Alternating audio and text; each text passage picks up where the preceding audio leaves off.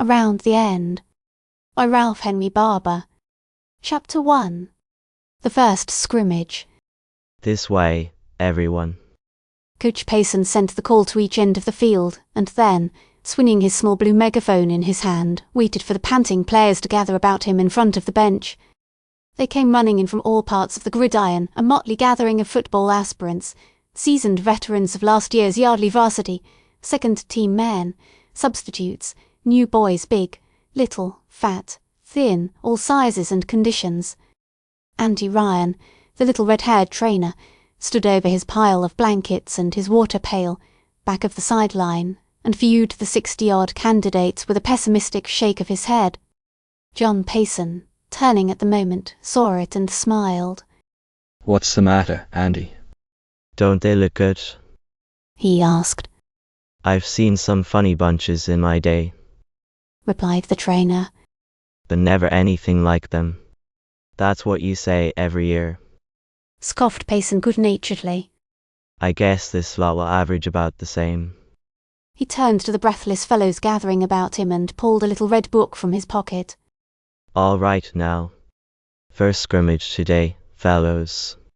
First squad: Cousins, Plant, Fales, Gerard, Merriwell, Stark, Metz, Holmes, Green, Fayette, Marion. Second squad: Fox, Stedger, Keane, Johnson, McKesson, Fenwick, Adler, Sims, Crandall, Berties, Principal. First squad take the south goal and kick off to the second. Men not playing get into blankets. On the run now. We'll have 2 10-minute periods. Get a couple of fellows to take the chains, will you, Andy? The two teams trotted to their positions. Andy tossed a horn to Davis, the manager, and summoned 2 blue-blanketed figures from the bench to act as linesmen, and in a moment the ball was hurtling from Merriwell's toe. Behind the benches, scattered over the grand stand, 100 or more watchers who, during the preliminary practice, had lolled comfortably on the sunny seats, sat up and gave their attention to the scrimmage. Sims gathered in the long kick and, behind a quickly formed interference, ran the ball back a good 20 yards before the first squad smothered him. Murmurs of applause arose from the audience. "That was a dandy run, wasn't it?" Observed Harry Merrow, who, seated beside Gerald Pennymore halfway up the stand, was eating peanuts as though his life depended on it. Gerald nodded. "I wonder why Payson put Sims on the second and Holmes on the first," He said. Holmes only got into the Broadwood game last year for a few minutes at the end. He played all through the Northern game, though, didn't he? I think he's every bit as good as Sims. He's just as good a player maybe, Harry, but he isn't half the general Alice. "I see Birdies is playing right half on the second." I wonder if he will make the team this year. Of course he will get into the games now and then if only to kick goals, but I guess he's got a lot of football to learn yet. Gee, they ought to make him a present of his position on the first team. Responded Harry, flicking a peanut shell at a group of boys below. Any fellow who will go into a Broadwood game without any experience and win for us by a goal from the field ought to have anything he wants. Well, I guess Payson will take him on all right. I hope so. I like Berties. Do you know him? I met him once in your room last spring. It was the day of the baseball game of Broadwood. He seemed a quiet sort of chap. "Yes, he's a bit shy at first." Gerald chuckled in response to his friend's look of inquiry. "I'll never forget the night last year he came into our room and told Dan quite seriously that he would like to play on the football team, please. Harold Town put him up to it." Berties was a pretty green lad then. Town always was a pup. Remarked Harry cheerfully. There he goes now. Who? Town? "Berties, he's got the ball." Made a peach of a catch and oh, good work, Birdies. Gee, Gerald, he must have made 15 easily. "Say he can run with the ball, can't he?" Did you see him slip away from Fayette? Yes. I wouldn't be surprised if he made good this year. Goodness knows we need a couple of halfbacks. We're going to miss Tom Roeder and Stearns and Hammer like anything. We're going to miss a whole lot of fellows. We'll never have an end as good as Dan Vinton, nor a god like Ridge. Did you hear Payson say at the meeting the other night that only once before since he's been coaching have we had so few veterans to build the team around? That's so too, I guess. Sims and Merriwell are really the only members of last year's team we have. Holmes was more of a second-string man than anything else. Still, there's good material out there. Marion for full, Stark for tackle, two good quarters, Payton, Crandall and Green for halves. We'll get along, I guess. I wonder what sort of a captain Merriwell will make. Mused Harry. He's a good player, but... And a good fellow, and well liked, don't you think? I don't believe he's the leader that Dan was, though. I should say not. You must miss Dan a whole lot, Gerald. It's something fierce. Lonely's no name for it. I had a letter from him yesterday. He's out for the Yale freshman team, of course. I dare say they'll make him captain, Asserted Harry loyally. But Gerald shook his head. Not much chance of that, I guess. They made Alf Loring captain last year, and it isn't likely they'd give the captaincy to Yardley fellows 2 years running. First going to score, Harry. Who's playing centre for them? Gerard?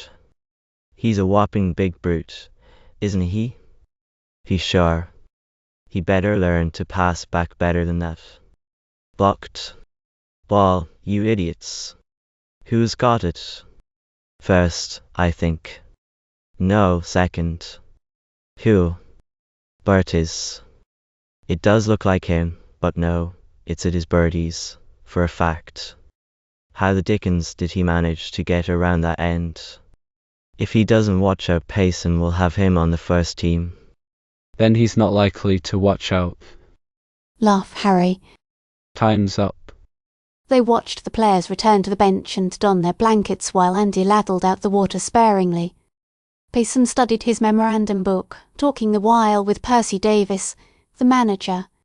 Captain Merriwell, trailing his blanket behind him, joined them. Then the coach turned to the line of players. All right, Platt, Gerard, Stark, Marion, Steger, Johnson, McCassin, Fenwick and Brinspill. He called. Once around the field on the trot and run in. And don't forget to weigh. 9 blankets were tossed aside and the released players started their jog around the sidelines.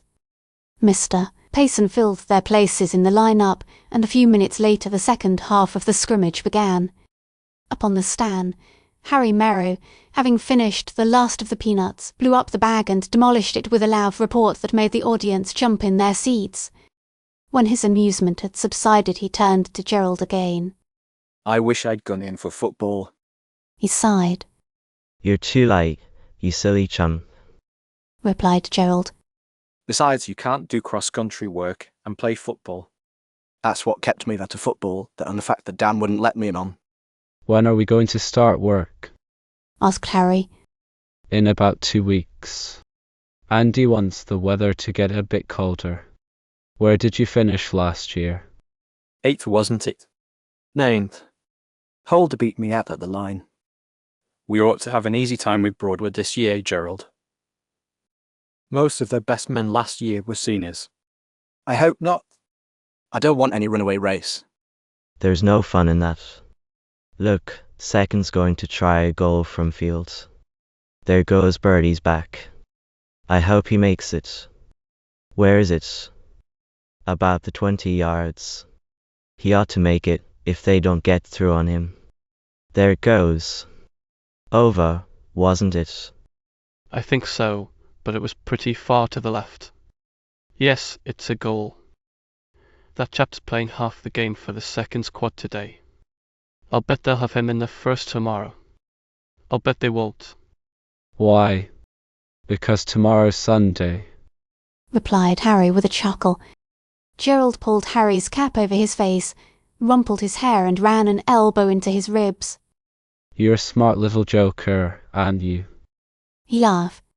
Sit up and watch the kick-off and behave yourself, or, as Ned Tooker used to say, behave yourself. He was a silly ass, said Harry, smoothing his hair and adjusting his cap. Ned. Don't you believe it, Harry? He was a dandy, Ned was. I'll bet he has a better time than any other 3 fellows I know. That's a punt kick-off. Fenwick's got it. Go it, you slowpoke. They've got him. He ran the wrong way, the chump. Funny how easy it is to play the game from the grandstand, Harry. Yes, I guess you and I would do some brilliant little stunts if we had to go out there. Agreed Harry, nodding his head toward the field. If I had the ball and one of those big chaps like Gerard came at me, I'd drop it like a hot potato and never stop running until I was in 20 wits and with the door locked behind me. Oh, I'd be a brave little football player. Every man to his trade. Laughed Gerald. Your trade and mine is running, Harry. That's so. Then I guess I'd get to my room ahead of Gerard, wouldn't I? Hello, time's up. Let's get back. I'm getting goose flesh all over me. It certainly gets cold when the sun quits business. Did you have a good time this summer? Dandy. Dad and I went across for 2 months England, France, Switzerland, Holland, Germany and a little bit of Italy. It was great. It must have been. Sighed Harry. Wish my father owned all the steamship lines in the world. I spent the summer down on the Jersey coast with the mosquitoes. Had a good time though. Used to get into my bathing suit at 11 and keep it on until most dinner time. You ought to see my back. It's like mahogany. Your face is bad enough. I didn't know you that day you yelled to me from the window. Thought you were a coloured gentleman. They made their way down the stand and onto the field. Ahead of them the players, their blankets flapping grotesquely behind them, were racing up the path toward the gymnasium. 2 or 3, however, still lingered where coach, manager and trainer were in consultation. As Gerald and Harry reached the end of the field, one of these passed them at a trot, turned to look and stopped. Hello, Pennymore, he said. I guess you remember me, don't you? Of course I do, Berties. Glad to see you again. How are you? They shook hands. You know Merrow? I think so. We met last year, didn't we? Asked Kendall Berties, as he shook hands again. Harry said yes, and Gerald asked, Are you in Clark again this year, Berties? Yes, same place. I'm alone so far. My roommate Town hasn't shown up yet. That's so. What's the matter with him? Asked Gerald as they went on. I don't know. I asked at the office the other day and the secretary there said they were expecting him. It would be a terrible loss to the school if he didn't come back. Observed Gerald gravely.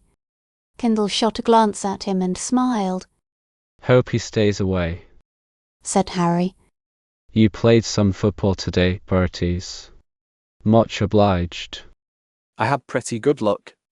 Luck didn't kick that goal, did it? Laughed Gerald. Well, there's always a lot of luck in trying for goal. Replied Kendall seriously.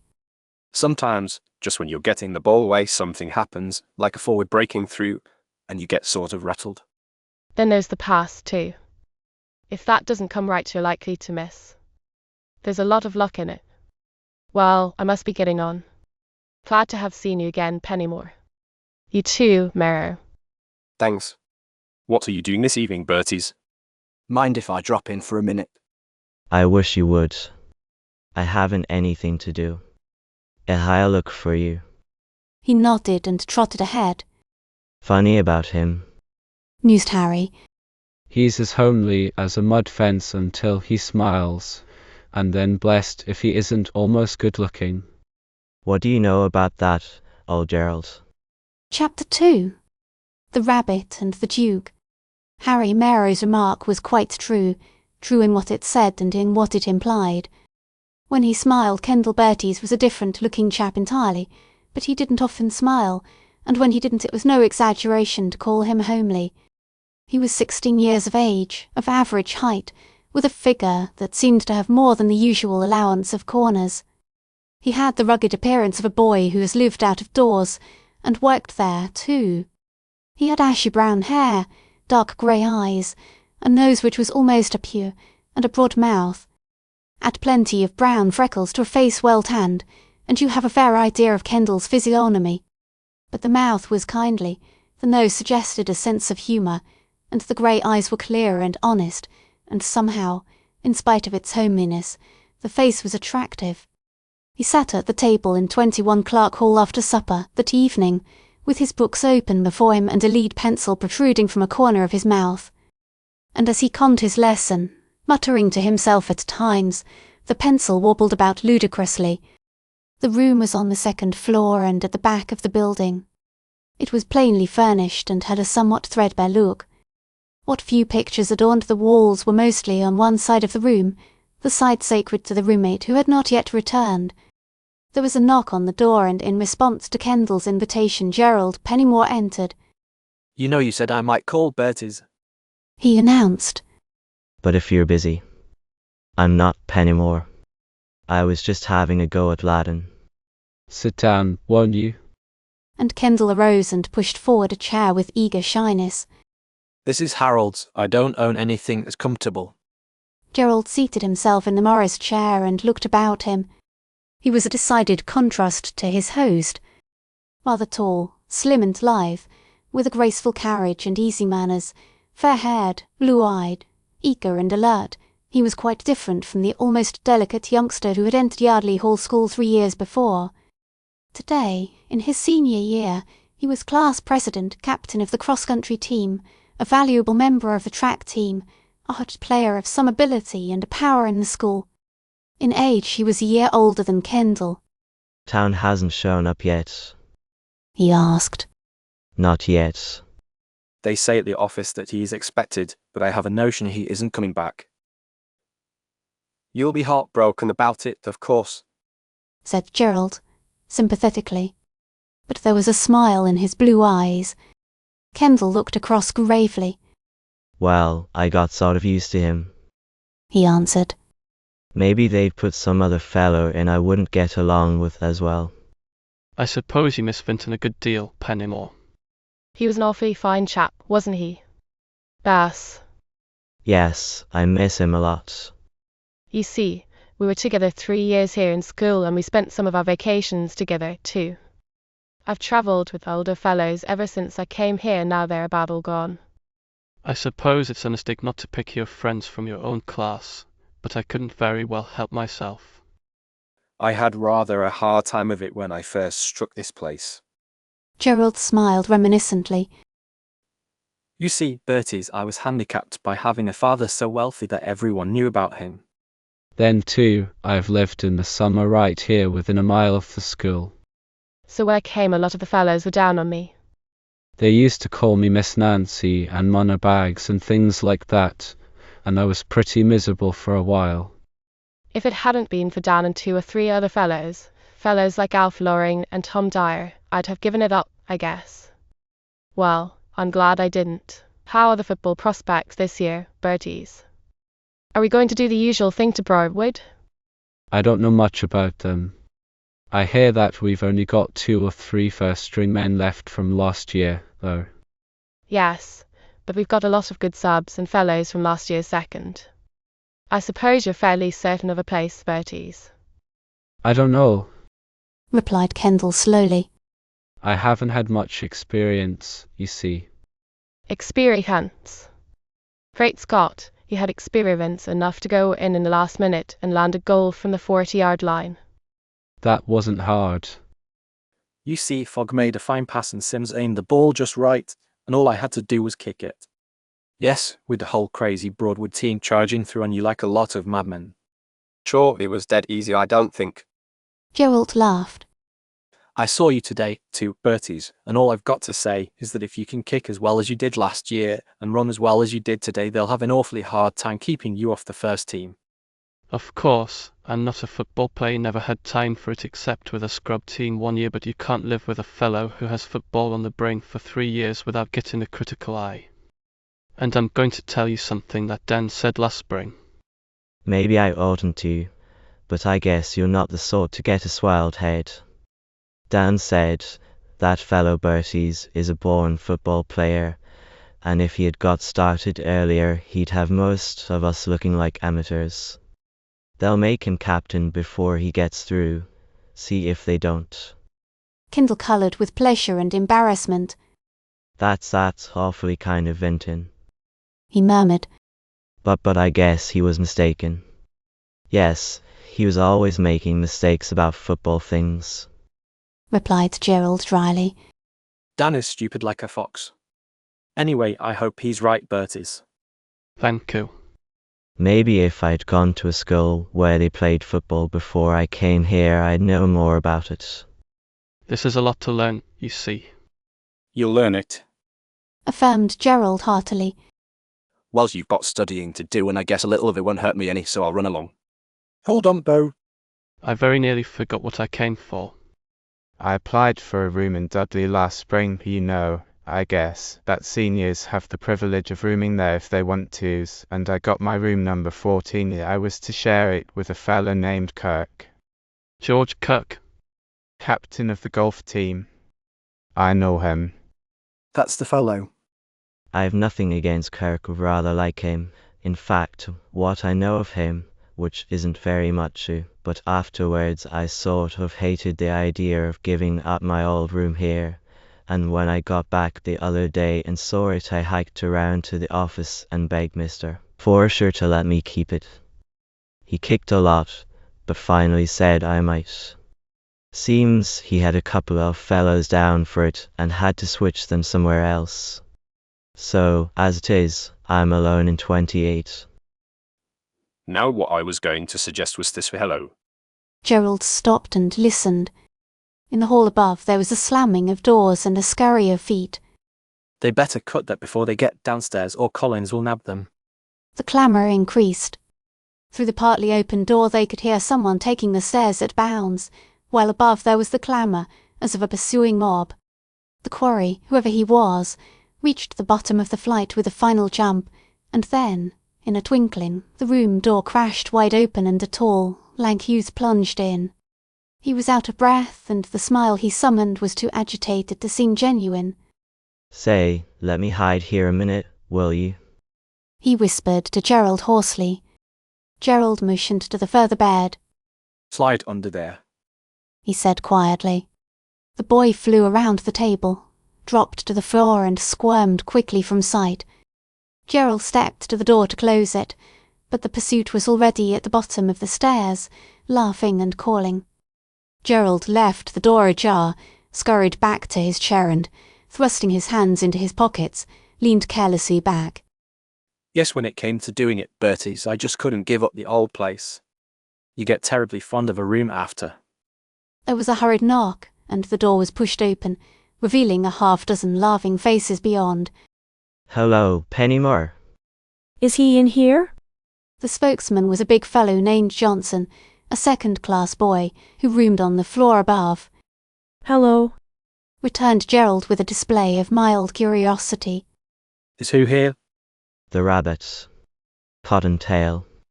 Didn't he slide in here? Johnson looked suspiciously around. Of course he did, cried another of the crowd. He didn't go downstairs, and this is the only door that's open. Where is he, Pennymore? We've got to have him. We need him in our business. I don't know the gentleman, replied Gerald with a smile. Well, he's in here just the same, declared Johnson. Oh sure. I've got him in my pocket. He's in a closet, whispered another fellow audibly. Under a bed, probably, growled a third. Say, whose room is this anyway? This room belongs to my friend Mr. Bertie's, returned Gerald amiably. If you ask him nicely, he'll probably allow you to come in and search it to your heart's content. Mind if this committee of thugs looks around, Bertie's? No, I suppose not, answered Kendall. But I don't see why they should. I don't see any reason myself, agreed Gerald, carefully avoiding a glance toward the further bed. Johnson, on the whole, I guess you'd better run away. And you might close the door after you. Then he isn't here. asked Johnson doubtfully. Who isn't here? Demanded Gerald with a fine show of irritability. Can't you see he isn't here? Who the dickens do you want anyhow? Maybe he did sneak downstairs, after all. Someone suggested. We'll get him when he comes back, fellows. All right, said Johnson. Abject apologies for disturbing you, Pennymore, but the law must be enforced, you know. Oh, certainly, replied Gerald carelessly. Go as far as you like, but close the door after you. The door closed and the footfalls died away up the stairs. After a minute, Come out, Mr. Rabbit. said Gerald softly. The hounds have gone. There was a scuffling under Kendall's bed and, feet first, the quarry emerged. much obliged. He panted. Are you sure they've gone? And I'm fairly sure. I'll lock the door, anyhow. Sit down and recover your savoir faire, whatever that is. You must be a newcomer, Mr. Rabbit. I don't recall your features. Yes, Roman 2 came last week. Replied the other, seating himself on the foot of the bed and brushing the dust from his clothes. He had eyes that, for want of a better word, might be called hazel, and the rims were inflamed. Gerald decided, however, that the redness was not from too much poring over textbooks, for the youth didn't look like that sort. He was lanky, ungainly, and none too attractive. His mouth was unpleasant, and his face didn't look quite clean. And the red-rimmed eyes had a sly look in them very unlike a rabbit's. In age he seemed about 17. May I ask? Continued Gerald. Why the gentleman was so eager to discover you? The boy's eyes shifted and dropped. They were hazing me, he muttered. Hazing you? Oh, surely not. Hazing isn't indulged in here. Mister, what did you say the name was? Rabbit. My name's Cotton. I don't care what you call it, but they were trying to make me hold my head in a basin of water. In a basin of water? What an odd thing to do. Why, Mr. Cotton? They said. Cotton gulped angrily. They said they wanted to see if I was absorbent. Absorbent? Oh, I see, absorbent cotton. Gerald laughed, and even Kendall had to smile a little. Well, were you? I got away from them. He growled. Oh, well, that wouldn't have hurt you any, you know. In fact, And Gerald smiled slightly. In fact, a little water might be beneficial, Cotton. Cotton scowled. Well, they needn't think they can do that sort of thing to me. I'm too old a bird. I've been to school before.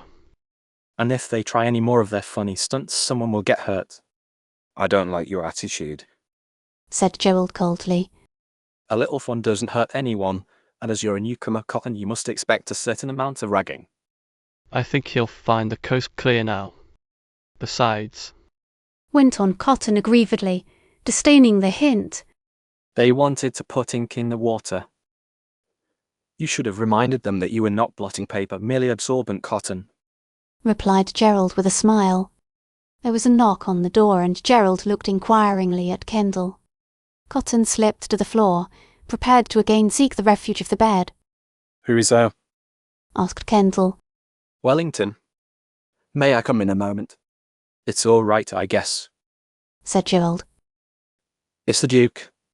He arose and unlocked the door, and the newcomer slipped in. He had a round, merry face above which a tousled head of red-brown hair glinted in the light like copper. He was about Gerald's age, but heavier, rounder, softer. He grinned at Gerald as he closed the door softly behind him, and then observed the other two boys. Trouble's over, Cotton. He announced. The enemy is dispersed. Keep quiet and you can make it all right. lock the door if you want to. Better start along, though, before they get together again. Cotton moved doubtfully toward the door. They better not touch me. He threatened. Or, son, Said the Duke sternly. You take my advice and don't make any foolish remarks. I don't care much whether they drown you in a basin. Rather wish they would. Beat it, Cotton. And Cotton, Beat it. only pausing long enough to cast a scowl at the Duke. The latter watched him go and, when the door was closed behind him, turned with a comical look of despair to Gerald. Say, honest, Gerald, what would you do if you had a thing like that wished on you? You don't mean he's rooming with you? Exclaimed Gerald. 'Tis true, O Solomon. My chum got away from me this year, and that's what I drew. When I first saw it, I thought to myself, it's no use, Duke, you can't do it. It's too much. Send in your resignation and pack your little handbag. But then I got to thinking that if I didn't suffer, someone else would have to, and my self-sacrifice in nature prevailed. So that's how. Say, you might introduce me to your friend if you think he can stand it, Gerald. I beg pardon. I thought you fellows knew each other. Berties, this is the Duke of Wellington. Duke, this is Mr. Pendle Berties. I'll hear the nimble toe. I'm glad to know you, Berties. I saw you kick that goal last fall. I need not say that I am one of your humble but sincere admirers. Kendall smiled shyly as they shook hands. Where does this Cotton chap come from? Asked Gerald as they seated themselves again. Somehow he doesn't quite look as though he belonged, Duke. He comes from some place in Maryland. My Maryland. He's been at school somewhere down there, I think. Anyhow, he's always comparing Yardley with his last place to the detriment of Yardley. That's what started the trouble tonight. Then Johnson and Billy Richards and 2 or 3 others happened in, and in about 20 seconds Cotton was telling us what was wrong with the school. I don't know where this other place he's been at is located, but to hear him talk about it you'd think it was just outside of Paradise. Well, the fellows stood it for a while, looking sort of pained and surprised, you know, and then Lynn got started and began to josh him. He doesn't take a joke very well, and Sue, I don't know, but pretty soon they decided they'd find out whether he was absorbent Cotton or just plain batting. And so they tried to get him to put his head in a bowl of water. Of course, I couldn't interfere with the pleasure of my guests, and of course I couldn't take a hand at ragging my roommates, so I was forced to maintain a difficult neutrality. I rather wished they drowned him, but he got away and bolted down the hall. His name, by the way, is Charles Cotton. That sounds familiar. Mused Gerald. You're thinking of the chap who helped us at Walton write his Complete Angler, but I don't think this is the same. I'm not sure, though he looks a good deal like a fish. The worst I can say about him, fellows, is that he has an apparently insurmountable hatred of water when applied to the outer person. I hope, however, to overcome his aversion. Each evening I recite to him that charming little poem. Water, cold water. For washing and drinking there's nothing like water, cold water, I'm thinking. And the Duke, having arisen to deliver the poetical gem, bowed deeply and vanished through the doorway. What did you say his name is? Asked Kendall. The Duke of Wellington. His name, Laughed the other. is Lester Wellington, but he's been known as the Duke of Wellington ever since he came here. The Duke is a good sort, but he's horribly lazy about study. He's been here 5 years, I believe, and has just got into the 2nd class. Everyone likes him, though, and he's as kind-hearted as can be. It's a shame he doesn't do better with his studies. I'd hate to be in his place and have that Mr. Rabbit rooming with me. Gerald shuddered. I don't know why I should take such an aversion to the chap, but well, let's forget him. What I started to say half an hour ago, Berties, was this: I've got half a room that's empty, and I'd be glad to have you come and use it. What do you say? You mean share your room with you? Stammered Kendall incredulously. Thus, Think it over. Let me know tomorrow, though, if you can. They are likely to plank someone down with me any moment, and with fellows like that Cotton chap floating around. Gerald shook his head dubiously. There's no telling what might happen to me. But I don't see why you want me. Blurted Kendall. Great Scott, don't be so modest. Laughed Gerald. Why not? You're respectable, aren't you? Well, think it over and but I don't need to think it over. I'd like to do it very much if you are sure you really want me to. Good. That's fine. Tomorrow we'll go and see the office. I don't believe Forger will mind if we double up considering that we are each alone. Anyway, we'll see. Good night, Berties. Sorry you've had so much interruption. All my fault, I fear. See you tomorrow.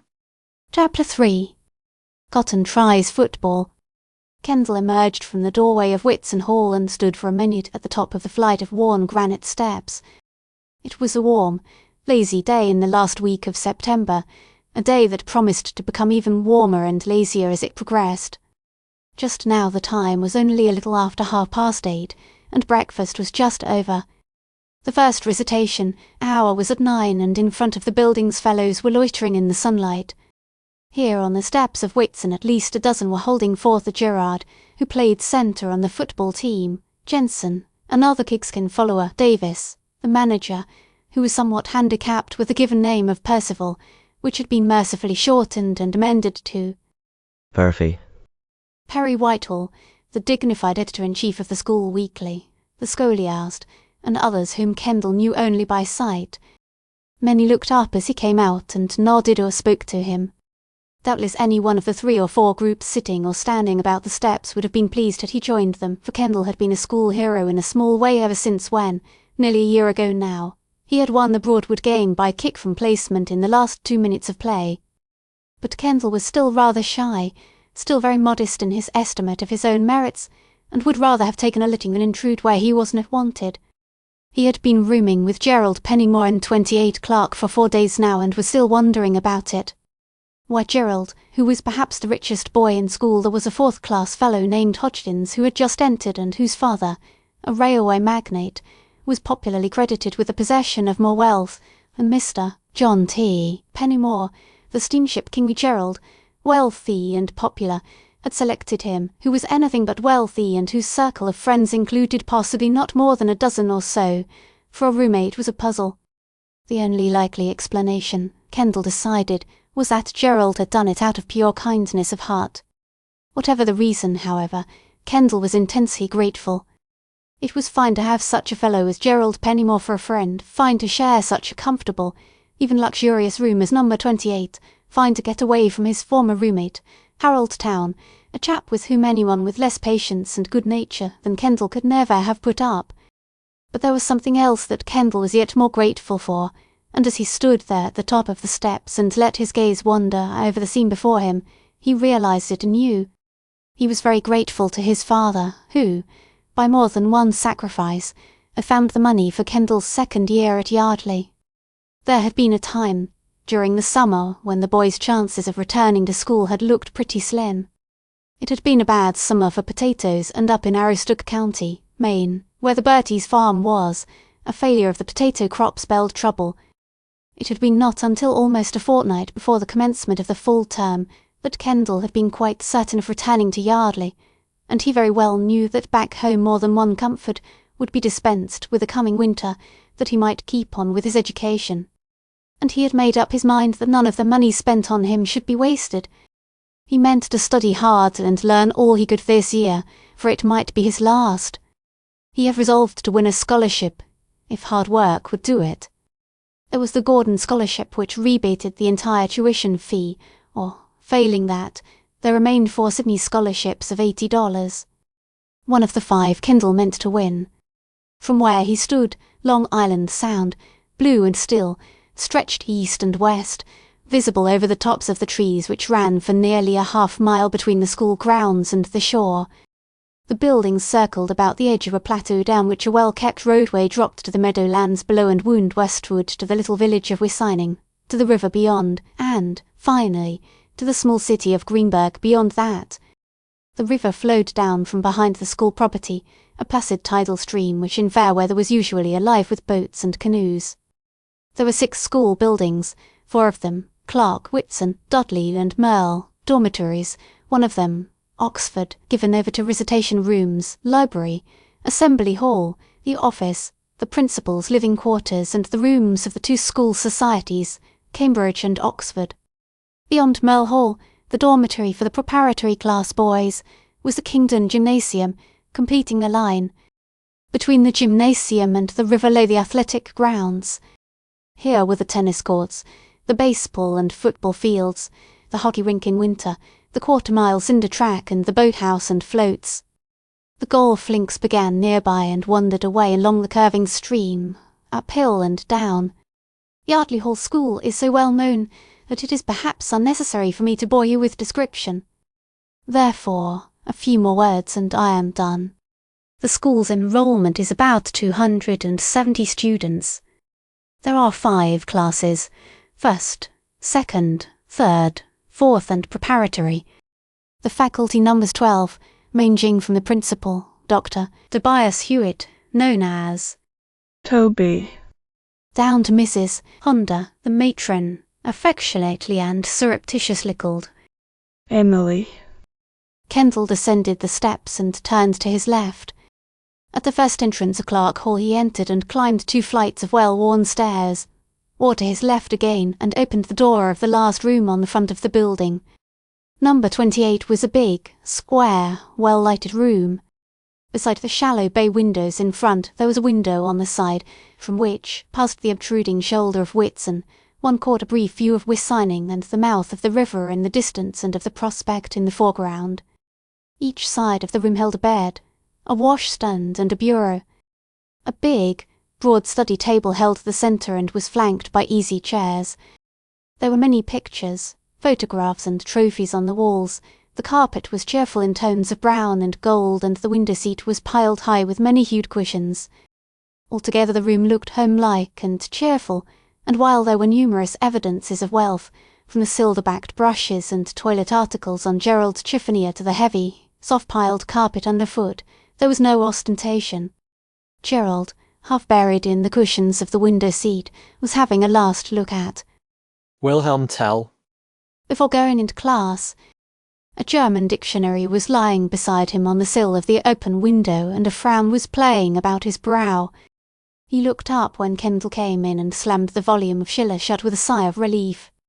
It's criminal, Kendall, to have to translate German on a day like this. You can't do justice to it. It needs a thick fog to gargle with. No one can manage a good German pronunciation on a fair day. No one, that is, but a German.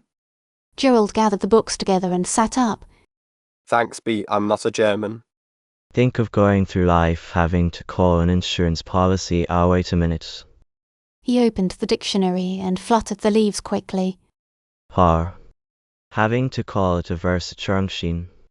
Wouldn't that be well, Niederschlagend? Wouldn't it? Worse than that. Laughed Kendall. It would be grimmig. Grimmig. Gerald frowned a moment. That's furious, isn't it? Yes, or fierce. Oh, I wonder if the Germans can talk slang. I bet they can't. Any nation that calls an irregular verb an unregelmus exact wort must be far too deficient in humour to produce any Georgiades. What time is it? Kendall glanced at a small travelling clock on Gerald's chiffonier and informed him that it was 12 minutes to 9. Gerald sighed again. I'm off to the sacrifice then. He murmured. By the way, don't make any engagement for tomorrow, please. I want you to have dinner with me at the house. Afterwards, if it doesn't rain. Gerald looked anxiously at the bank of haze along the horizon.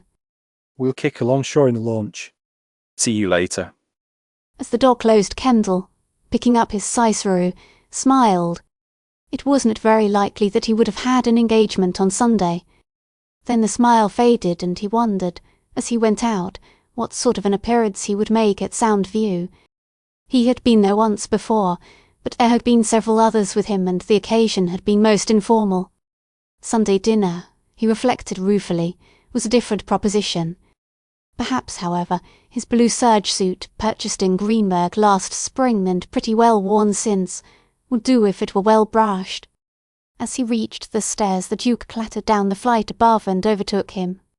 The Duke was radiant in a suit of intensely blue flannel, the coat of which, cut extremely low and secured with 2 buttons, allowed a generous view of a vividly pink shirt. The Duke was bareheaded and his coppery hair showed evidences of having been recently wet and brushed. Hello, birdies. he greeted, ranging himself alongside. I've got grand news for you. Kendall looked politely curious. Yes, sir, stupendous news. Mr. Charles Cotton is going out for the football team. The Duke chuckled. Can you imagine it? Picture the doughty Charles hurling himself fiercely against that craven foe, his eyes lighted with the joy of battle and the ball clasped desperately to his heaving chest. Get it? What? He told me of his decision this morning, his epoch-marking decision. Epoch-marking is some language, what? I've been simply bursting with the news ever since, but you're the first fellow I've told. My word, but I'll bet Payson will be pleased. He looked at Kendall and grinned. Simply lays you flat, doesn't it? Can't express yourself at all, what? I knew you'd be overcome. I congratulated Charles with tears in my voice, Bertie's. I said to him, Charles, my boy, this is indeed a happy moment for the old school. I thank you. I thank you on behalf of my schoolmates, Charles, on behalf of the team, on behalf of the coach and the captain. And I thank you on my own behalf, Charles, for you have brought joy to my sad heart, light to my weary eyes, and laughter to my lips. Yes, sir, I said all that. And do you think he was pleased? Not a bit of it. He turned upon me like a viper and called me well. I think I'd better not tell you what he called me. It was distinctly in bad taste. Kendall laughed and the Duke, encouraged, rattled on. Now the question is whether we'd better divulge the news all at once or sort of prepare folks for it. I tell you, it's going to make an awful difference to the team having Cotton on it. With his noble example before you fellows can't help but go in and win. I hope Burbage won't hear about it. If she did, she'd probably disband her team tomorrow. Has he ever played before? Asked Kendall as they joined the throng crowding its way into Oxford. No, never, I believe. I think he offered his services last year wherever he was, but they were not accepted. He lays the fact to jealousy. Isn't it sad such things can be? Where are you headed? Latin? Me too. And that reminds me that I forgot to do my composition. Will Collins be pleased? If the assistant principal was pleased, he didn't allow the fact to become evident, for he said several dryly sarcastic things to the Duke and ended by suggesting to him that he deliver the Latin composition to him at his room not later than 6 o'clock that evening. Whereupon the Duke, cheerful and forgiving, promised to accept the suggestion, and the orations of Marcus Tullius Cicero engaged the attention of the class. As it was Saturday, football practice began at 3 o'clock instead of 4. Kendall joined the stream of candidates, and flowed from the gymnasium locker room to the field and wondered whether Coach Payson would see fit to start him today with the first squad. Kendall's opinion of his football ability was modest, but he firmly believed that, while there was undoubtedly plenty left for him to learn, he could play half-back as well as either Follett or Crandall, players who thus far enjoyed the call for the position he coveted. However, he kept this opinion to himself, which was a wise thing to do. 15 minutes later, one of a dozen candidates for places behind the line, who were busily engaged in catching punts and running them back, he spied the redoubtable Cotton, long, lanky, awkward and bewildered, hurling himself to the ground in the effort to land upon a deceptive pigskin toss by the hand of a bored and pessimistic veteran to whom the drudgery of breaking in a squad of green candidates had been entrusted. Cotton was suitably arrayed, and his canvas breeches and cleated shoes held the stamp of newness. The striped blue and white jersey, however, in which the upper part of his thin body was attired, had evidently seen service of some kind. Observing him a moment, Kendall decided that the jersey had not reached its present faded and torn condition on the football field, for Cotton was so palpably out of his element that the spectacle he afforded was almost pathetic. Kendall, recalling Wenton's nonsense, smiled. Cotton, he told himself, had a hard road to hoe before he reached the first team. Still later, after a full half-hour of signal work in the squad directed by Holmes, Kendall walked back to the bench, draping a blanket over his shoulders, and spied an empty space beside Cotton. He was not favourably impressed by that youth, but the latter's attempts had been so pathetic, and his countenance now showed so much weariness that Kendall, from kindness of heart, squeezed into the space and asked cheerfully how he had got on. Cotton evidently did not for the minute recognise in football Togs his host of a few nights before, nor did he respond very affably to the overture. Instead he shot a rather sullen and somewhat suspicious glance at Kendall and said, "All right." in a tone that seemed to ask what business it was of the inquirers. "Have you ever played before?" asked Kendall. "I think Wellington said you had, though." "A little." He examined Kendall curiously, began to recall his features and thawed. "I went out for the team last fall, but..." He shrugged his shoulders, hinting at things too regrettable to mention. "I didn't make it. Say, you're Bertie's, aren't you? I didn't know you at first." Kendall acknowledged it. "What school were you at last year?" He asked, less from curiosity than a desire to seem friendly. "Kingston Manor near Baltimore. It's a pretty good school, not as big as this, but I didn't care much for the fellows there. It was awfully cliquish. That's why I didn't get on the team. I wasn't swell enough for them." He laughed disagreeably. "Too bad." Kendall tried to put into his voice sympathy he didn't feel. For some reason Cotton awakened a feeling in him closely akin to dislike, and it troubled Kendall, for there seemed no excuse for it. Kendall could almost invariably find something to like in an acquaintance, and when he couldn't he still stopped short of actual antipathy. In the present case, fearing that he was doing the other an injustice, he took especial pains to be nice. They talked football for a minute or two. Cotton expressed doubt of obtaining a fair trial. "I guess if you don't have friends here, it's about the same as it was at Kingston or anywhere else." "I don't think that," responded Kendall.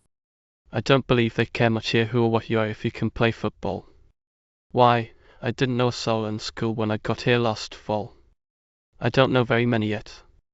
"Oh, well, you got taken up by Pennymore and that crowd," replied Cotton with something like a sneer. "Not exactly that," said Kendall quietly. "I did make a few friends, though, of course, but the reason I got on at football was because I could do a little something and they found it out. You buckle down and learn the game, Cotton, and then, if you can play fairly well, you'll get your chance. There isn't a squarer man alive than Coach Payson, and Captain Merriwell is a mighty good sort too." Just the same, it won't do you any harm to meet fellows, and I tell you what you do, Cotton, you come down some evening and make a call. Fellows are always drifting in and out of our room. Lots of them I don't know very well myself, but Gerald will introduce you. Thanks, sir," replied Cotton almost gratefully. I will. "Wellington doesn't like me very well, I guess, and I don't think much of him, either. He's a sort of a smart aleck, isn't he? I don't know him very well," answered Kendall noncommittally. "Here comes the scrimmage." Don't forget, Cotton. Come and see us some evening. First and second squads. Called Mr. Payson. Line up as you did yesterday. Blankets were tossed aside, head guards caught up and 22 eager aspirants thronged onto the field. Kendall trotted out to his place on the second squad. Across the field, at the other end of the 15-yard line, was Green. Under the goal stood Holmes, who was fighting hard against Sims for the quarterback position. Up the field the first squad were lined up for the kick-off, on their toes, waiting the whistle, then failed, left guard, swung his long leg and the brown oval came flying over the white lines, turning lazily in its flight. Down rushed the enemy. The second squad defenders moved to the left to meet the onslaught as the ball dipped into Green's arms. The interference formed quickly. Bodies thudded together, players went down. Green, clutching the ball, shot forward, 3 players cutting a path for him. A feint to the left, a quick turn to the right, and the opening was found. 1, 2, 3 white lines passed under his pounding feet. Then a lithe body sprang upon him. Green struggled forward. Another foeman charged and the 3 went down. The whistle piped. First down. 10 to go, called the referee. There was a quick lining up. Holmes rattled off the signal. Kendall trotted back to punting position, best, at centre, past the ball. Kendall caught it breast high, stepped forward, swung his leg, and away hurtled the pigskin, arching high against the blue afternoon sky, and away sped the players to line up again on the first squad's 30 yards. The punt had been a good one, 45 yards in distance and high enough to let the ends down under it and upset the runner before he could more than get started. There was no scoring in the first 10-minute period. Andy Ryan kept a close watch on the water pail, for the day was warm and the temptation to drink a dipperful was great. Easy with the water, boys. He counselled time and again. And get your blankets on. Don't stand around there getting cold. Have you no sense at all? There were many changes for the last period, but Kendall was retained, and, since the first squad seemed to have gained more by the influx of fresh material than the second and forced the playing from the start, he was needed. 5 times he was called on to punt out of danger from under his own goal, and as many times, coolly and exactly as though he were practising on an empty gridiron, he responded successfully. Then, in the last minute of play, the tragedy occurred. First swept down to the 20 yards. 2 tries netted, but 4 yards more. A forward pass, unexpected and well executed, went to Cousins, but Kendall downed him in his 4th stride and the ball went to the second on her 15-yard line. Folsom, who had taken Holmes' place at quarter, called on Kendall and Kendall dropped back just under the crossbar. For once Best passed badly. The ball struck the ground a yard in front of the punter, and although Kendall got it on the bound and swung and even started the kick away, the first squad forwards crashed through. The ball struck an upraised hand and Captain Merriwell fell on it behind the goal line. Sims missed a try at goal. Score: first scored, 6. Second scored, 0. A moment later, panting, tired, aching, the players trotted up the hill to the gymnasium, blankets trailing and flapping, to feel the grateful splash of the warm water over their bodies, to writhe and gasp as the ice-cold deluge followed, and to talk it all over, accusing, defending, explaining, regretting, exulting.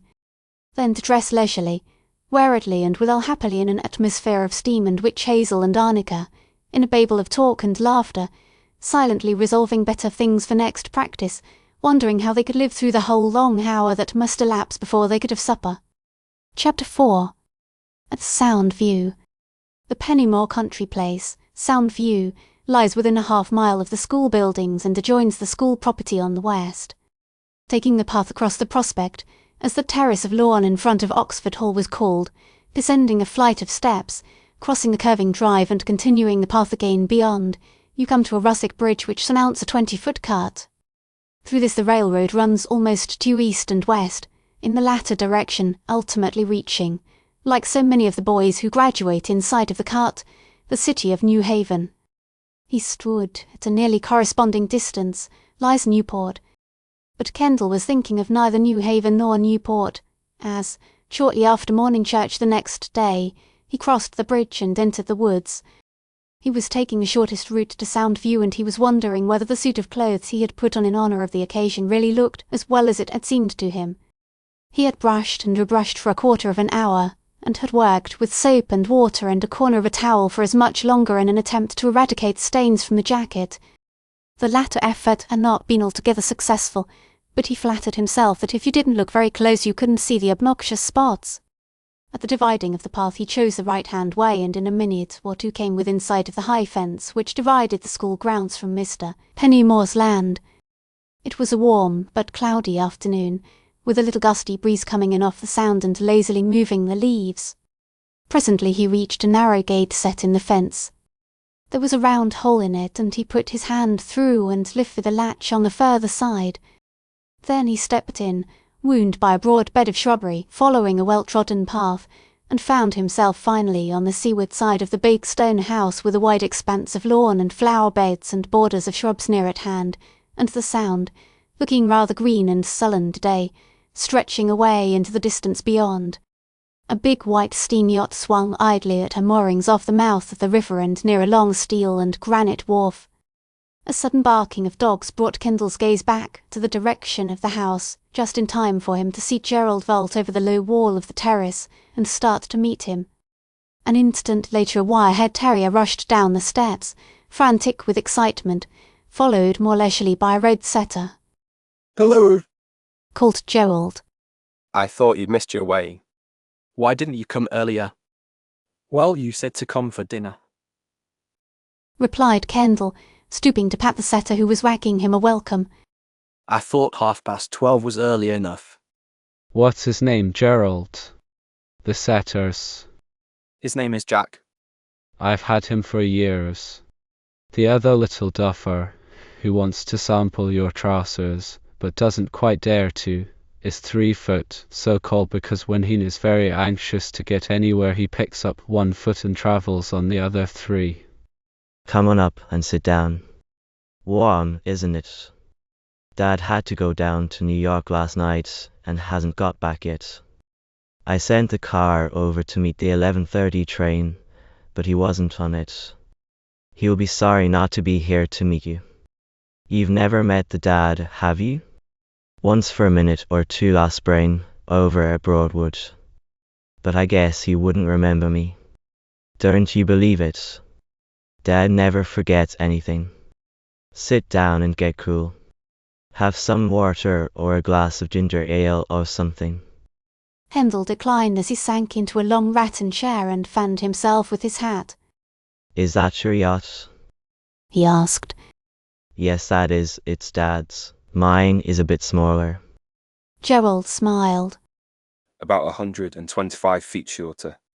We'll try her after dinner. I asked Harry Merrow to go along. Don't mind, do you?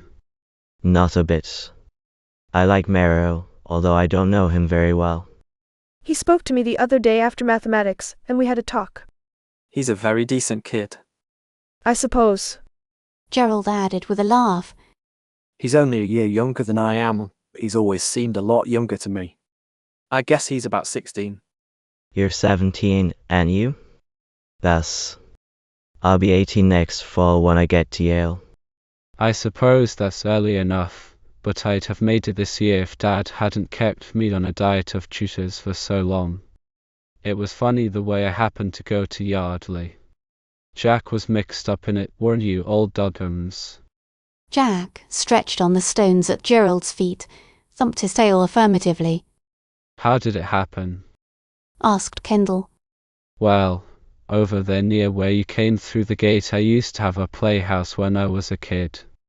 Once somebody gave me a fireman's uniform as a present. You know, red blouse and helmet and a brass trumpet and so on. So one day I thought it would be a bright idea to have a real fire and do a rescue stunt. So I put on my fireman's outfit, got an axe from the stable, shut Jack in the playhouse and set fire to it. Thunder! Exclaimed Kendall. Also lightning. Agreed Gerald. It was a fool thing to do, and Jack might have been burned to a crisp because I locked the door and threw the key away for some unknown reason. And the first thing I knew the place was burning like a bonfire. Not that I was troubling much, however. I'd brought along a couple of those chemical extinguishers from the house, and my plan was to break open the door, rescue Jack heroically, just like a sure enough firefighter, and then put out the flames with the extinguishers. Poor old Jack was howling like a good one, and I was telling him to keep his courage up or something like that when a fellow sang out from the other side of the fence and wanted to know what I was doing. I told him and invited him over to help. I think he called me a silly little fool, which was impolite, but dreadfully true.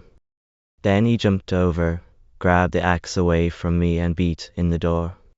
The place was just a mass of flames inside and Jack was stretched out like dead. I guess the poor old fellow was scared stiff. So then there was nothing to do but go in and get him.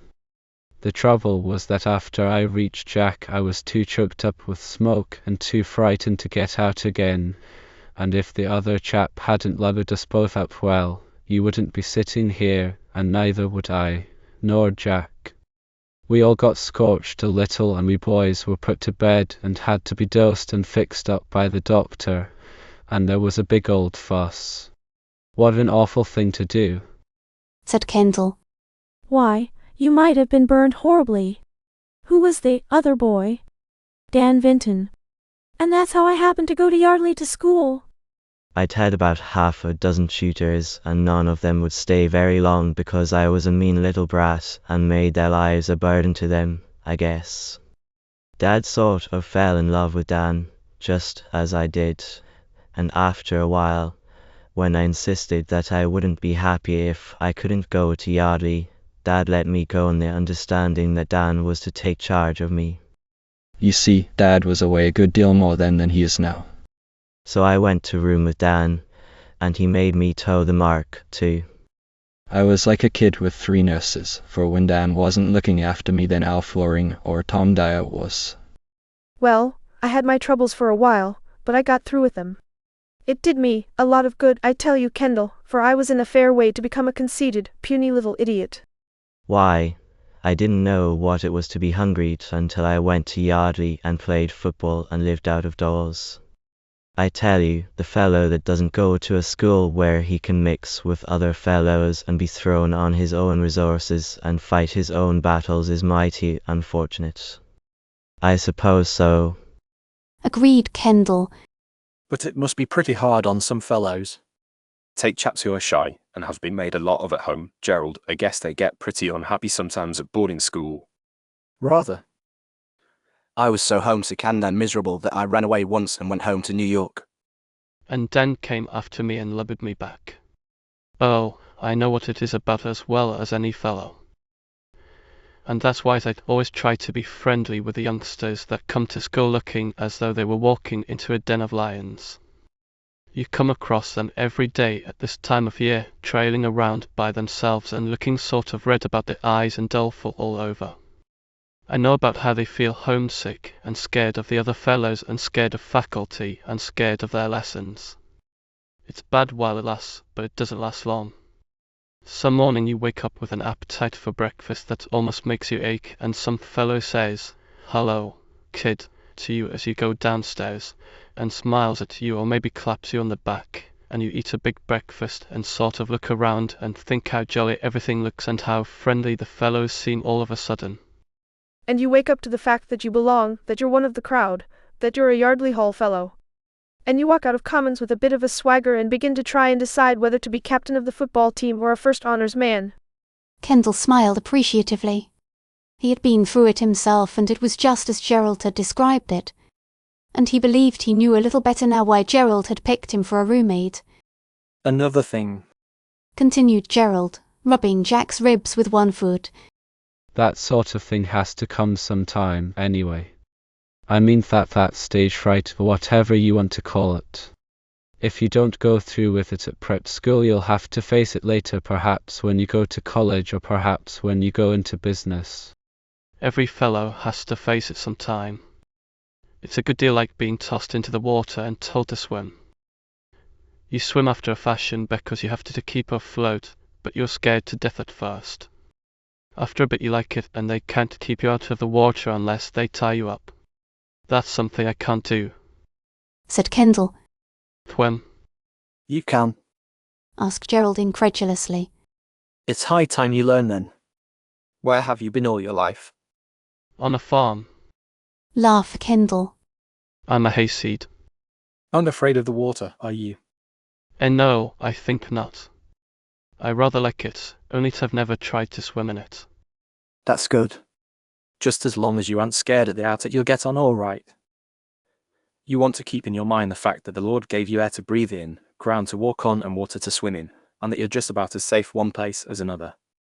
I'll have to take you in hand some day soon and teach you to swim. I wish you would. I've always wanted to know how. A minute later they went into dinner, followed by the 2 dogs, and sat at opposite sides of a round table and were attended by a serious-faced butler. Kendall held the butler in a good deal of awe and marvelled at the casual, almost disrespectful way in which his host addressed that functionary.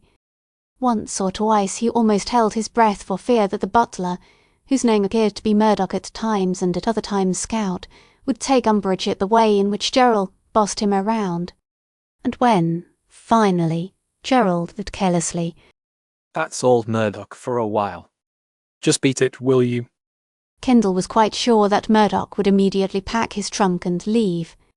But he didn't, for when it was time for the dessert, Gerald pressed a button and Murdoch noiselessly reappeared, just as though nothing had happened.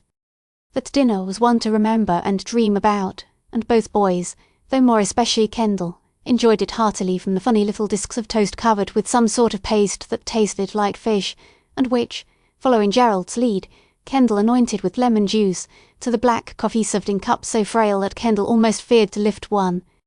Afterwards they went upstairs to Gerald's room and saw his treasures of various kinds and sat in a broad window seat that overlooked the Sound.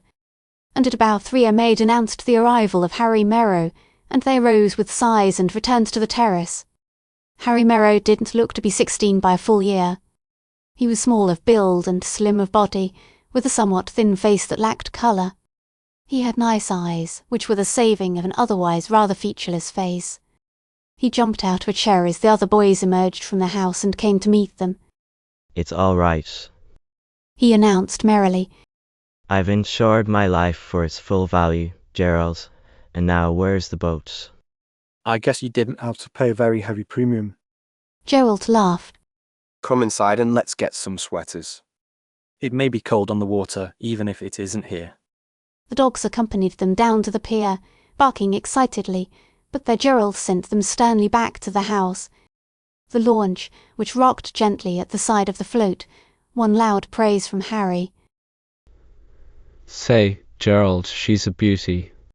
When did you get her? This summer? How fast can she go? My wordy, look at all the brass on her. Glad I don't have to keep her polished.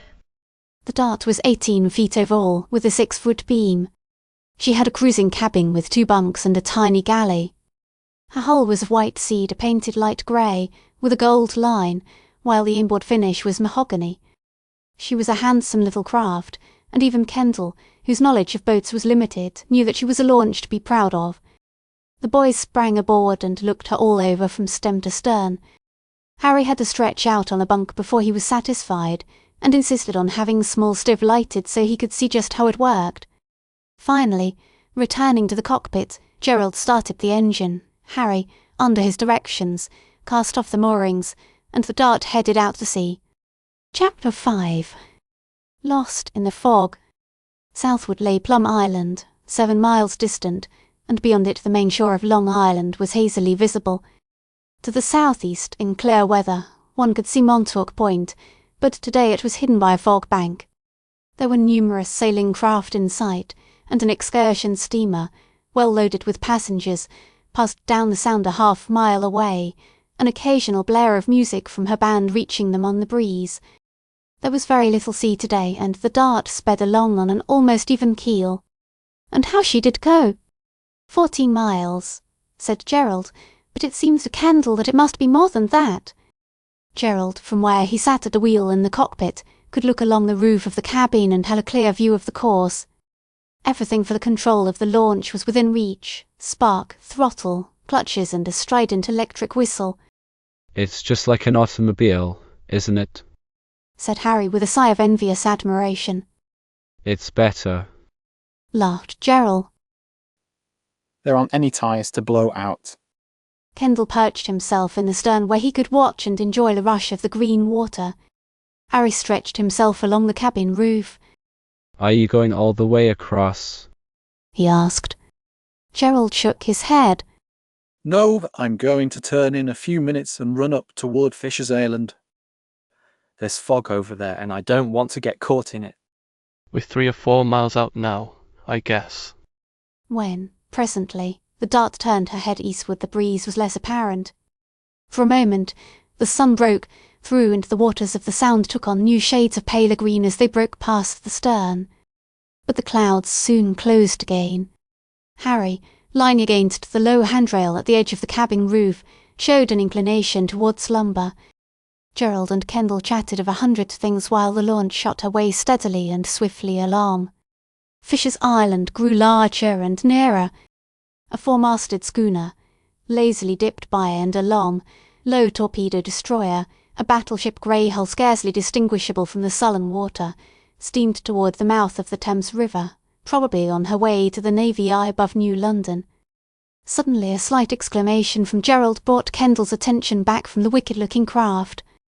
Gerald was gazing southward in surprise. All vestige of Long Island was gone and a bank of grey fog was advancing across the Sound. I don't like that, muttered Gerald, and the dart circled rapidly and shot away toward home. The sudden turn disturbed Harry's dreams and he looked down at the others, blinking inquiringly. What was that? Who shoved me? I say, Gerald, look at the fog out there, will you? Hadn't we better beat it? We're beating it now, answered Gerald grimly, advancing the throttle lever a little. The steady whir of the propeller increased and there was a louder sound from the engine below. Take the wheel a minute, Kendall, while I douse some oil. Hold her just as she is. Kendall scrambled over and gripped the rim of the wheel, while Gerald stepped into the cabin and poked around with a long-nosed oil can. The dart was headed straight back for Wisseining, but there was a good 5 miles ahead of her and the fog bank was rolling in fast. Kendall viewed it apprehensively, without realizing just what it meant. It moved toward them steadily, inexorably. At first nearly a mile away, now it was less than half that distance. While he looked, a sloop, beating toward Orient Point, grew suddenly faint to view, then disappeared utterly from sight. Gerald came back and took the wheel. We'll be in it in another 5 minutes, he said. Hustle down, Harry, and dig the foghorn out of that afterlocker. That's it.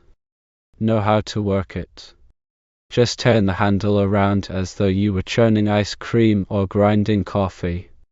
Harry obeyed and a most dismal bellow was emitted from the box. Isn't it sweet? Laughed Harry. Want me to do it again, Gerald? Not yet. Put it up on the roof and when the fog hits us give her a turn every half minute or so. How far from home are we? Asked Gerald, looking down the shore. Oh, 3 miles or so. She's making a good 16 miles now, but I'll have to bring her down to 4 or 5 in a minute or two. Here she comes, fellows. There was a faint, damp puff of wind in their faces. Then it passed over them and gradually the shore line was blotted from sight. Around them fell a grey blanket of mist. 20 feet away in any direction the eye lost itself in the fog. The dart slowed down and the triumphant whir of the screw died away to a timid thudding. The engine kicked feebly and the rods at the sides of the cylinders moved up and down as though grown suddenly weary. Harry, get busy with your horn, directed Gerald. Kendall, you crawl along to the bow and keep your eyes peeled. If you see anything, even a log of wood, yell back to me. We'll be home in half an hour or so now, but I don't want to run down a Fall River steamer or anything like that. It's awfully bad for your paint.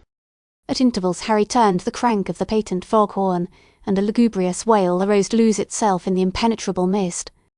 Between times, from various directions, far and near, came similar sounds. Save for these warnings, the silence was deep. What breeze there had been was scarcely perceptible, although the bank of fog was not stationary, but moved constantly across them toward the mainland. Once or twice its greyness was tinged with amber as, for a moment only, the sun came through the clouds above. Kendall, seated at the forward end of the cabin roof, strained his eyes into the blank wall ahead. 10 minutes passed. From somewhere off the bow came the faint shriek of a locomotive. Can't be far out now, observed Gerald. Can you see anything, Kendall? Not a thing, but I think I hear something. So do I. Get busy with that horn, Harry. And Gerald, seizing the whistle pole, sent a series of frantic blasts into the air that so surprised Kendall that he almost fell overboard. Then Harry worked the horn again, and after that they listened intently. From somewhere ahead came the loud beat of an engine. Then a hoarse shriek broke the silence. She's a steamer. Muttered Gerald. And a big one, I guess. Again he sent the short, sharp peals of the whistle into the air. Now they could hear the beat of the propeller on the approaching steamer. Again her foghorn tore the silence asunder. She's right on us, cried Harry, grinding frantically at the crank. Gerald, standing at the wheel, peering forward, worked desperately at the whistle pull and jammed a lever over. The dart lost headway, slowed, stopped. The loud throb of the steamer's screw seemed all about them. Uncertainly, Gerald started the dart forward again, turning her nose to starboard. Then, as another hoarse bellow came to them, he stopped the launch as suddenly and pulled the lever to reverse. The launch began backing away, circling slowly, to an accompaniment of hysterical shrieks of the whistle and agonized groans of the foghorn. Come back here, Kendall, called Gerald, and Kendall scurried for the cockpit. There was a sudden swash as of a wave running up a beach, and then, hold on hard, fellows, shouted Gerald, twirling the wheel. To the right, off the port bow of the launch, a hulking shadow took shape, a shadow that loomed high above the water and broadened instantly into the black bow of a steamer. Somewhere up there a voice shouted and was drowned in the roar of the whistle. For a long moment the three boys cowering in the cockpit of the launch, frozen into silence, neither spoke nor moved. Then Gerald seized a cushion from a seat and thrust it at Kendall. Hold tight to that and jump, he cried. Quick.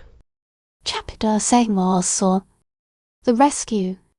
Kendall, clutching a cork-filled cushion, hesitated, but another glance at the towering black shadow almost against them decided him. Harry was already in the water. Gerald, poised on the coaming, cried to him again, and so, holding the cushion to his breast, Kendall leaped. He felt the water close over him, heard it surge in his ears. Then, fighting for breath, choked by the water he had swallowed, he found himself afloat, buoyed up by the cushion. Instinctively he worked his legs as he had seen swimmers do, striving to win out of the path of the steamer. A voice called near at hand. Gerald. Kendall. Kendall tried to answer, but seemingly had no voice, and only succeeded in choking and coughing.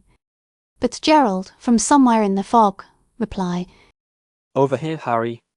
Can you keep afloat? Where's Kendall? This time Kendall managed to answer. I'm here. I'm all right. Did she hit us? I don't know. Find Kendall, Harry. He's got a cushion that will keep you up too. Call again, Kendall. Then from a distance away, muffled by the fog, came a hail. Launchboy, are you all right? We're in the water, called Gerald. Can't see our launch. What? asked the voice, evidently through a megaphone. Gerald repeated, Hold on then. we're dropping a boat. The voice was fainter. Gerald swam out of the mist and made toward Kendall, calling to Harry. Harry replied, and in a moment joined the others. Take hold of the cushion. Gerald panted. It'll hold you both up. Take hold yourself, said Harry, struggling for breath. I'm all right. If I didn't have these shoes on. I think this will hold us all up, said Kendall weakly.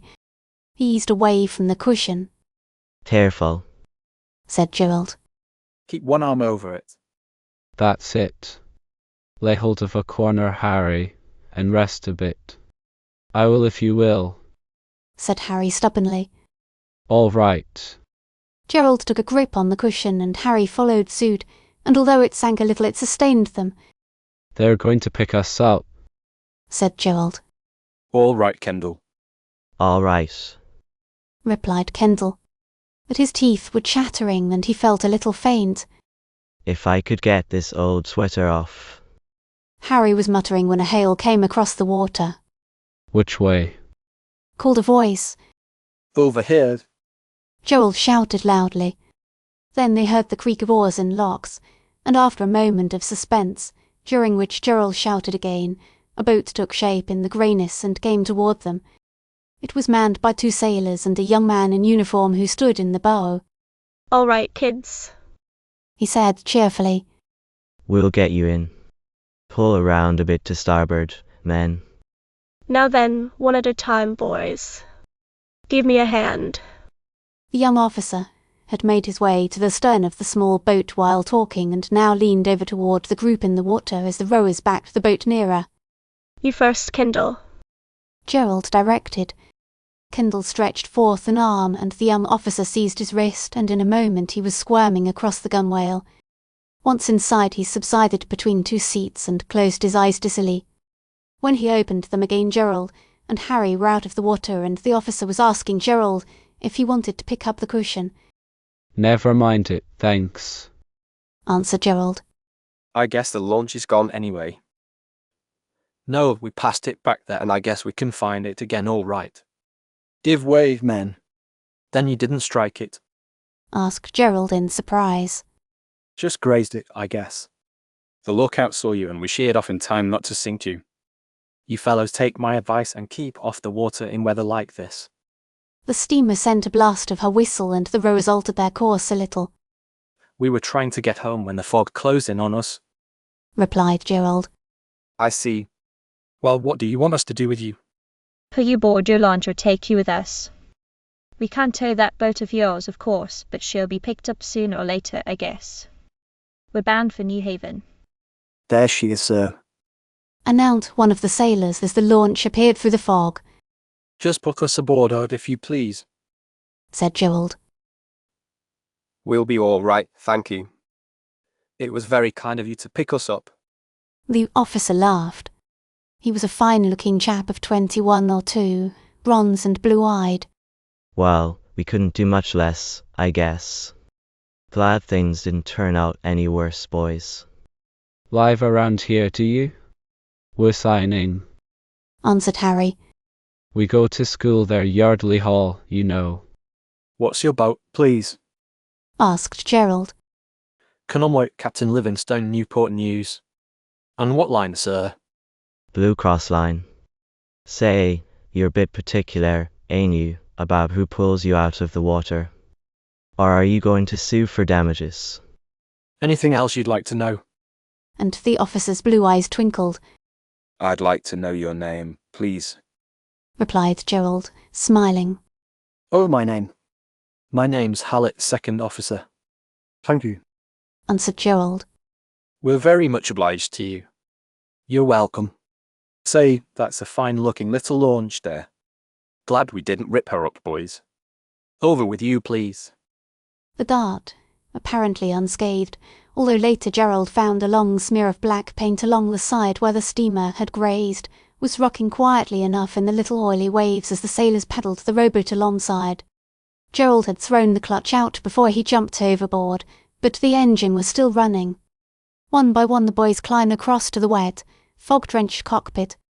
Good luck, called their rescuer. Keep your whistle going. Give way, men. The small boat disappeared into the fog, the crew of the Dart waving goodbye.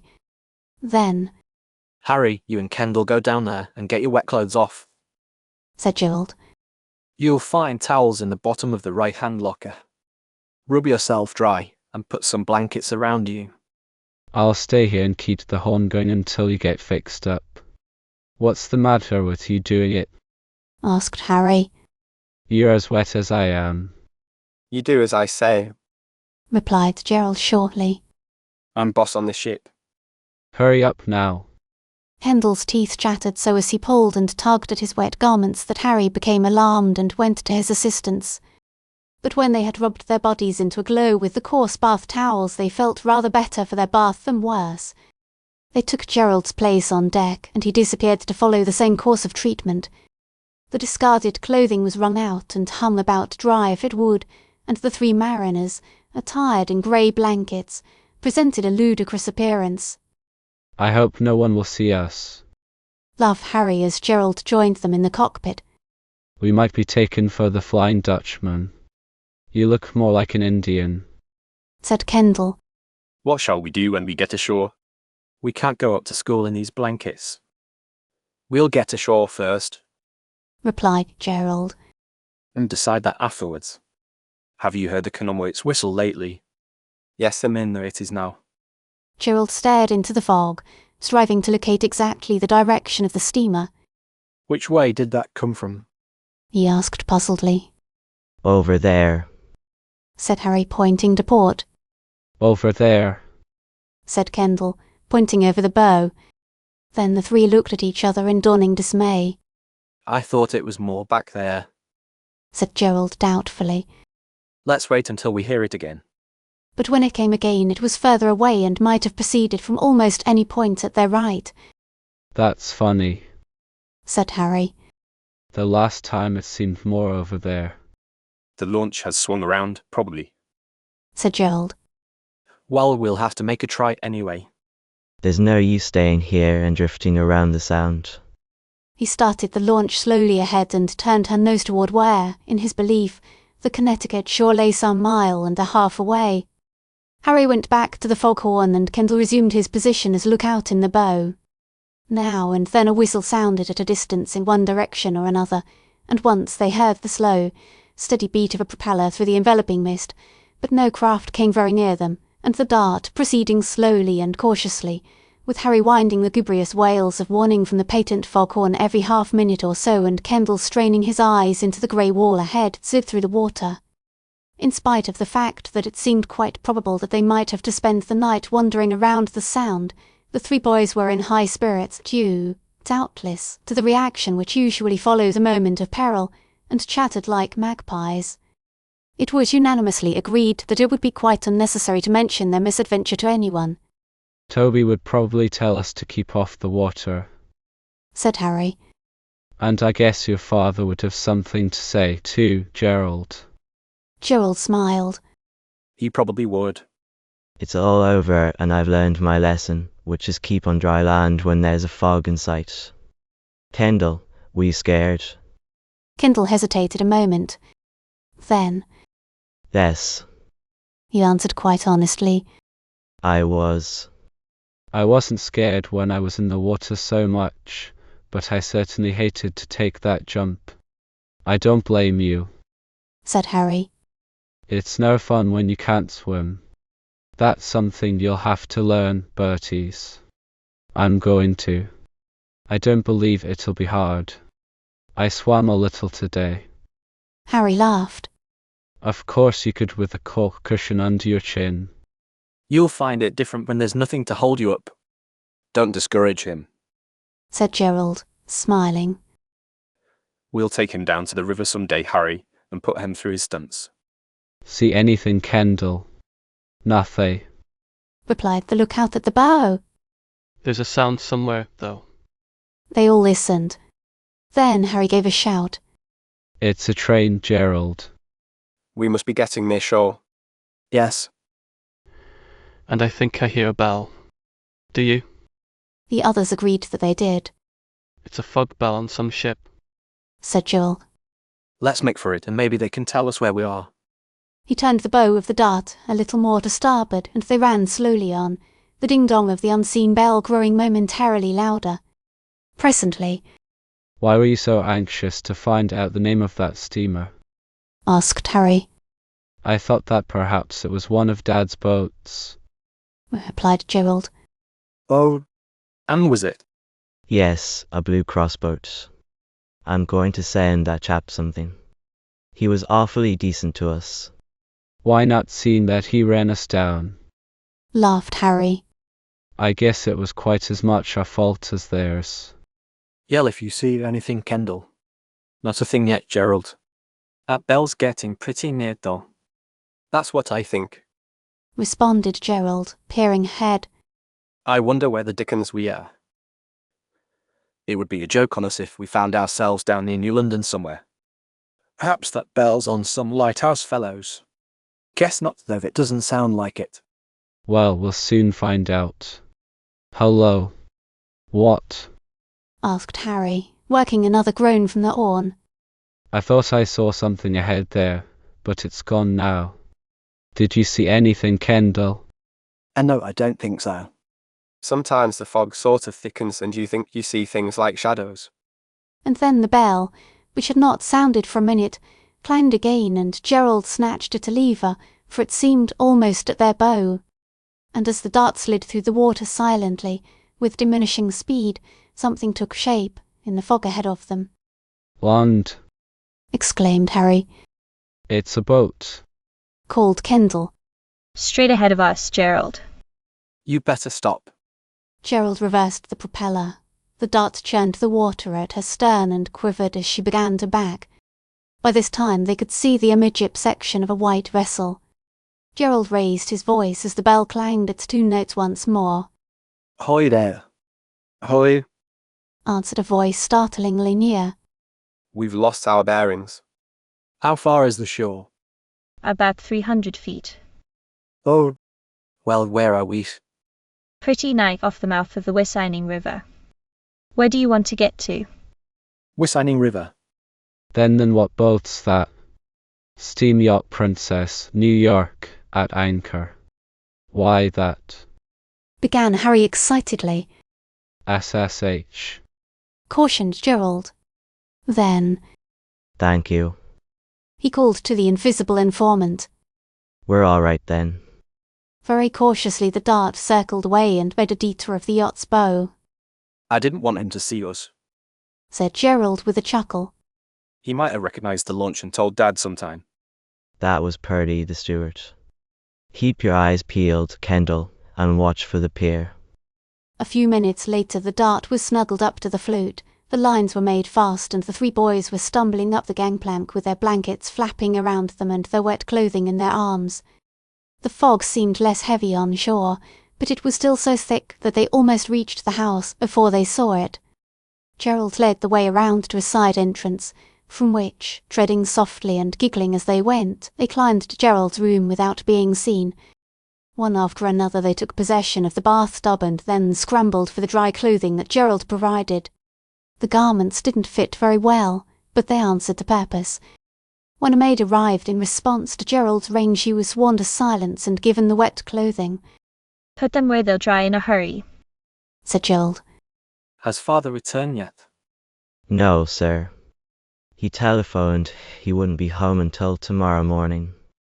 Gerald gave a sigh of relief as the maid closed the door. Of course I'm sorry he's not going to be here for supper. He explained.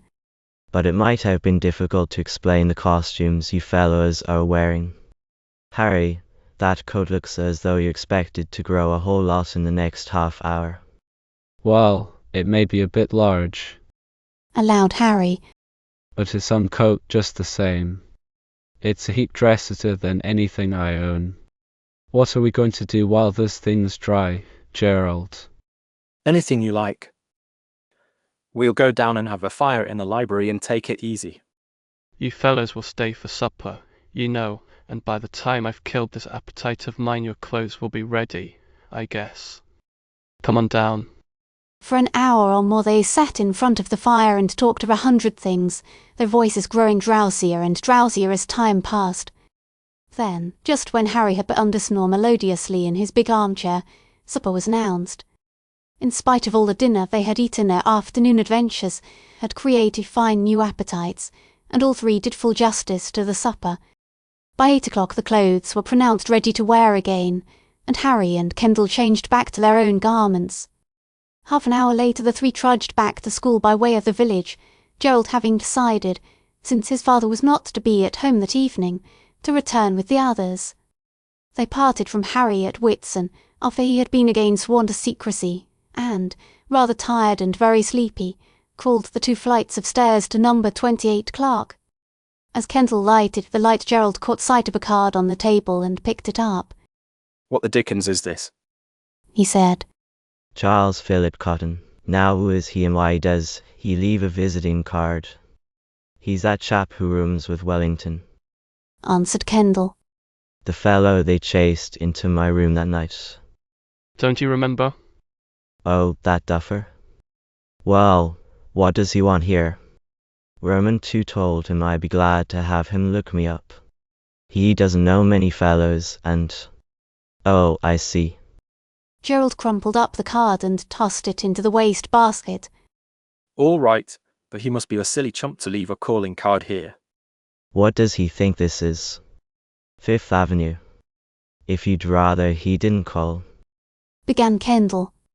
Not a bit of it. Maybe he's better than he looks. You ask any fellows you want, Kendall. Personally, I don't think I'd ever get very fond of Mr. Cotton, but if you like him it's alright. I don't think I'd very much. Only he seemed kind of out of it, and I thought if he came in here sometime, he might meet some of the fellows. He's out for the team, you know. Not the football team, asked Gerald, pausing in the middle of a yawn. Kendall nodded. Gerald grinned and completed his yawn. Then, Well, he's got plenty of cheek, hasn't he? Fancy Mr. Cotton playing football. if I wasn't so sleepy, Kendall, I'd laugh. And if I wasn't so sleepy, murmured Kendall. I'd have a go at my German. Oh, hush, Said Gerald, crawling into bed with a long sigh of delight. Don't mention study to a man who's just been rescued with Grave. Then he slept. Chapter 7. Gerald maps a campaign. 2 afternoons later, Kendall ran across Charles Cotton on the football field. Cotton was still struggling along with the awkward squad, and when Kendall, chasing a pigskin that had gone over his head, encountered him, he was on his way to the bench. sorry I wasn't at home Sunday when you called. Said Kendall. I hope you'll try again. Oh, it didn't matter. Cotton replied. I didn't have anything to do and just thought I'd drop in for a minute. Glad you did. Hope I'll be there next time. How are you getting on? Pretty fair. Kendall nodded and went his way, while Cotton, standing where he was, watched the other boy pick up the ball and hurl it cleverly back across the field. Thinks he's a smart guy. He muttered with a curl of his lip. Someday I'll tell him what I think of him and his patronizing ways. Not till I get what I want out of him, though. The first game of the season, that with Greenberg High School, was only 4 days away, and this afternoon the scrimmage was longer than heretofore. For the first time the school was able to get an idea of how the first team or varsity would be made up. Cousins played left end that afternoon, Plant, left tackle, Fales, left guard, Gerard, centre McKesson, right guard, Stark, right tackle, Adler, right end, Sims, quarter, Crandall, left half, Finette, right half, and Marion full back. Of course, McKesson at guard was only temporary, for that was Captain Merriwell's position, and a good many looked for a change at right end before the season was much older. But it was generally agreed that the first team, as made up this afternoon, would, with 1 or 2 changes and barring accidents and unforeseen circumstances, play the season through. A second team, captained by Jim Ho, was also formed, and it was this second team that went up against the first for 3 12-minute periods and was badly beaten. The first cut came on Wednesday and some 20-odd fellows left the squad and swallowed their disappointment. The first team retained 36 players for the present, and the second team 23. Charles Cotton survived the weeding out process and remained among the first team's substitutes. He was trying for end. Kendall was a little disappointed at finding himself second choice, but was comforted with the knowledge that he was certain of getting into a full share of the game since he was by far the best goal kicker in the squad. Holmes, who since the beginning of practice had been pushing Albert Sims hard for the quarter position, was more disappointed than Kendall. It was his last year, and he had been after the place ever since he had entered Yardley. On Thursday the seconds surprised themselves and everyone else, by rushing the first team off its feet in 2 periods and finally winning the practice game by 10-9, scoring 2 touchdowns and missing the goal in each case. The first team got a touchdown, and Kendall, called on from the sideline, kicked the goal. Later, in the final period, having substituted Crandall, he added another 3 points by goal from the field. But that wasn't enough to beat the second, and Hugh's Chargers gambled off highly pleased with themselves. There was no practice on Friday, although the players listened to a half-hour lecture in the gymnasium and afterward walked through a few simple plays. Greenberg High School was not a formidable opponent, and the contest on Saturday was not much more than a glorified practice game. The school turned out to a fellow and filled the grand stand and nibbled peanuts and applauded every opportunity. Merriwell played through the first 2 periods and then gave way to McKesson. In the third period Yardley presented an almost entirely new line-up. Stedjar went in for Plant, Jackson for Fales, Best for Gerard, Adler for Metz, Holmes for Sims, Kendall for Finette and Brinspool for Marion. Greenberg also seized the opportunity to try out her new material, and the latter. Part of the game was something of a comedy of errors. Yardley already had a score of 22-0, and Holmes received instructions to score by straight football only. That, however, proved easier to say than to do.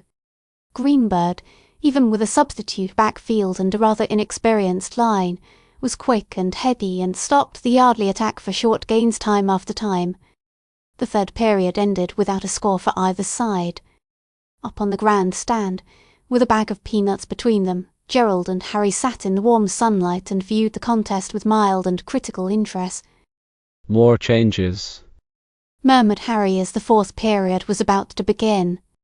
Best is coming off and Lynn Johnson is going in. And there goes Folsom to take Holmes's place. Say, wouldn't you hate to be a football coach, Gerald? Why? Oh, think of having to lick a bunch like that into shape every year. Gee, I'd get so discouraged I'd want to quit sometimes. But you mustn't judge a team by the first game it plays, answered Joel. Wait a month and then have a look. I know. Somebody's hurt.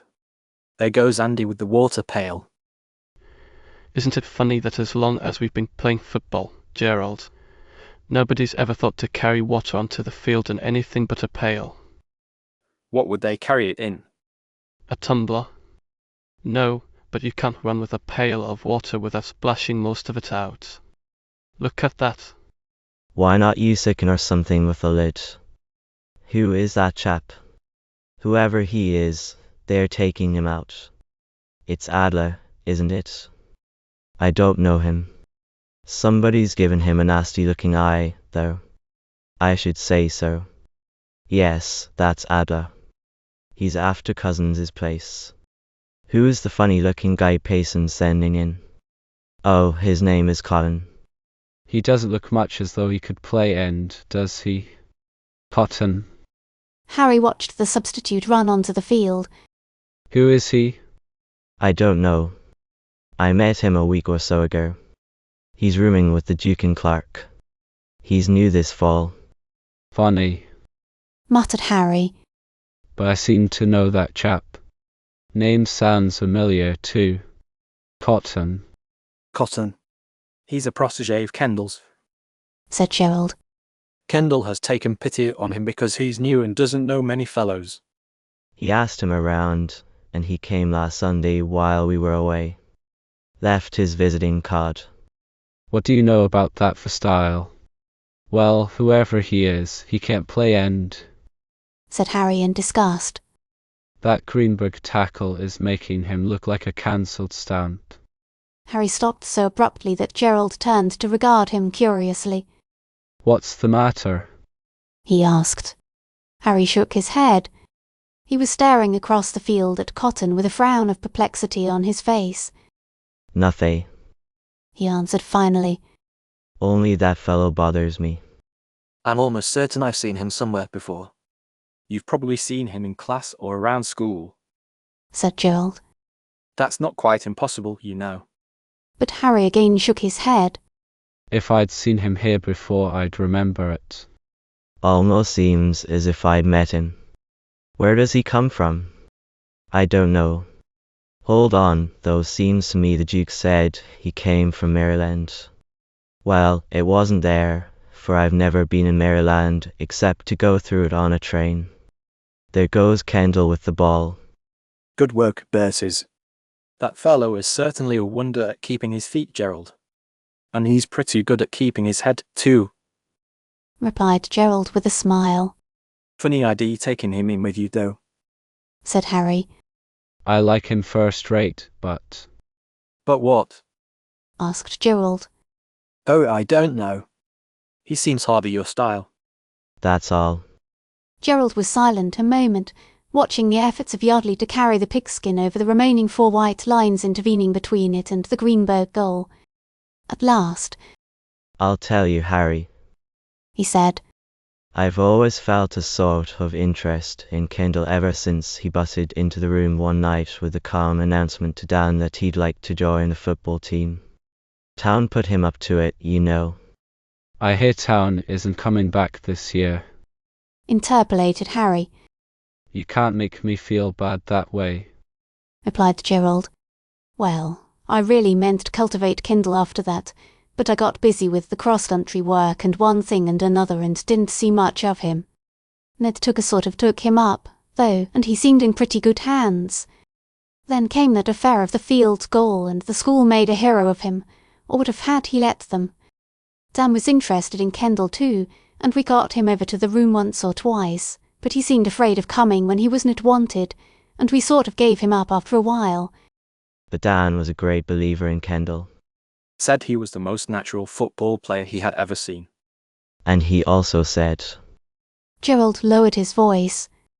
That unless something happened, like Kendall getting hurt or leaving school, he would be captain before he got through here. Harry whistled softly but expressively. And you know Dan doesn't make mistakes, added Gerald, his fondness for his friend sounding in his voice.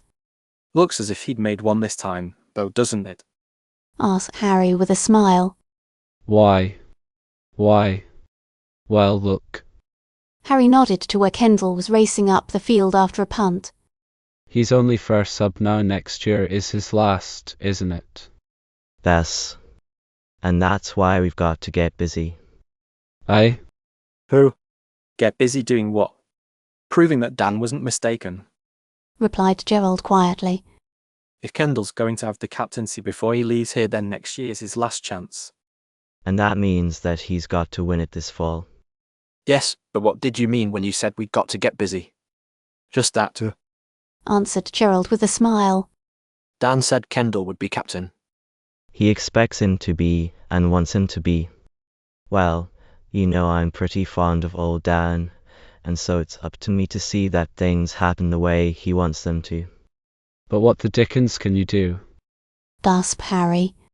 I don't quite know yet. But you can see what I have done. I brought Kendall over to my room where he will meet a lot of fellows he ought to know. I want him to get close to the other fellows on the team, for one thing, first those fellows who will elect the captain next month. Of course, it's up to him to make good on the gridiron, and I think he will. He will if I can make him, anyway. But look here, Gerald, that's rank politics.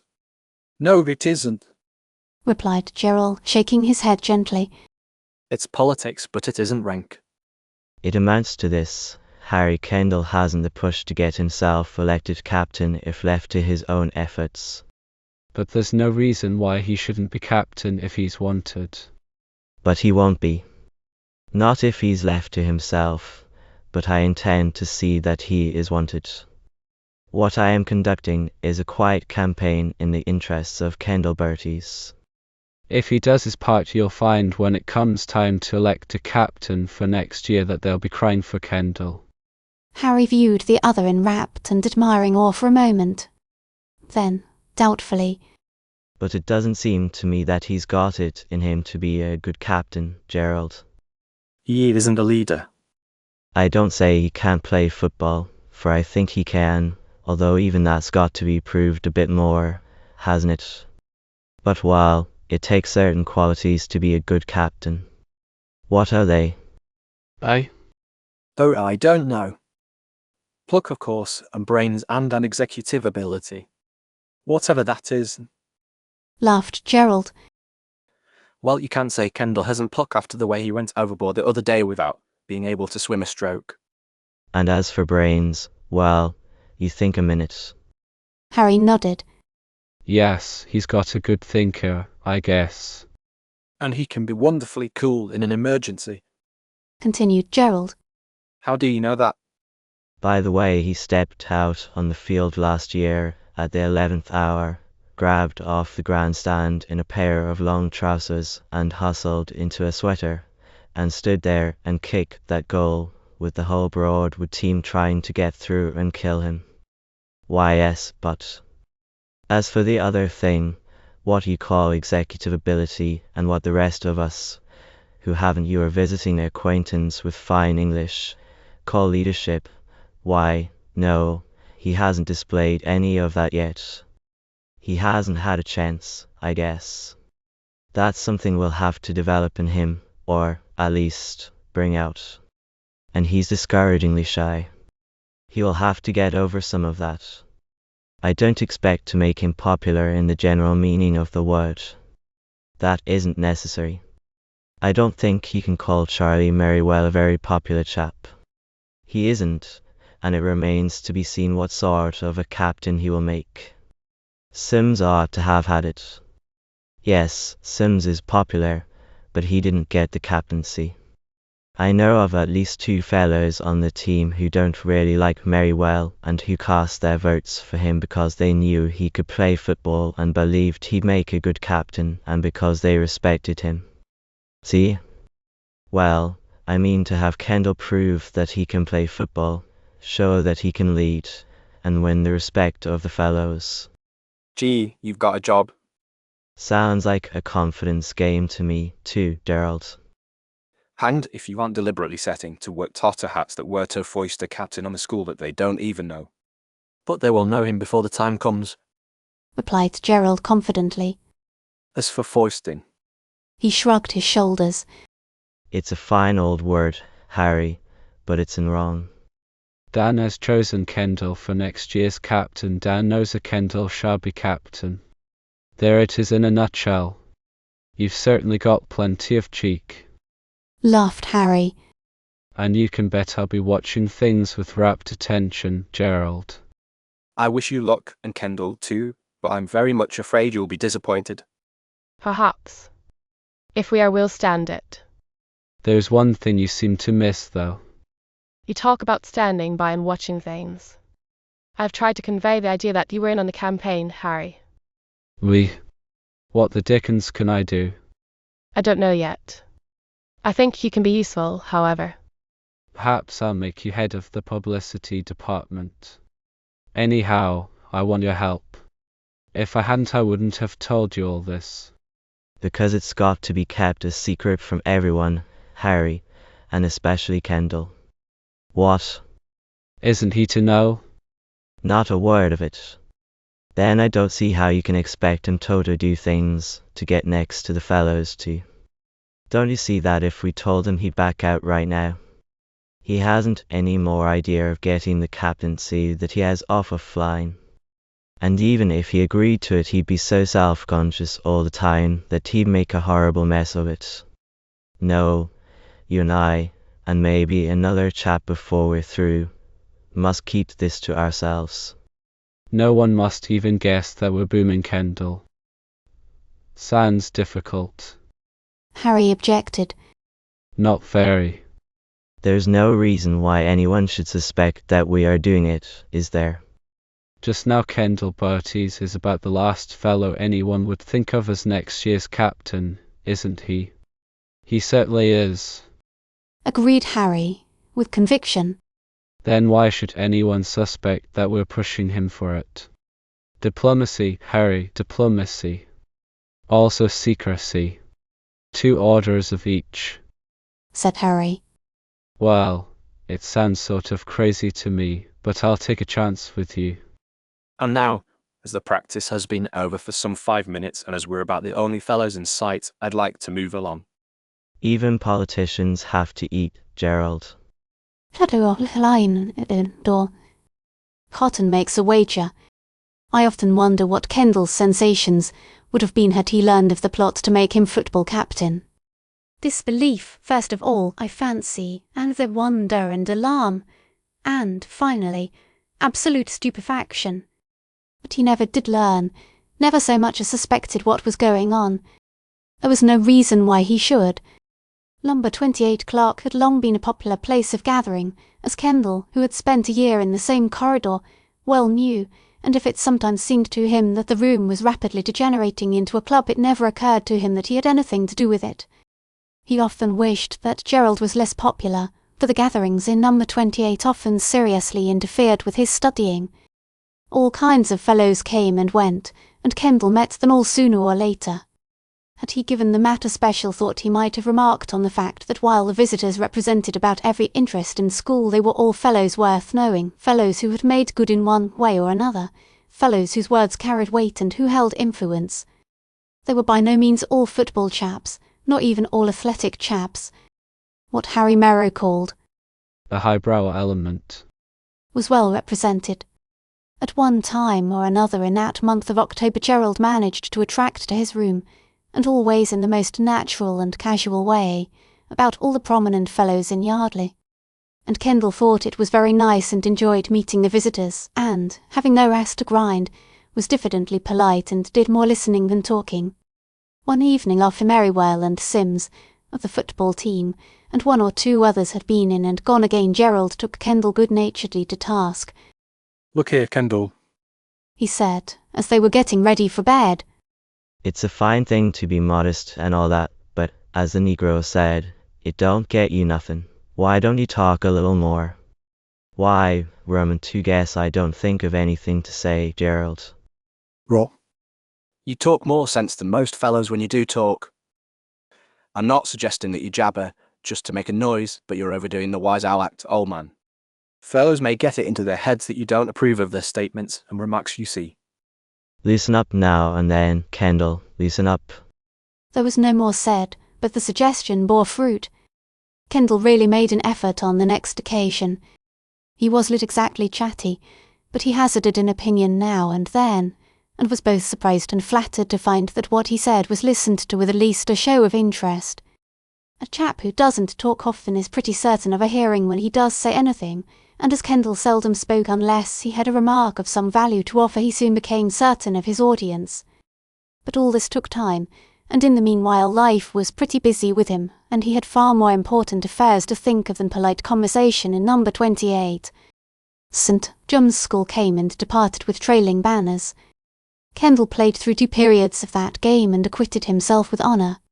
Jennings' Academy proved a harder conundrum for the wearers of the Yardley blue. Jennings was a new opponent, having been given a place on the schedule that fall for the first time, Rice Carroll's school.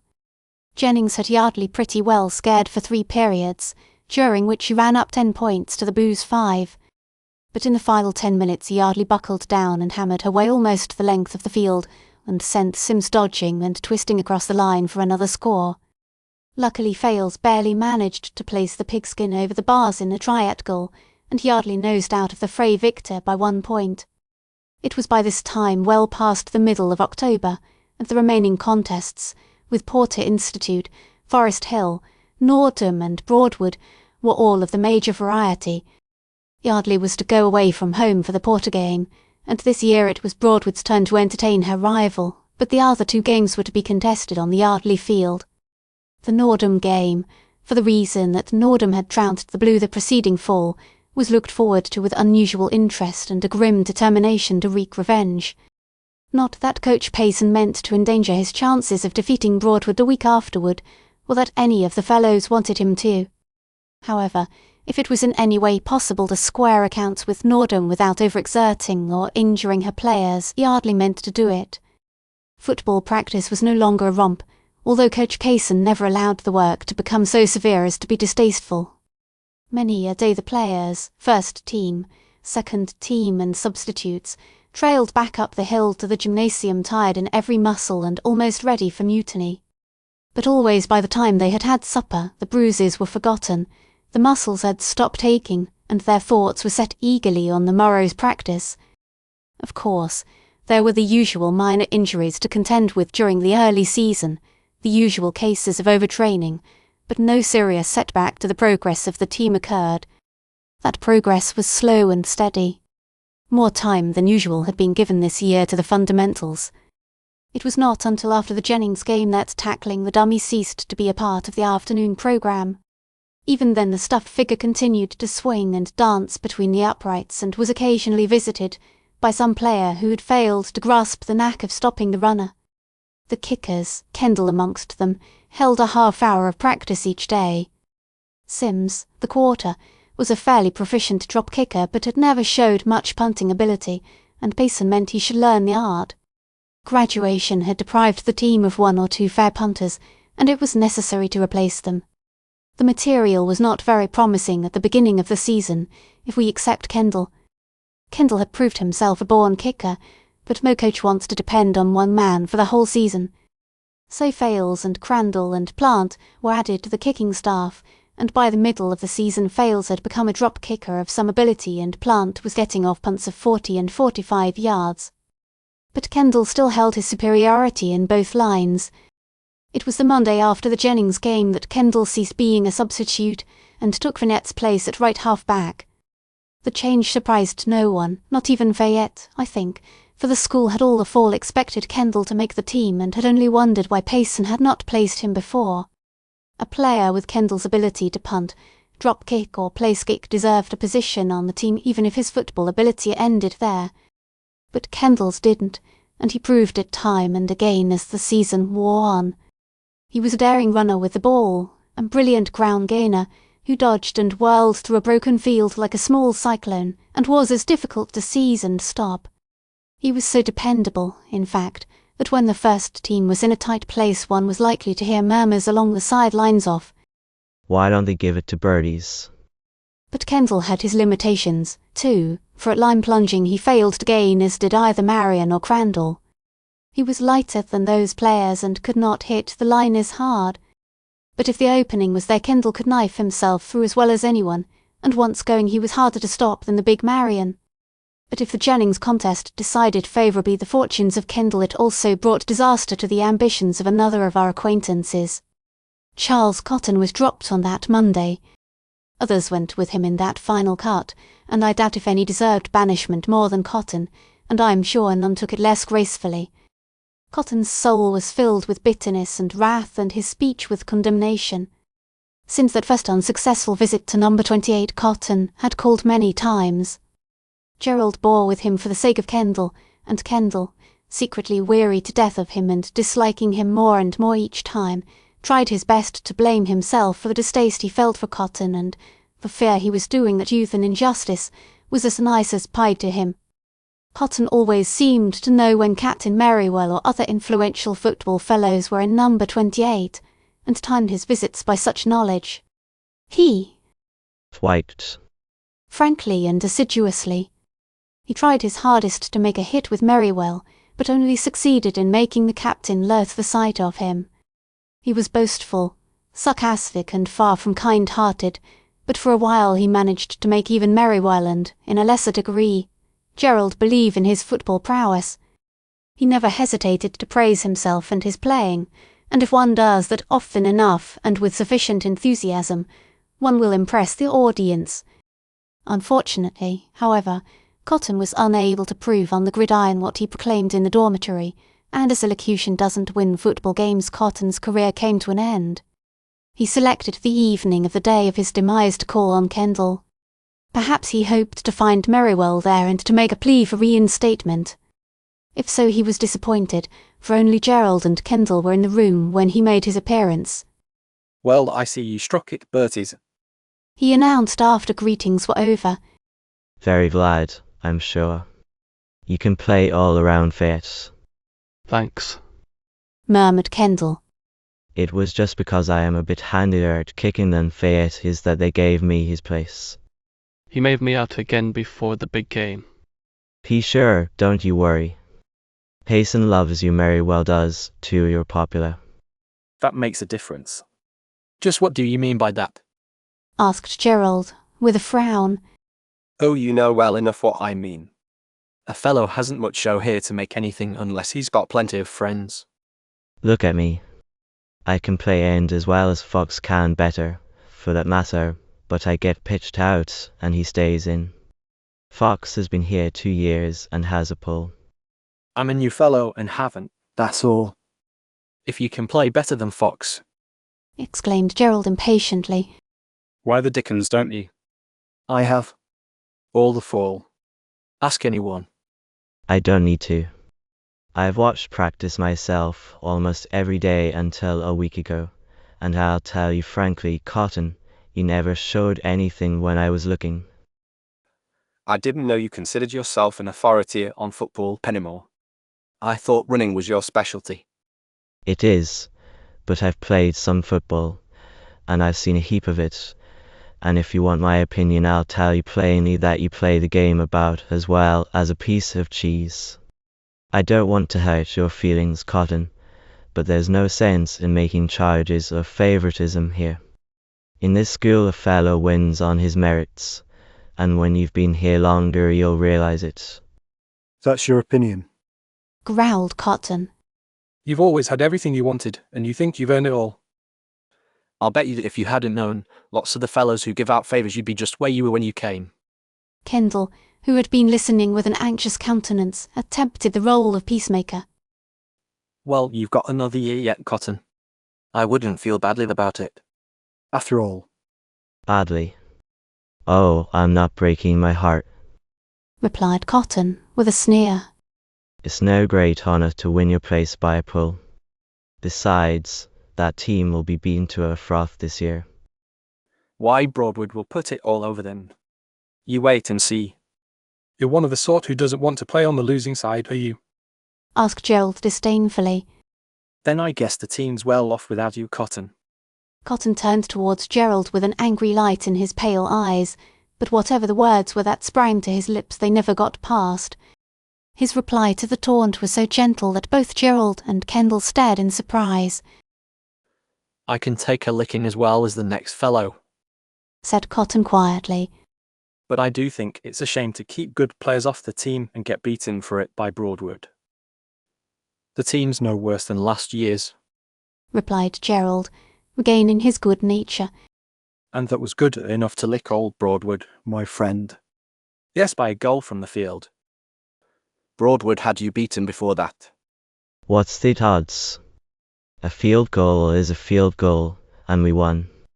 And we'll do it again this year. Bet you don't. Bet we do. That is, I might bet if betting was allowed. Continued Gerald with a chuckle. Well, what will you bet? Cotton demanded eagerly. Not allowed, responded Gerald. Betting is barred. You know you'd lose. Taunted the other. Gerald's eyes snapped. Wait a bit, Mr. Cotton. Seems to me you're pretty certain, considering that the game is a month away. I am certain. Broadwood will make your team. Why mine?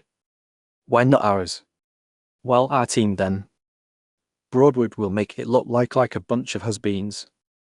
May I ask on what you base your judgment? Asked Gerald. On lots of things. On the players and the coaching system. You don't approve of our coaching system. I certainly don't. Payson works the fellows like a lot of dray horses, for one thing. And he's old-fashioned, too. He sticks to old formations and plays that were worn out when Walter Camp was a baby. And look at the way he runs practice. Every fellow doing about what he likes. When does he begin to teach team play, I'd like to know. In Saturday's game there was about as much coordination. Gerald blinked. As there is in a pack of hens. You mean a swarm of hens? Corrected Gerald gently. Well, all that may be true. I wish anyway you'd mention it to Payson, he ought to be warned. But, my caustic and critical friend will send Broadwood home with its tail between its legs. Maybe, but you don't believe it hard enough to bet anything on it. Merely because betting is not allowed and because I have been taught, besides, that it isn't nice. So, Gerald paused and considered. Still, we might perhaps come to an agreement that would add a personal interest to the outcome of the game. Let me see, Cotton. I'll tell you. Gerald viewed him in mild triumph. If Broadwood wins, I'll invite you to spend Christmas recess with me in New York and give you a good time. All differences and animosities forgotten. On the other hand, if Broadwood is defeated, you will. What the dickens will you do? Cotton opened his mouth to speak, but Gerald went on. I have it. If Yardley wins, you will stand on the steps of Oxford at 5 o'clock, give a cheer for Yardley, and proclaim a certain passage from a play of one William Shakespeare, which I will indicate when the time comes. That's silly. Growled Cotton. Maybe what's the difference? Do you agree? Yes. If Broadwood wins, you're to give me a week at your place in New York at Christmas. 10 days, if you like. And if Broadwood loses, I am to stand in front of Oxford Hall and cheer for Yardley and say something out of Shakespeare. At 5 o'clock on the day of the game. And you're to cheer and speak loud enough to be heard at the farthest edge of the stupendous throng. It's a bargain. Agreed Cotton, with a grin. I expect to have a pretty good time at recess. Much obliged. Now I'll be going. And sort of sorry for you though, Pennamore. So shall I be if I lose. Laughed Gerald, as Cotton's footsteps died away down the hall. What is it you want him to repeat? Asked Kendall. If he loses. Why, nothing but that famous passage from Mr. Shakespeare's Much Ado About Nothing. You remember the words of our old friend Aubrey. Masters, remember that I am an ass, though it be not written down, yet forget not that I am an ass. Tality or nine, then. Harry sensed a mystery. Life wasn't it all football, however. There was a lot of studying to attend to. Kendall was taking 5 courses in preparation for that college he might never reach: Latin, Greek, mathematics, English and German. These made up a total of 22 hours a week. French, physics and chemistry he was leaving to his senior year. Luckily Kendall had the valuable gift of application, and application might also be called the royal road to results. Certainly an ounce of it is better than a pound of labour. Kendall was doing well in all his courses. He was fond of languages and learned easily, German, however, presenting a rather more difficult road than Greek or Latin. It was in mathematics that he had to work hardest. There are some who never manage to get themselves in sympathy with that science, and Kendall was one of these. Geometry was his bugbear that year. But, with the scholarship beckoning, he worked as hard as he knew how and usually secured creditable marks. Although he had only 3 hours of English, that course required a good deal of outside reading. Just now they were digging at Milton, with Shakespeare looming ahead, and there were weekly compositions to be written, and, of course, one never quite got away from rhetoric. So Kendall had his hands full, and there were times when it seemed to him that it would be the part of wisdom to give up football and devote all his thought and time to digging for that scholarship. He didn't, however, although he became panicky pretty often and assured himself discouragedly that he hadn't the ghost of a show of winning even a Sydney. The panicky moments became more frequent as the Broadwood game drew near and as football made greater and greater demands on his time and thought. But when the awards were made at the end of the term, Kendall found that his fears had been groundless, for he won the Gordon Scholarship after all. And the pleasure he experienced in writing the news to his father more than made up for all the labour he had gone through. Studying in his room in the evening was not a very great success, for, although the study hour was more or less strictly observed, the gatherings that continued, and it was difficult to get the mind settled on geometry or German, Latin or Greek when you had been listening for an hour to a discussion of the afternoon's practice. Gerald, in his last year, had less to do than Kendall. He was taking but 4 courses, found them easy and so had to study but little. Kendall made use of the hours when he had no recitations to retire to the library in Oxford, and most of his studying was done there. And, aside from football, there were other athletic interests demanding the attention of the school. The cross-country candidates were training 5 days a week. The golf team was preparing for the match with Broadwood. There was a fall handicap tournament going on at the tennis courts. Even the baseball diamonds were occupied in fair weather. Boys who found no appeal in any of these pursuits took to the water, and as long as the winter held off the river was dotted with canoes and skiffs, pair-oars and tubs. And yet, back of all this, one event loomed fatefully, growing each day larger and more portentous. That was the big game. All the athletic industries culminated with the Broadwood contest. The 18th of November marked the end of the autumn season, and fellows had a way of making promises to themselves like this. After the Broadwood game I'll buckle down and get caught up with Latin. Or, when the Broadwood game's over I'll have more time for study. There was a subconscious spirit of nervous unrest pervading the school that grew as the days went by. After the 11 had journeyed away and returned with a scalp of Porter Institute, the season settled into its final stride, and only 2 games intervened before the great test. Yardley found Porter easy, and rolled up 24 points against her opponent, meanwhile denying Porter the consolation of a single score. The school declared that the team had found itself and that the rest was easy. More knowing ones, taking Porter's weakness into consideration, found cause for doubts and criticisms. Twice Yardley had had the ball within Porter's 10-yard line and had failed to score. There had been 4 bad fumbles. The team was still weak on offence. If Broadwood was to be beaten, the Blue must improve vastly in the next 3 weeks. Thus the knowing ones. What Coach Payson thought no one knew. In the meantime, Gerald's campaign went forward and bore results. Kendall made friends. Nowadays, to walk from his room in Clark to a recitation room in Oxford entailed more greetings, and last year he would have been called on to accord in a month. He was really surprised to find how many fellows he knew well enough to stop and talk to, how many others demanded recognition, a word, a nod or a wave of the hand. Of course, among the younger boys he was a hero second only to Captain Merriwell himself, and the preparatory class youth who won a word from Kendall hurried off to tell the rest of the inhabitants of Merle of the talk he had had with Bertie's, describing just how Kendall had looked and just what he had said, and, I'm afraid, enlarging a little on the incident. But that's a weakness not confined to preparatory class boys. Had you asked some of Kendall's fellow members of the team why they had taken a liking to him, it is probable that they would each have said about the same thing had they deigned to answer such a question at all. Bertie's. They would have said, "Oh, I don't know. He's a good sot, don't you think?" Awfully quiet, of course, but has a lot of horse sense. Doesn't butt in either. Not much on the handsome, but sort of nice looking too, somehow.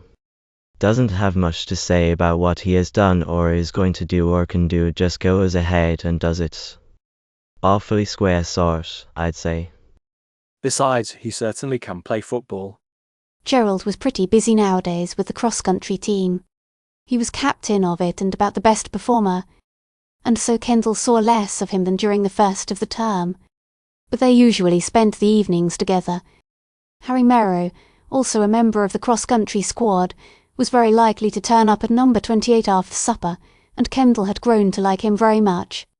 There had been another jaunt on the Dart since, the day they had been lost in the fog, but the second voyage had been an affair without incident. Kendall had not yet become a proficient swimmer, principally because he had had but 3 lessons in the art. It was very hard to find time for anything just now, but he had managed 30 strokes on the last occasion and had swallowed only about 3 quarts of the Wissunning River. Gerald and Harry had assured him that he had done excellently, and Kendall promised himself that when spring came he would complete his education. Another fairly frequent visitor to number 28 was the Duke. The Duke had a way of knocking subduedly and entering on tiptoe, throwing fearful glances behind him and subsiding into a chair with a long sigh of relief. Har. He would whisper hoarsely. Again I have thrown him off the track. The peace and quiet of this refuse. Perhaps it isn't necessary to explain that in the Duke's language. Refuse. Meant. Refuge. He always pretended that Cotton was dogging his footsteps and that it was only by extraordinary stealth and cunning that he could escape his roommate. Once or twice it happened that Cotton followed him later, and on those occasions the Duke would throw up his hands, roll his eyes, and spend the rest of the time of his visit sitting silent and staring at Cotton as though hypnotized. Cotton still insisted that he had been badly used by coach and captain, and still predicted utter annihilation for the forces of Yardley. Gerald's wager soon became known of and occasioned a lot of merriment. The Duke pretended to bear perhaps really was much concern. My word, Gerald, suppose we really did get licked. Have you paused to consider the fate you have here invited? Think of having Cotton on your hands every hour for a week or 10 days. Breakfast, lunch and dinner, Gerald. No time off for recitations. Oh, woe is you. Some of the other fellows, too, tried to alarm Gerald, declaring that they wouldn't be a bit surprised if Broadwood won this year. Then they drew graphic word pictures of Gerald towing Charles Cotton around New York in Christmas recess. Whatever you do, Gerald, begged Bert Sims, don't take him to the Eden Musée. When you went out you'd get arrested for attempting to steal one of the wax figures. For all of which it will be seen that Mr. Cotton had unfortunately not ingratiated himself to any extent with the habitues of number 28. One evening about midway between the Porto and Forest Hill games the room was pretty well filled. Merriwell and Sims and Gerard, the football ermine, were present, and George Kirk, captain of the golf team, had dropped in. These, with Gerald and Kendall, pretty well taxed the seating accommodations. Naturally the 3 subjects uppermost were football, cross-country running and golf. Kirk had been bewailing the loss to the golf team of Ned Tooker, last year's captain and star player, and had expressed himself as very doubtful of the outcome of the match to be played at Broadwood the following Saturday. Berties, I thought you were going to play golf this year, said Kirk. I am, I think, after the Broadwood game, answered Kendall. I like it first rate, Kirk, but there isn't much time for it now, you know. I suppose not. Maybe you'll get in shape to play with us in the spring matches, Bo. It's the hardest thing to get fellows to take an interest in golf here. Everyone wants to play football in the fall and baseball in spring, said Gerald. You can't get them to think of anything else barring track sports. We've had a dickens of a time this year getting enough fellows together to make up the cross-country team. I thought you had lots of candidates, said Charles Merriwell, a good-looking, dark-haired fellow of 19. Anyhow, you're going to win, aren't you? Oh, I suppose we'll win all right enough, but if we do it will be because Broadwood's weak this year. Our team doesn't begin to compare with last season's. That's what they all say, scoffed Big Gerard, the centre. You hear that every year. Nothing ever compares with what we had last year. It's rot. Not always, replied Bert Sims. Our team isn't as good as last year's, and you know it, Pete. What's the matter with it? Too light, for one thing. Broadwood's got the heaviest team she ever put on the field. Bet you she'll outweigh us 4 pounds to a man. Oh, piffle. Look at O'Brien, their centre, he's a mite. Well, he's the only mite they've got, Pete. As for the backfield, they're tons heavier than we are. Then we'll make up for it by getting the jump on them, said Gerard. Weight isn't everything. Nice of you to say so, murmured Sims, causing chuckles of amusement from the others. Gerard reached out with a big foot and, hooking it around a leg of Sim's chair, brought that youth to the floor. Bert's right, though, declared Merriwell, when order had been restored. And we'll find when Payson shows his new plays that we're in for a kicking game, with most of our gains on wide runs. You'll be busy that day, Berties. At that moment there was a rap at the door and the Duke entered, hands in pockets, whistling, his eyes roaming the ceiling, elaborately careless. He had an old felt hat on the back of his head, his coat was tightly buttoned and the collar was turned up, and a false moustache, fiercely red, hovered uncertainly under his nose. A burst of laughter greeted him. Once inside the room, however, his demeanour changed. Turning swiftly, he threw himself against the door and, as it crashed shut, quickly turned the key and leaned there breathing heavily, his eyes darting out with a haunted and terrified glare. What is it? asked Merriwell. Sherlock Holmes. Old sleuther, suggested Gerald. How did you cut your lip, Duke? Without replying, the Duke leaned down and pressed an ear against the keyhole. Then, apparently satisfied, he unlocked the door and dramatically removed hat and moustache. Aha! he exclaimed hoarsely. Foiled again. Bet you he will be along inside 5 minutes. Laughed Gerald. Sit on the bed, Duke, and try to look like a pillow. Maybe he won't recognize you. The Duke followed the first part of the suggestion, but refused to disguise himself as a pillow, even when Sims suggested that shouldn't be a difficult stunt for anyone as feather-brained as the Duke. Don't trifle with me, hissed the Duke. I'm a desperate man. Where'd you get the red moustache? asked Gerard. Let's eat it. Bought in the village, replied the Duke as he tossed it over. It makes a perfect disguise, doesn't it? I'm going to wear it to history recitation tomorrow so Collins won't know me and won't ask for my digest, which I have forgotten to prepare. I stump you two, said Sims. If you will. But the rest was lost in the laughter caused by Gerard's appearance with the moustache on. After that they all had to try it, and just as it finally got around to Kendall there was another knock on the door. Ha! muttered the Duke. 'Tis he. I am discovered, but I shall sell my life dearly. There was a moment of silence as the door swung slowly open, and then, As Cotton walked in with fine dignity, a howl of laughter went up. Only the Duke remained grave. Holding a pillow in front of him, he gazed fiercely over the top of it, muttering and hissing.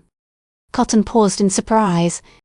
Sims was rolling on the bed in convulsions and Gerard was sprawled back in his chair, holding his sides.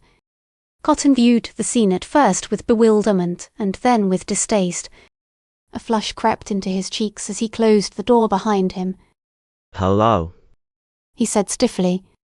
What's the joke, you fellows? Kendall was the first to recover. Oh, just some of Wellington's nonsense, he replied hastily. Sit down, Cotton. Why, yes. Gurgled Gerald. I sit down somewhere if you can find room. Sit on the bed there next to the Duke. The Duke lowered the pillow, his gaze fixed on Cotton with fearful intensity.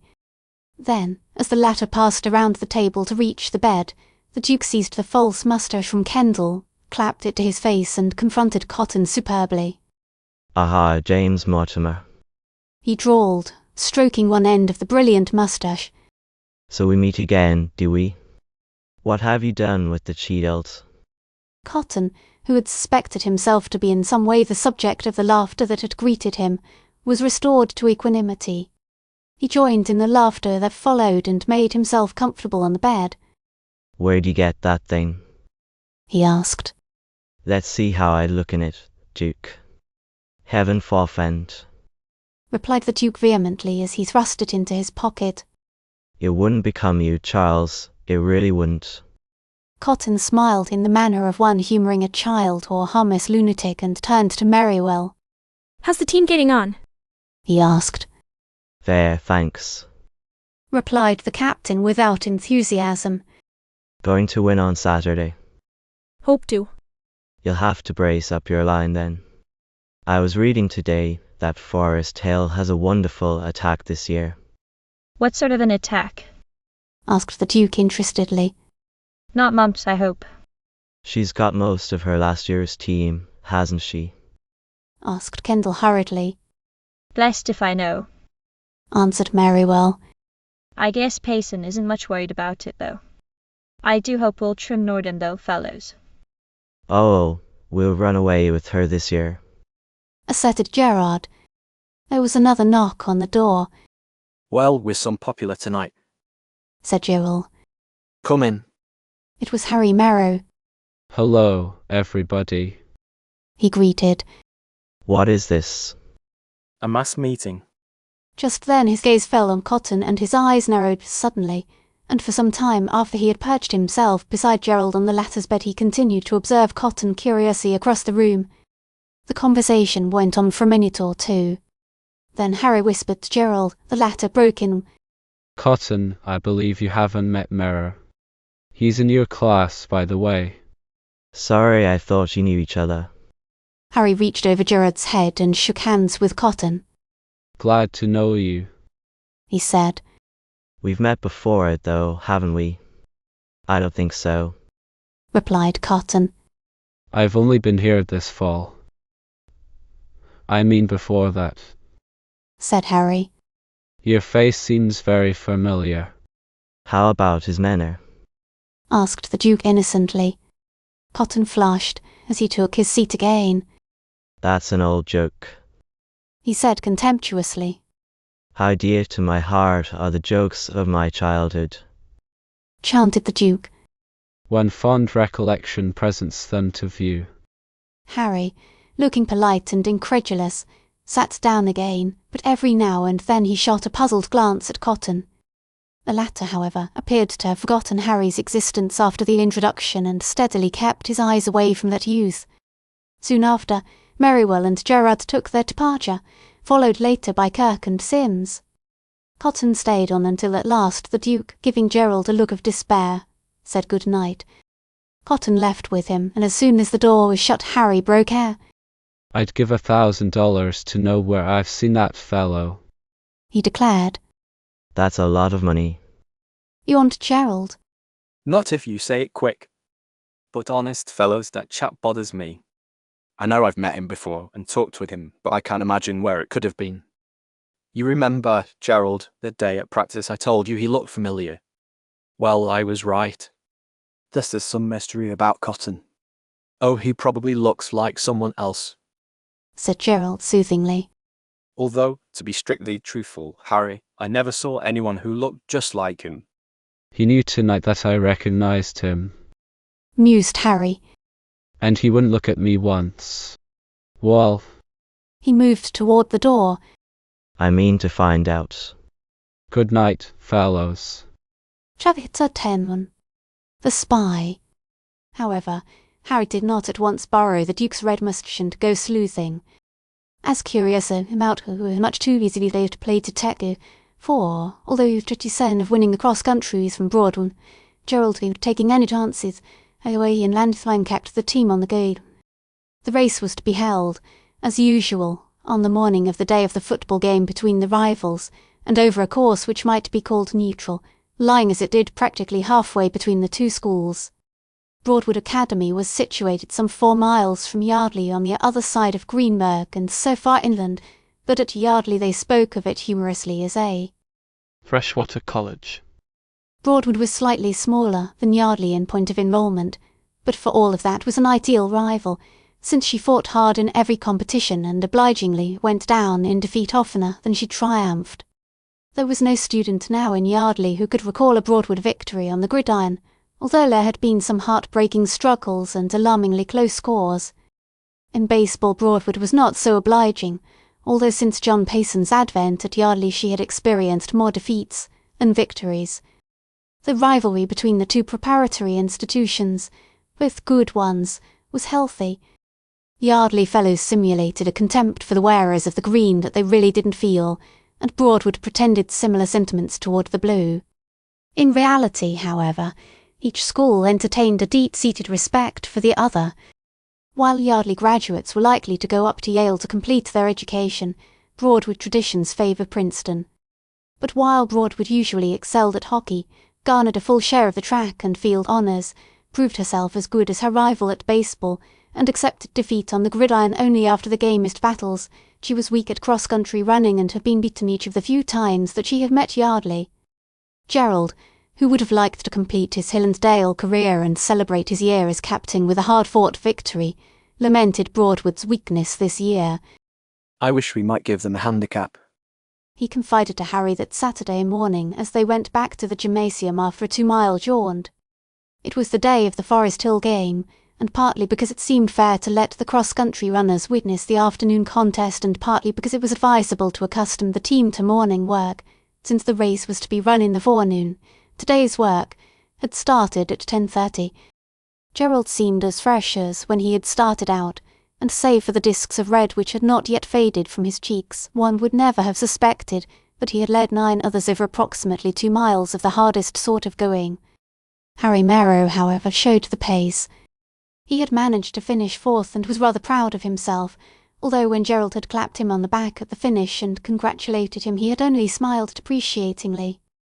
We might give them a quarter-mile start, proposed Harry, with a laugh, in response to Gerald's remark. But I don't see why you're so anxious to get beaten, Gerald. I'm not, but I'd like to have the race a really close one. As it is, we're just as likely as not to finish the first 4 men ahead of them. I'm pretty certain we will if you run as well as you did today. I ought to do 3 or 4 minutes better on the 18th, said Harry. How far behind you was I today? About 6 minutes. And I did as well within 3 minutes as I ever did, said Gerald. Harry thought that over for a minute, as they climbed the footpath, it affords a short cut to the gymnasium from the village road, and before he had succeeded in figuring out what their relative positions would probably be in the race, Gerald introduced a change of subject. How do you think the campaign is going, Harry? He asked. Campaign? Oh, you mean Kendall's? Why, pretty well, I think. But I hear that there's a good deal of talk of making Crandall captain. He's pretty popular, you know. And a good player, too. That's so. I hadn't heard it. Well, Howard's a fine chap, and if our candidate loses he ought to make a good captain. Have you heard talk of any other fellows for captain? No, I guess not. Fales would take it if he could get it. So would 2 or 3 others. Pete Gerard, for one. He'd be a wonder. Laughed Gerald. No, I guess it will be up to either Howard, Crandall, or Kendall. You haven't heard Kendall's name mentioned, have you? For the captaincy? No, but I don't hear much of the talk. But Kendall has certainly made good so far, hasn't he? I mean with the fellows. They all seem to like him. If he'd get busy and pull off some brilliant stunt this afternoon or next week, or win the Broadwood game with a field goal, I guess he could have the captaincy, eh? I think so. Unfortunately, we can't advise him to get off any gallery plays. He wouldn't if we did. Besides, a fellow can't make opportunities. All he can do is to grab them when they come. I hope, though, that Kendall will put up a good game today. It's time the fellows began to consider him as a possibility. If they don't, we'll have to drop a hint pretty soon. You're a regular old politician. Laughed Harry. Say diplomat. Said Gerald. It sounds more respectable. Schemer is more like it. Responded Harry as they entered the gymnasium. Something tells me that a shower is going to feel mighty good. Half an hour later, when they rounded the front of Oxford, the golf team was just setting off for Broadwood after an early dinner in a 3-seated carriage. George Kirk waved to them and then spoke to the driver, and the carriage stopped. Kirk leaned out and called to Gerald. Say, Gerald, do something for me. Find the Duke keys at the telephone, I think, and tell him never mind about New York. I'll call up this evening. Never mind about New York, you'll call up this evening. All right, George, I'll tell him. Good luck. Go to it and eat 'em alive. Kirk nodded and waved, and the carriage went on down the drive. I suppose. Mused Harry as he followed Gerald back to Oxford. That Kirk is just as much excited about his old golf match as you and I will be about the race 2 weeks from now. Funny, isn't it? Funny. Repeated Gerald as he ran up the steps. Why? Oh, funny to think it matters who wins a golf match. It's evident you're not a golfer. Laughed Gerald. I'll bet that if George's outfit gets licked this afternoon, he will be like a bear with a sore head. There's the Duke in the booth. The long-distance booth was halfway down the main corridor of Oxford, and, although it was rather dim, they could descry a figure behind the glass. It was dinner hour and Oxford was otherwise quite deserted. Gerald walked down the corridor, Harry sauntering behind. Hi, Duke. Kirk says never mind about New York. Shouted Gerald. The Duke looked very angry and red-faced behind the window as Gerald drew near and was gesticulating wildly. He was also saying things, but what they were Gerald was still too far away to hear. The Duke's having a fit to Harry. He announced interestedly. Come and watch him. Daw. Let me out. What's he saying? Asked Harry, grinning as he realised the Duke's dilemma. Gerald shook his head. Can't understand him. Can you? Seems quite worked up about something, though. Let me out. Don't be a fool. Can't you see this Blindar's stuck? And the Duke mouthed and grimaced behind the glass. Gerald and Harry, maintaining a respectful distance, viewed him gravely. Can't get his number, I suppose, said Harry sympathetically. Maybe he's got hold of a live wire somehow. Anything wrong, Duke? You open this door, Gerald. I'm suffocating in here. He wants you to open the door, explained Harry brightly. But do you think he'd better? He looks a bit dangerous, doesn't he? Why, yes, sir, responded Gerald doubtfully. Perhaps we'd better have help in case he gets. But there was such a rattling of the door, such an assault on the side of the booth that Gerald's words were drowned. I do hope he's hung up the receiver so that the operator can't hear him, said Harry. It might give the school a bad name. Gerald, at last taking pity on the prisoner, turned the door knob and the Duke stumbled out, angry of countenance and incoherent of speech. Wish you'd get yourself locked up in that blame thing. He sputtered. And see how you like it. It's 9 to 8 in there, and you can't breathe. Why didn't you open that door before? Wanted to be smart, I suppose. What's the matter with the door? Asked Harry. It's crazy, I guess. You can't open it from inside to save your life. It ought to be fixed. Oh, I guess you didn't go at it right, said Harry soothingly. Let me try it. So Harry stepped into the booth and closed the door behind him, the Duke's expression of wrath changing slowly to a wicked grin. Harry turned the knob inside and pushed. The door remained firm. Then he tried again, and with no better success. The Duke was thoroughly enjoying himself now, applauding and encouraging. Gerald observed smilingly. At last Harry gave it up. Can't be did, he announced from within in a smothered voice. Open her up, Gerald. Gerald looked inquiringly at the Duke, and the Duke gazed questioningly at Gerald. Strange, observed the latter. That you can't hear what he says. Perhaps if he put his mouth to the keyhole. There isn't any, said the Duke. That's so. Gerald shook his head sadly. I don't see what he can do then. Harry threatened them behind the glass. You open that door, you silly chumps. I want my dinner. Did you get that? Asked the Duke. Gerald shook his head. Only a faint murmur. These soundproof boots are wonderful, aren't they? Marvellous. Who'd ever suppose that a person could be as near as that and not be heard? Harry was now doing his best to kick a hole through the wooden panelling, his expression an interesting mixture of amusement and annoyance. Listen, said the Duke. I think I hear tapping. He is probably trying to signal to us, the way they do in the mines, you know, when they're imprisoned. I know. They let food down to them through pipes somehow, don't they? I wonder if we could get his dinner to him anyway.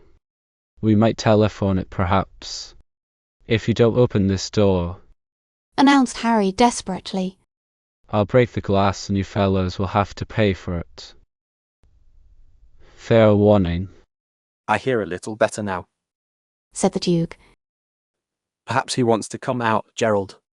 I wonder. How stupid of us. I'll bet that's it, Duke. Suppose we open the door and see. Silly asses, grunted Harry as he emerged, warm and disgusted. It makes an awful difference who the joke is on, doesn't it, dearie? Asked the Duke sweetly. Somebody ought to tell someone about that, said Harry, and have it fixed. And someone had better get into Commons before someone loses someone's dinner, replied the Duke. You fellows been in? No, we were on the way when Kirk asked us to find you and give you a message. He was in a rush and asked me to call up his folks in New York and say he'd telephone this evening. Couldn't get the house, though. Central said they didn't answer. I wonder if he knew about that door. I don't think so, laughed Gerald as they ran up the steps of Whitsun. He didn't look to be in a ver-ivory flippant mood. After dinner the three boys went up to Gerald's room and loafed until it was time to go to the game. They reached the field early, but found the grand stand already nearly filled. Forest Hill School had sent over nearly 100 rooters, and these had taken possession of one end of the stand and were already tuning up for the afternoon's vocal performance. A good many folks had come over from Greenburgh, and, of course, Yardley had turned out to a man. The crowds were still streaming onto the field when the Forest Hill team trotted past the corner of the stand and crossed the gridiron to throw off blankets along the furthest sideline. Gerald, Harry, and the Duke were idling by the ropes on the Yardley side when Perfy, Davis, the football manager, stopped. Davis was a thin, light-haired youth with an habitual expression of care and concern. Just now he seemed more worried than ever, and the creases on his forehead were many and deep. Look who's here, Gerald, he said in a low voice. Gerald's gaze followed the manager's toward the grandstand. Who, Perky? He asked. Gibson of Broadwood, the fellow who substitutes a guard. See him? The big chap with the light grey overcoat and the derby hat, sitting next to the Forest Hill crowd. He's here to spy on us. Probably thinks we won't recognize him. I wish he'd choke. We were going to use 4 or 5 new plays today, too. I'll have to tell Payson. I remember him, said the Duke. He's got his nerve, hasn't he? I think he sees us looking at him. Let him, muttered Davis. It's just like Broadwood to send spies over here. Seen any more? Asked Gerald. Davis shook his head, searching the throng suspiciously. Not yet. Maybe he's the only one. They wouldn't send more than one, I guess. He isn't much of a player, but they say he's a mighty clever chap at sizing up things. Well, I suppose they have a right to do it if they want to, said Gerald. And we can't very well put him out, can we? No, but he won't learn much, because when I tell Payson he will shut down on any new stuff. It's too bad, though, because we need to try out those plays. At that moment the Yardley team came on and the Yardley cheerers started into action. We better find some seats so there won't be any, suggested Harry. Wait a minute, said Gerald.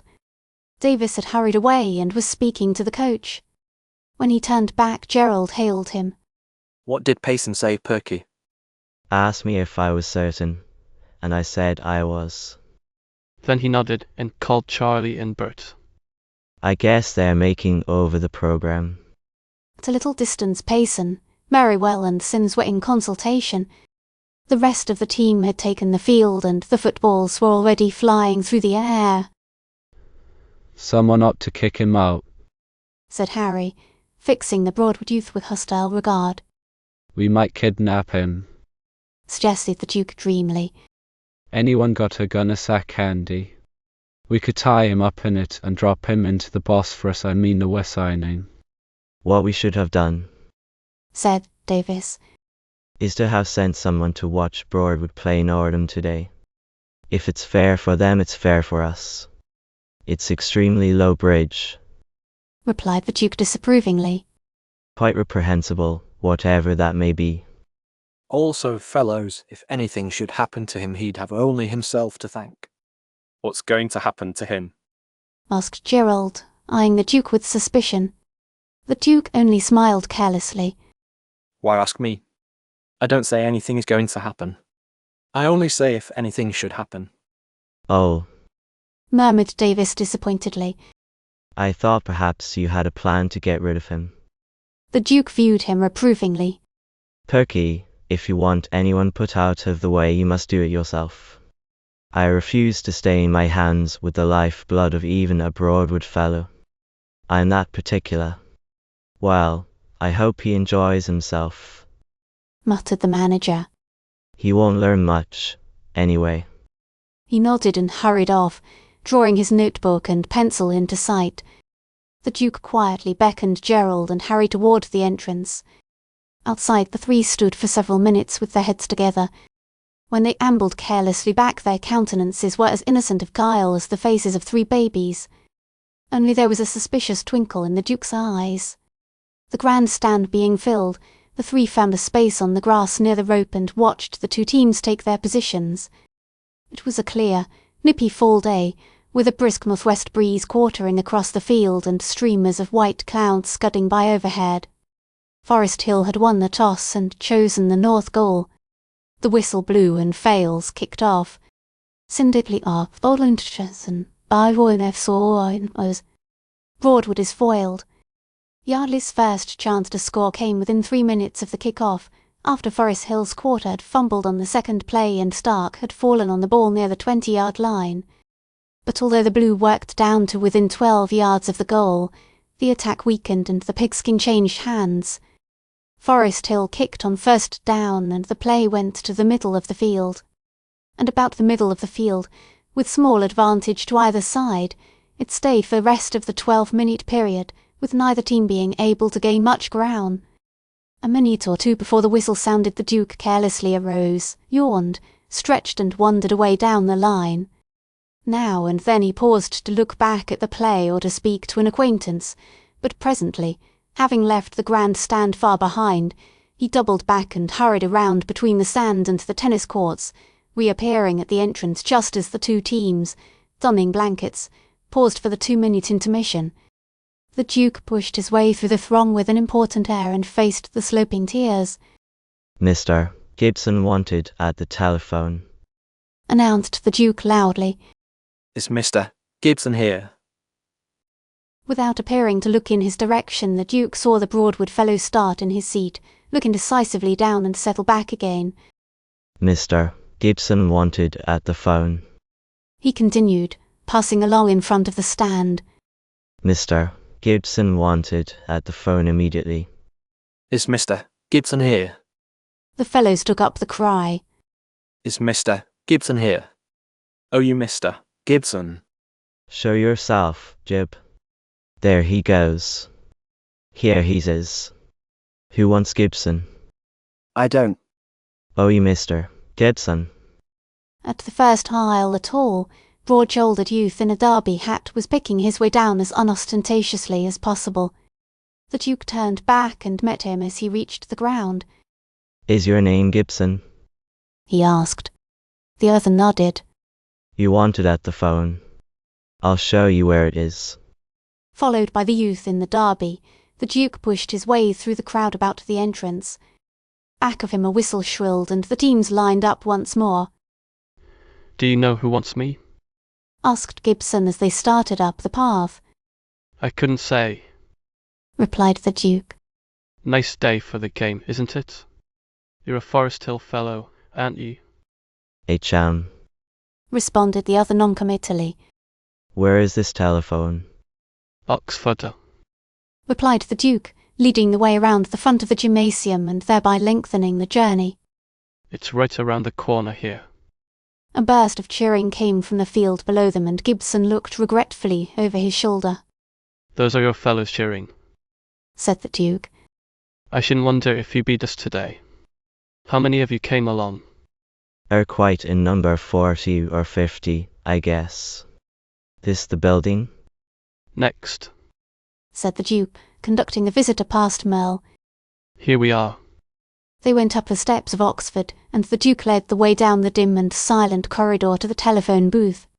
Politely he opened the door and, Mr. Gibson once inside, politely and very carefully he closed it. The click of the lock was simultaneous with the lifting of the receiver from the hook. Hello. Hello. This is Mr. Gibson. What say? Gibson. The Duke, stealing softly down the corridor, heard no more. At the doorway he cast a fleeting glance back at the booth. Then he slipped from sight. Halfway back to the field he paused and did an erratic breakdown, with much snapping of fingers and many loud chuckles. Then, pulling his features back into their former innocence of expression, he went on. He reached the gridiron at an exciting moment and had seated himself between Gerald and Harry before his fellow conspirators realised his return. Then, All right, whispered Gerald. The Duke, supremely interested in the game, closed one eye slowly and portentously. Gerald grinned. Harry hugged a foot ecstatically. Like a sheep to the slaughter, whispered the Duke, gloatingly. Oh, what do you suppose he's saying to Central? How long will he stay there? Asked Harry. Until he gets out. There's no one in the office on Saturday afternoons. Anyway, they couldn't hear him unless he broke a window and yelled like 60. Did you tell Perky? Yes, and they've worked a couple of the new plays already. Tried to, you mean? Corrected Harry gloomily. They didn't gain much. Anyone scored? Asked the Duke. Not yet. No one's had a chance. Kendall tried a placement from the 4 to 5 yards and missed by a yard. Too bad. He had the wind with him too. Pete made a rotten pass though, said Gerald. Sims had to scramble for it. It's a wonder they got the kick off at all. There's the whistle. Huff's over. As the players seized their blankets and trotted off the field, Davis hurried up to the trio beside the rope. What did you do with him? He asked in a hoarse whisper. Do with him? With who? Asked the Duke innocently. Gibson. Perky, you jumped to conclusions. Returned the Duke calmly. If anything has been done to Mr. Gibson, you shouldn't lay it to me. I have nothing but the kindest, sweetest sentiments toward the gentleman. Oh, chop it. Is Heisey safe? Oh, I do hope so. Replied the Duke. Don't tell me that anything has happened to him, Perky. Quit kidding. Asked Davis. I want to know. Can we go ahead with the new plays, Duke? Will he be back? Blessed if I know. I know he isn't here now, but there's no telling how long he's going to stay away. Tell you what, Perky. I'll stand at the entrance and keep watch. If I see him coming back, I'll pass the word to you and you can tell Payson. All right. I'll tell Payson that. Don't miss him, though. Near you, Miss Perky. The Duke, followed by Gerald and Harry, went to take up a position at the corner of the grandstand, and Davis scurried off to the gymnasium in the wake of the team. The Duke, hands in pockets, wandered outside and viewed the path. But save for the players trotting up the steps of the gymnasium and Davis speeding to overtake them, no one was in sight. Look here, said Gerald, who had been studying the situation in his mind. What that fellow will do is to tell Central that he's locked up in the booth. Then Central will telephone to Merle or Clark and they'll let him out. We didn't think of that. The Duke frowned. That's so. He acknowledged. And it's dollars to Donut Central. We'll get Collins on the phone and then there will be the dickens to pay. Thunder. Breathed Harry. Just so. Agreed the Duke. Well, I'm in for it now, so there's no use worrying and getting a wrinkle. After all, it was a patriotic deed and my conscience is at peace. I done it for the good of my fellow critters. I don't see how Collins will know it was you, said Harry hopefully. The Duke viewed him with a pitying eye. Merely because I paraded up and down in front of the grandstand yelling my little heart out for Mr. Gibson, Harry. Collins may be dense, but I think he will be able to follow that clue. What? He will get you. Acknowledged Gerald sadly. The question is, what will I get? Well, never mind. What's done is did. And here comes the team again and Mr. Gibson is not in sight. What I should have done after getting him in there was cut the line. He looked longingly up the hill. Maybe it isn't too late yet. He added musingly. Then you would get it, said Gerald. I guess you've done enough, Duke. Sure, too much is plenty. Anyway, if Mr.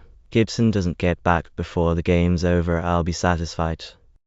The Yardley team came piling through the entrance, Merriwell in the lead, Coach Payson and Davis following. As he passed, Davis lifted his eyebrows questioningly, and the Duke returned a reassuring shake of the head. Davis whispered to the coach, and the latter smiled demurely as he passed onto the field. You fellows, said the Duke presently, had better get away from here. If they see you sticking around with me, they are bound to think you had a hand in it. So we did, replied Gerald. So you didn't. What did you do? I'd like to know. Move on now, move on. Don't block the sidewalk. Oh, who cares? Asked Harry. It's only a joke, anyway. They can't do anything to any of us. Besides, Gibson won't make a fuss, said Gerald. He won't want to confess that he came over to spy on the team. Well, suit yourselves, replied the Duke with a shrug of his shoulders. If you must have trouble, have it. They're kicking off. The three saw the game, or as much of it as they could, from their post, at the same time keeping a sharp watch for the reappearance of Mr. Gibson. The third period proved conclusively that Yardley still had much to learn about offence. Her attack in the middle of the field was fairly strong and at times showed flashes of brilliancy, but once past the 30-yard line her play slowed up and all the punch vanished.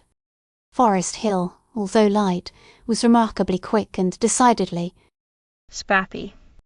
She had many defeats to atone for, and when the third period ended, like the previous ones, without a score against her, it was evident that she had come to the conclusion that here was the opportunity to obtain vengeance. She started the fourth quarter with a dash and vim that startled the spectators and staggered the blue team. Her backfield, working together beautifully, fooled Yardley time and again and made short and steady gains until the ball was well down in the Blues' territory and Sims was imploring his men to stop them. It was only the Blues' secondary defence that stood between Forest Hill and a score, for the Yardley line was too slow and played too high, and the Forest Hill backs sliced through it almost at will.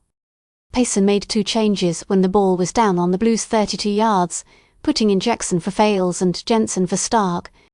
And later, just before the end of the game, Best relieved Gerard at centre. The rest of the team, however, played the contest through, and that without gaining much credit. Yardley captured the ball on her 25-yard line, worked a double pass for a slight advance and then punted out of danger. But Forest Hill came back desperately. Her quarter led a glorious attack, and what had been on the point of happening for 2 periods finally happened. An onside kick was recovered by a Forest Hill back. Metz and Crandall each missed a tackle, and the runner, after tearing off nearly 20 yards, was finally downed by Sims on the Blues' 17 yards. The ball was well over toward the side of the field when the 2 teams lined up again, and the skin tackle play gained 2 yards and brought the pigskin nearer the centre of the field. The fullback trotted to the 25-yard line, and although the angle was severe, it seemed that a drop kick might put the ball over. But Forest Hill, smarting under many defeats, disdained a victory so simply bought. The ball went back to the outstretched arms, but the full-back didn't kick. Instead he dashed off across the field, with the 2 teams trailing after him, found a chance to turn in, eluded one player after another while the Forest Hill supporters on the stand shrieked their triumph, and, finally, dragging 2 Yardley players after him, staggered and crawled across the goal line. That touchdown spelled defeat for Yardley, and even the staunchest supporter of the Blue realised it. Even though Forest Hill failed at the goal, the lead was too big to overcome in the 2 or 3 minutes that remained. But Yardley went desperately to work again. It was agreed afterward that had she played during the first of the game as she played then, there would have been a different tale to tell. Using every play he knew, Sims, when a lucky fumble gave Yardley the ball after the kick-off, hurled his backs and tackles against the weakening Forest Hill line. From their own 40 yards to the enemy's 35 they went, gaining their distance at times by only an inch or 2, but always gaining it. And there, with the timekeeper proclaiming 40 seconds left, Kendall was sent back to the 45-yard line, while the stand held its breath, took the ball breast high from Best, dropped it lightly to earth and sent it spinning as straight as an arrow over the very centre of the crossbar. Let us be thankful for small favours. 5-3 was better than 5-0, and Yardley cheered philosophically and rose up in the grand stand and called Kendall blessed. And at the entrance the Duke, casting one final glance up the hill, derived what satisfaction he might from a plot well carried out. Forest Hill, all smiles, hurried off with the captured football, and Yardley, rather glum and very tuckered, wrapped her blankets about her and trotted back to the gymnasium under the stigma of her first defeat. Gerald and Harry were inclined to dejection, although Kendall's brilliant goal from the field was a mitigating ray in the surrounding gloom of failure. But the Duke, with the fine bravado of one on the way to the guillotine, refused to be downcast. Who cares? He demanded. What's Forest Hill to us? She showed us we weren't as good as we thought we were, and that ought to help. It's Broadwood's scalp we want, fellows, and today's little setback will do us a lot of good. Besides, he chuckled, our friend Gibson is returning empty-handed. Let us rejoice and make merry, O my comrades, for tomorrow we die. At least I do.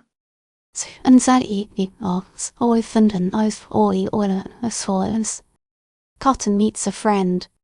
Mr. William Gibson, Broadwood Academy, really deserves no place in this narrative, yet I hardly see how we can keep him out, inasmuch as his trip to Yardley that Saturday afternoon proved to be the first link in a chain of events involving many of the principal actors in our little drama. For if Gibson had not come to Yardley he would not have been ignominiously imprisoned in the telephone booth, and if he had not been shut up in the booth he would not have run across Charles Cotton, but I am getting ahead of the story. The practice of detailing players or coaches to attend games played by a rival school or college in order to gain information that may aid in defeating such rival is a questionable one, in spite of its prevalence, and I have no intention of defending it. At the same time I very much doubt if William Gibson over at Broadwood they called him Billy considered that he was doing anything out of the way.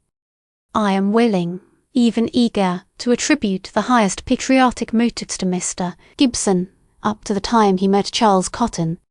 For what happened subsequently I offer no excuses. Even the most rabid patriotism will not explain it. Gibson had purposely attired himself to look as little like a student as possible. That is, he had donned a derby hat instead of the usual cap and a rather dressy light overcoat, hoping perhaps to give the impression of being a young gentleman of mercantile pursuits, say a youthful but promising bank clerk or a budding broker. Unfortunately, Billy's countenance and figure, once seen, were nearly unforgettable. The countenance was heavy and pugnacious and the figure broad-shouldered and massive even for his 18 years. He had never actually attained a first-choice position on the Broadwood 11, but he was a good player and an excellent substitute guard, and he had more than once opposed Yardley during his football career. He had taken pains to arrive early at the field and was in his seat before the teams came on the field, and it is probable that his presence would not have been discovered by the enemy had not Davis's eyes gone roaming over the Forest Hill contingent in search of an acquaintance. Ibsen saw that he was recognised. The hostile stares of the group below told him that, and he was disappointed. However, there was no help for it, and, as he was there, he might as well remain. Even if Yardley failed to show any new tricks, it was still possible to get a line on her formations in attack and defence, and get a general idea of her ability. When the Duke summoned him to the telephone, Gibson had no suspicions. It was quite possible that the Broadwood coach had thought of some feature of Yardley's playing that he wanted information on. He hesitated for a moment to show himself, thinking that perhaps his presence might be resented. Then, realising that he had already been recognised and that to disregard the summons would look strange, he answered it. It was only when, cooped up in the telephone booth, he learned from the Greenberg operator that there was no record of any call for him that it began to dawn upon him that he had been made the victim of a hoax. Very angrily he slammed up the receiver and pushed at the door. A minute or so later his anger had visibly increased. It was too dark in the booth to examine the latch with any hope of discovering the trouble. There was nothing for it but to raise his voice in a demand for release, which he did. Unfortunately, however, it is very doubtful if there was a living soul from one end of Oxford Hall to the other. Eventually, perhaps 10 minutes after he had unsuspectingly entered the booth, the plan of breaking open the door occurred to him. He tried it. The telephone company, however, had caused that booth to be constructed of exceedingly strong materials, and finally Gibson, very warm and breathless, gave up the attempt. Next he considered breaking the glass. There were several panes and he could take his choice. But while he had not hesitated to try to force the lock or wreck a panel, the idea of breaking glass struck him as peculiarly destructive, and he paused to consider. And at about that time it occurred to him that a very simple way of escape confronted him. He snatched down the receiver and explained his predicament to a sympathetic central. I will call up the office, said the operator. But the office was empty and no one answered her ring. So she tried Clark Hall and was successful. The telephone in Clark was in the study of Mr. Collins, the assistant principal. Ordinarily Mr. Collins would have been out at this hour of the afternoon, but it so happened that a slight cold had suggested to him the advisability of remaining indoors and taking a nap. The imperative ringing of the telephone bell put an end to the nap, and, some 5 minutes later, having discarded dressing gown and slippers in favour of outer clothing and shoes, Mr. Collins, none too pleased with the necessity, strode down the corridor of Oxford and liberated a strange, perspiring youth from his cell. Gibson, failing in the dimness of the hall to recognise authority in the slight, medium-sized person before him, immediately gave vent to his wrath. Say, what kind of a fool thing is that? He demanded. I've been suffocating in there for 20 minutes. Mr. Collins viewed him gravely. Wonder you wouldn't have that latch fixed. It would have served you right if I'd bust the glass out of it. It pains me deeply to learn of your discomfort, replied the assistant principal dryly. Perhaps if you had telephoned to Central at once you'd have been released sooner. May I ask who you are and how you happen to have been using the booth? Gibson, having now discovered that he was talking to neither a student nor the janitor, changed his tune. My name is Gibson. Roman 2 came to see the football game. A fellow son out that I was wanted on the telephone and showed me up here. When I asked the operator, she said no one had called me. Then I tried to get out and couldn't. HM, said Mr. Collins. We have reported the matter to the company and they have agreed to send up and fix that latch. As a matter of fact, I presumed that they had done so. I am very sorry, Gibson. I don't understand, however, why the messenger should have deceived you. some mistake doubtless. He did it on purpose, blurted Gibson, still too angry to be discreet. Mr. Collins looked surprised. They had reached the steps and now the assistant principal viewed the boy thoughtfully. Why? He asked. Roman 2 don't know. Muttered Gibson. It doesn't matter though. I'll be going. Thank you, sir. One moment, please. You live in Greenberg? Gibson hesitated. Then, No, sir, he ain't at Broadwood. I just came over to see the game. Really? Mr. Collins raised his brows. Your Broadwood team doesn't play today then? Yes, sir, they play Nordham. At home? Yes, sir. You, however, prefer to see this game, eh? I see. Now this boy who brought you up here, Gibson, what was he like? Gibson, rather uncomfortable under the other's sarcastic gaze, thought a moment and at last gave a very excellent description of the Duke. Mr. Collins nodded again. Then he smiled. It was a fleeting smile, but Gibson saw it. He knew I'd get locked up in there. He declared aggrievedly. He closed the door after me himself. I find no difficulty in crediting that to Gibson, replied Mr. Collins gravely. I think I know the young gentleman, and I'll have something to say to him. Good day, Gibson. I regret exceedingly that you have missed seeing so much of the game. Perhaps, however, it is not yet entirely over. But whether it was or wasn't, Gibson had no idea of returning to the field. He remained on the steps a moment, watching Mr. Collins out of sight around the corner of the old stone building, and then, thrusting his hands into his pockets, set off with a frown down the drive. He had almost reached the entrance gate at the foot of the prospect when he saw a boy walking rapidly toward him from the direction of the village. Gibson wasn't at all interested in the other pedestrian and gave him no more than a thought. But when they drew abreast he glanced up casually. Recognition was mutual. Hello, Cotton. What the dickens are you doing here? Hello, Gibson. What are you doing here? Me. Just came over to see the game. Say, you aren't at school here, are you? Cotton nodded. Yes, I entered this fall. I don't like it, though. Gibson grinned none too kindly. You don't like it anywhere very long, do you? I thought someone said you were at school somewhere down south. I was last year. But I'd rather be up north. Gee, did they fire you too? Laughed Gibson. Cotton coloured. No. He answered shortly. I didn't like it. So I didn't go back. They didn't like you, you mean? How are you getting on here? All right, replied Cotton, ignoring the statement in favour of the question. It's a punk school, though. Not half as good as Broadwood. Wonder you didn't behave yourself when you were with us, then, said Gibson. You're a bit of a mutt, Cotton, I guess. Well, I must be getting on. How far is it to Greenberg? Oh, 20 minutes, maybe. Is the game over? No, judging by the sounds it isn't. I've had enough of it, though. You've got a rotten team here this year, Cotton. You bet we have. assented the other eagerly. That's what I tell them. You'll lick the stuffing out of them, Gibson. Are you on the team this year? Me? Not exactly. I'm running Brown pretty hard though. I may get on next week. Why aren't you at the game?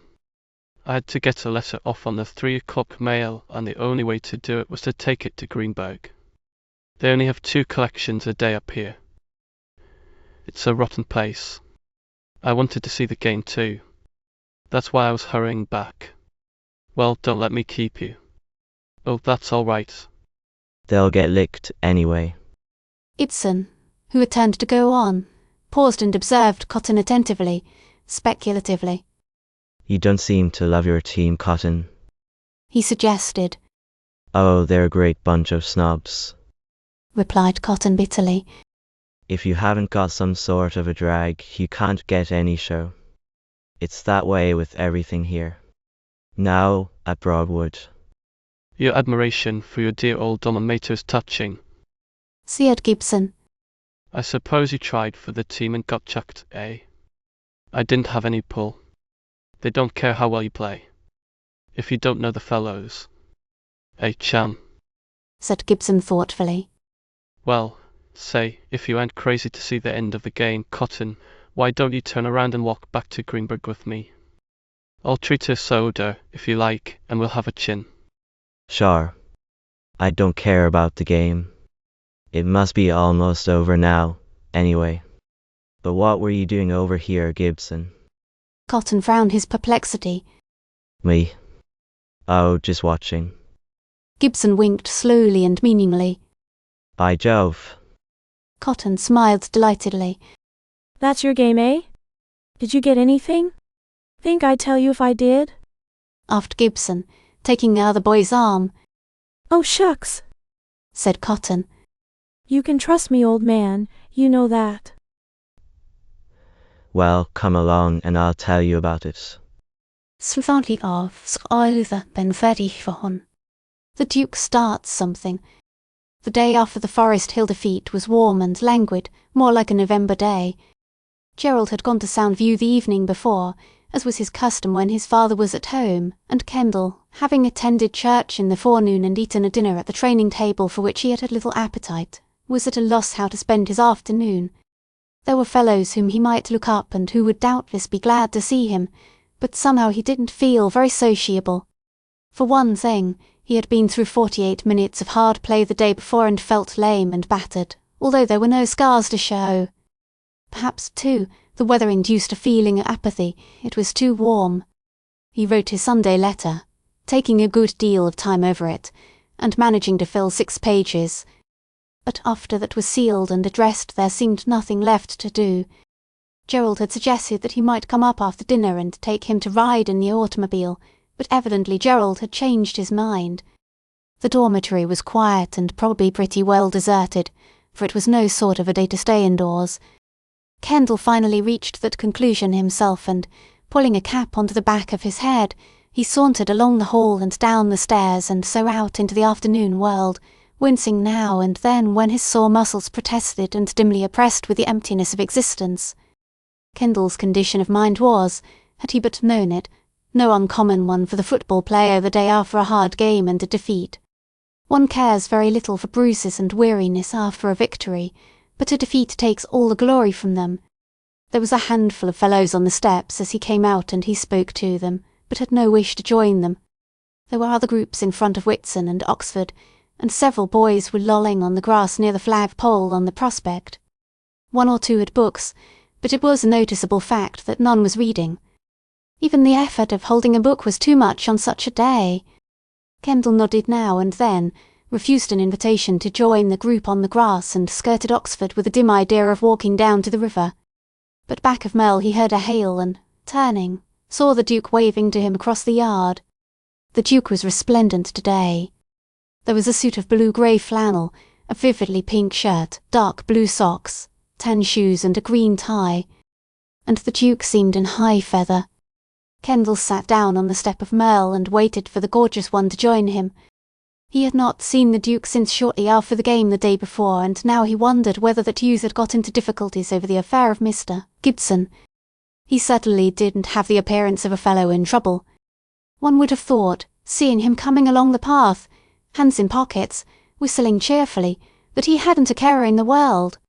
Greetings, O doughty warrior, Saluted the Duke. Hello, Replied Kendall apathetically. Where's the party? Party? Oh, you refer to my chase get-up. The Duke viewed his apparel approvingly. Some togs what? He seated himself beside Kendall. There's no party, Sir Knight. I have merely dressed myself according to my mood. My mood today is one of triumph and joy. Where's Gerald? Replied Kendall moodily. He's a lucky chap to have a home round the corner.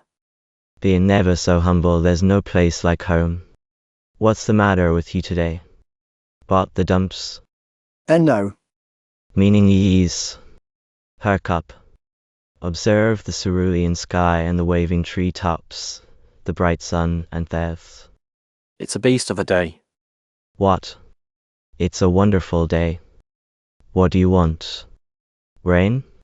Snow? Hell? Well, if the things I've mentioned don't cheer you, look at my shirt. That ought to drive away any case of blues. It looks sort of pink.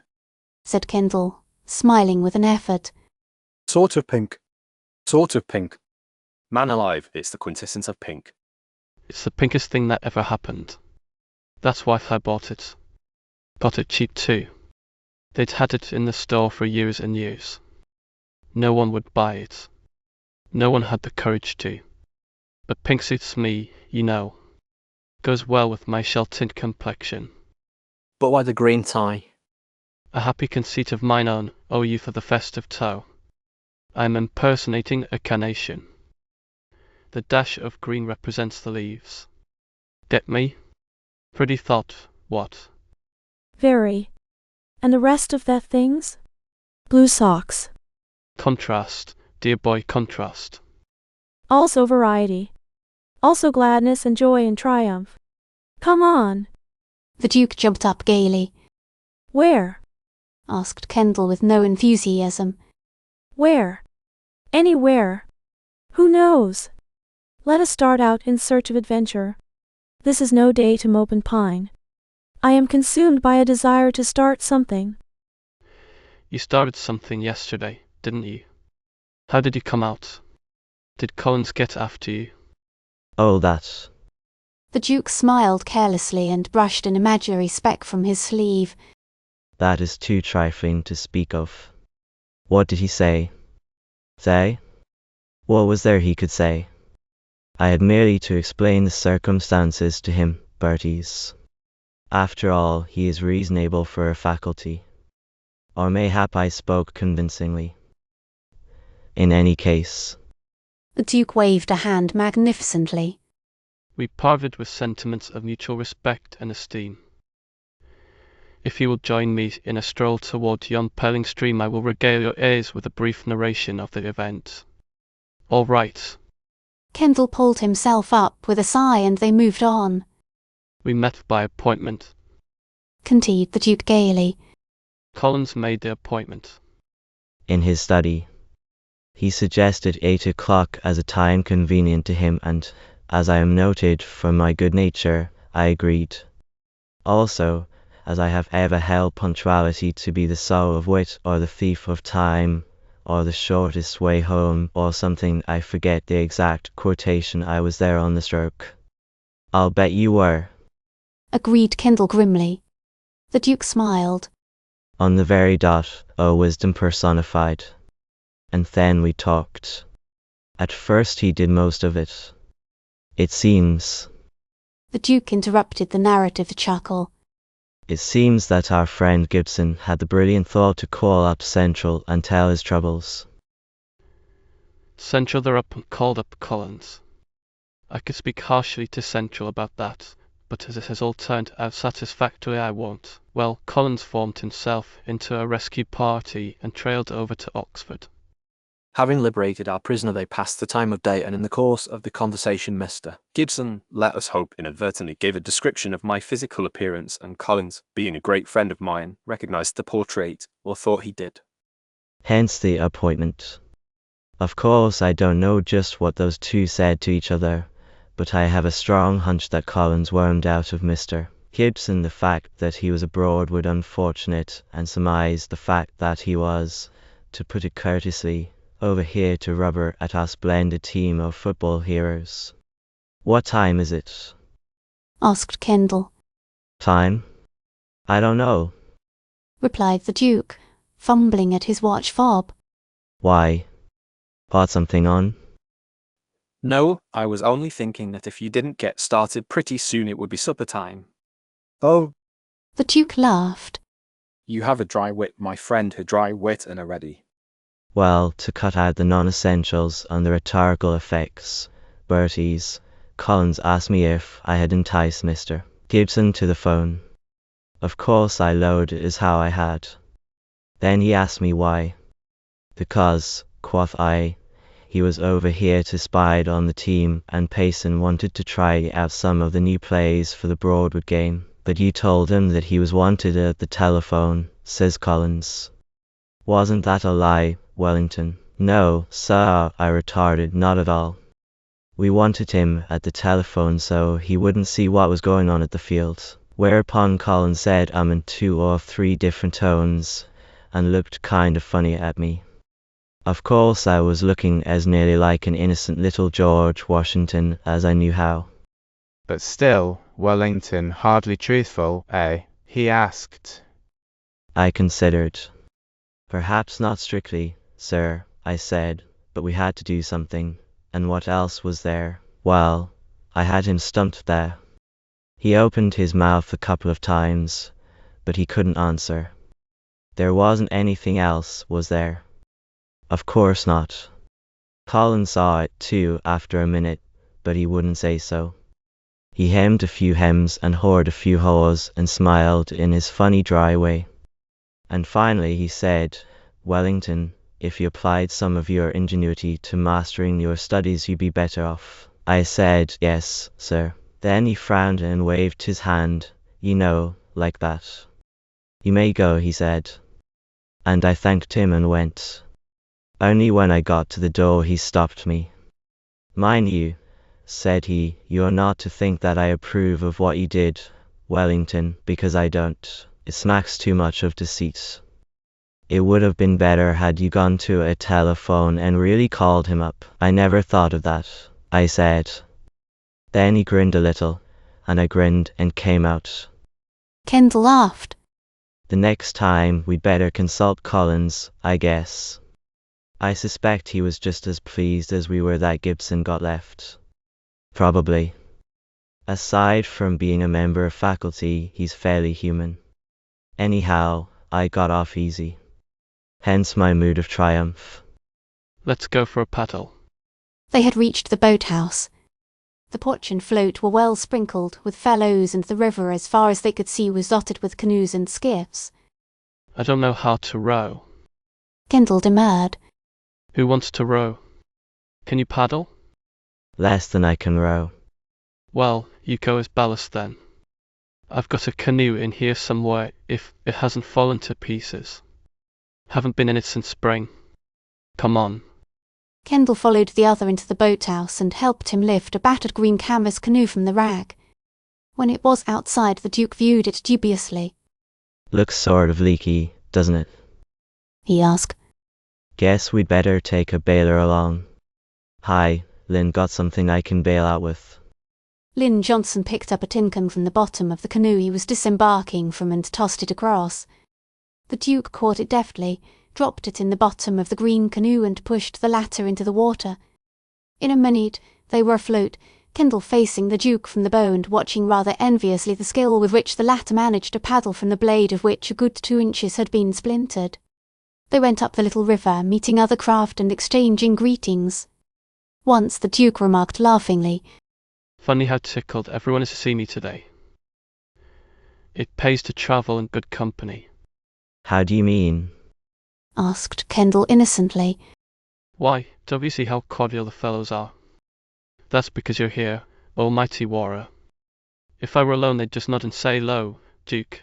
Now they nearly fall out of their canoes being polite. Nonsense, said Kendall, blushing a little. Why, lots of those fellows we've passed hardly know me. That's only because you won't let them. They'd all be tickled to death to be in my place. Why, my stock will go up 100% this afternoon. Kendall smiled doubtfully. I guess they'd a good deal rather know you than me. He murmured. Think so, my modest Violet. You miss your guess then. I wonder if you're as innocent as you seem, Berties. Innocent. Thus, you're really a school hero, you know, but you don't seem to be onto the fact. You could put on all sorts of lugs and the fellows would stand for it, but instead you hardly notice anyone and go around looking as humble as a worm. Of course I'm not saying it isn't a clever scheme, because the less you seem to want to know fellows, the more anxious they'll be to have you. Get me? And being modest is a good game too. Lots of fellows in your place would be swaggering all around the shop, patronizing us lesser mortals. We'd stand for it all right enough, but we'd resent it a bit too, and if you ever came a cropper, fell down in the big game, you know, or something of that sort, how we'd jump on you. No, a fellow can have a swelled head and get by with it if he's making good, but you don't love him any more for it. Your way is much better, Berties.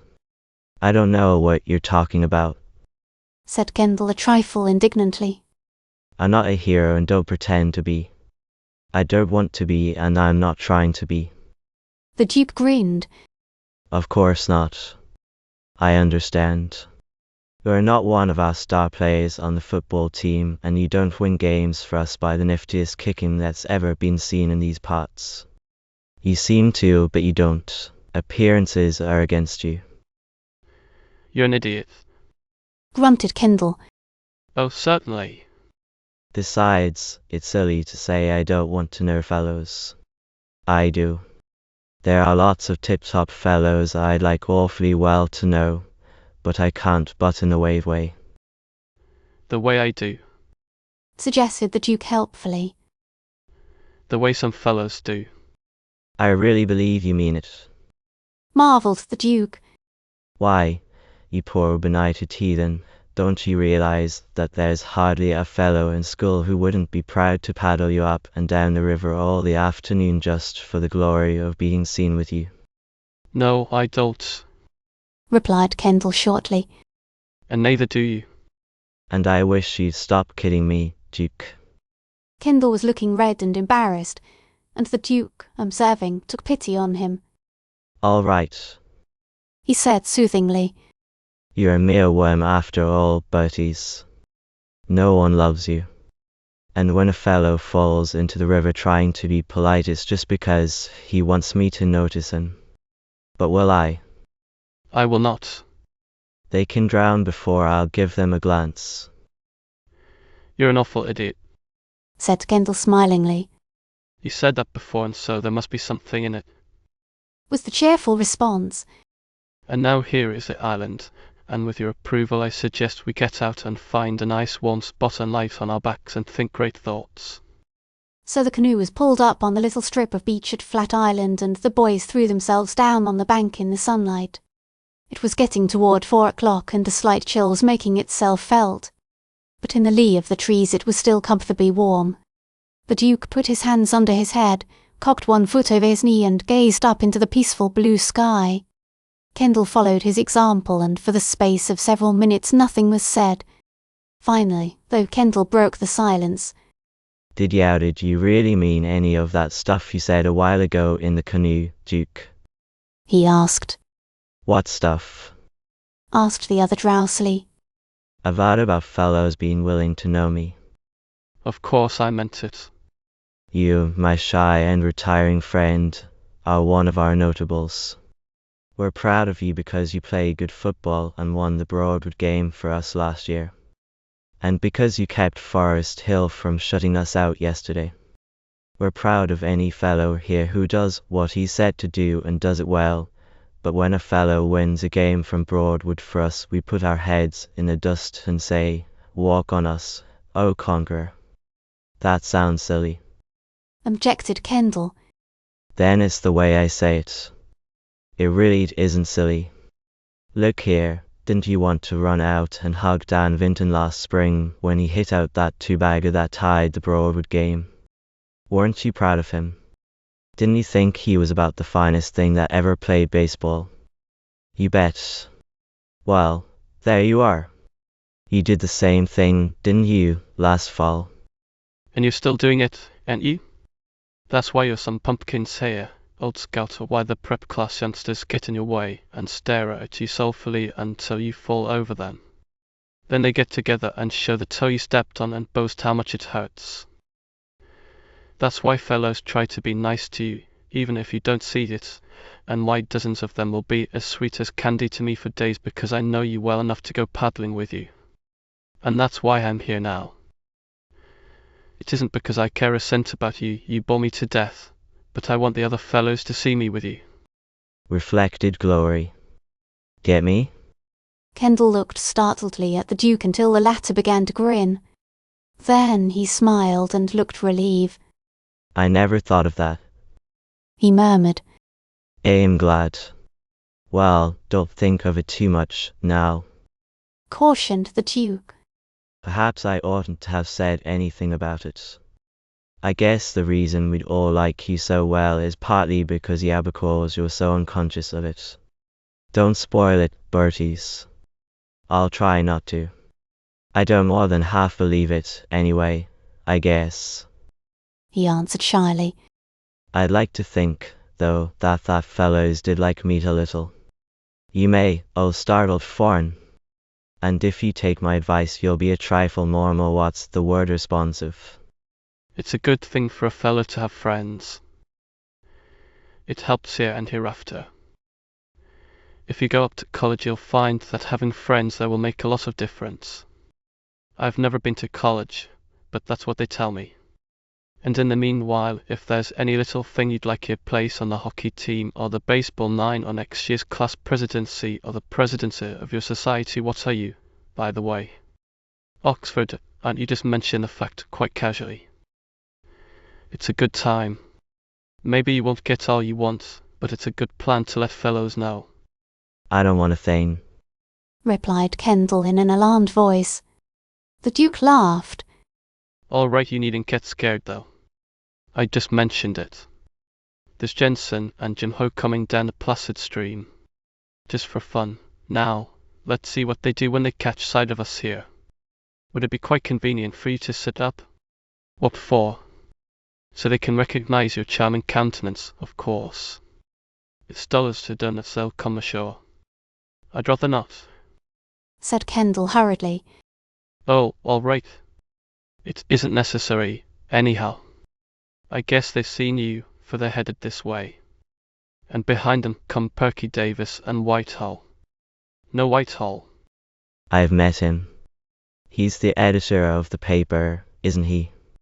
He is. Whitehall is our one best highbrow. He's an awful bore, but he's a good-hearted chap for all that. Yes, here they come. Hello, Jim.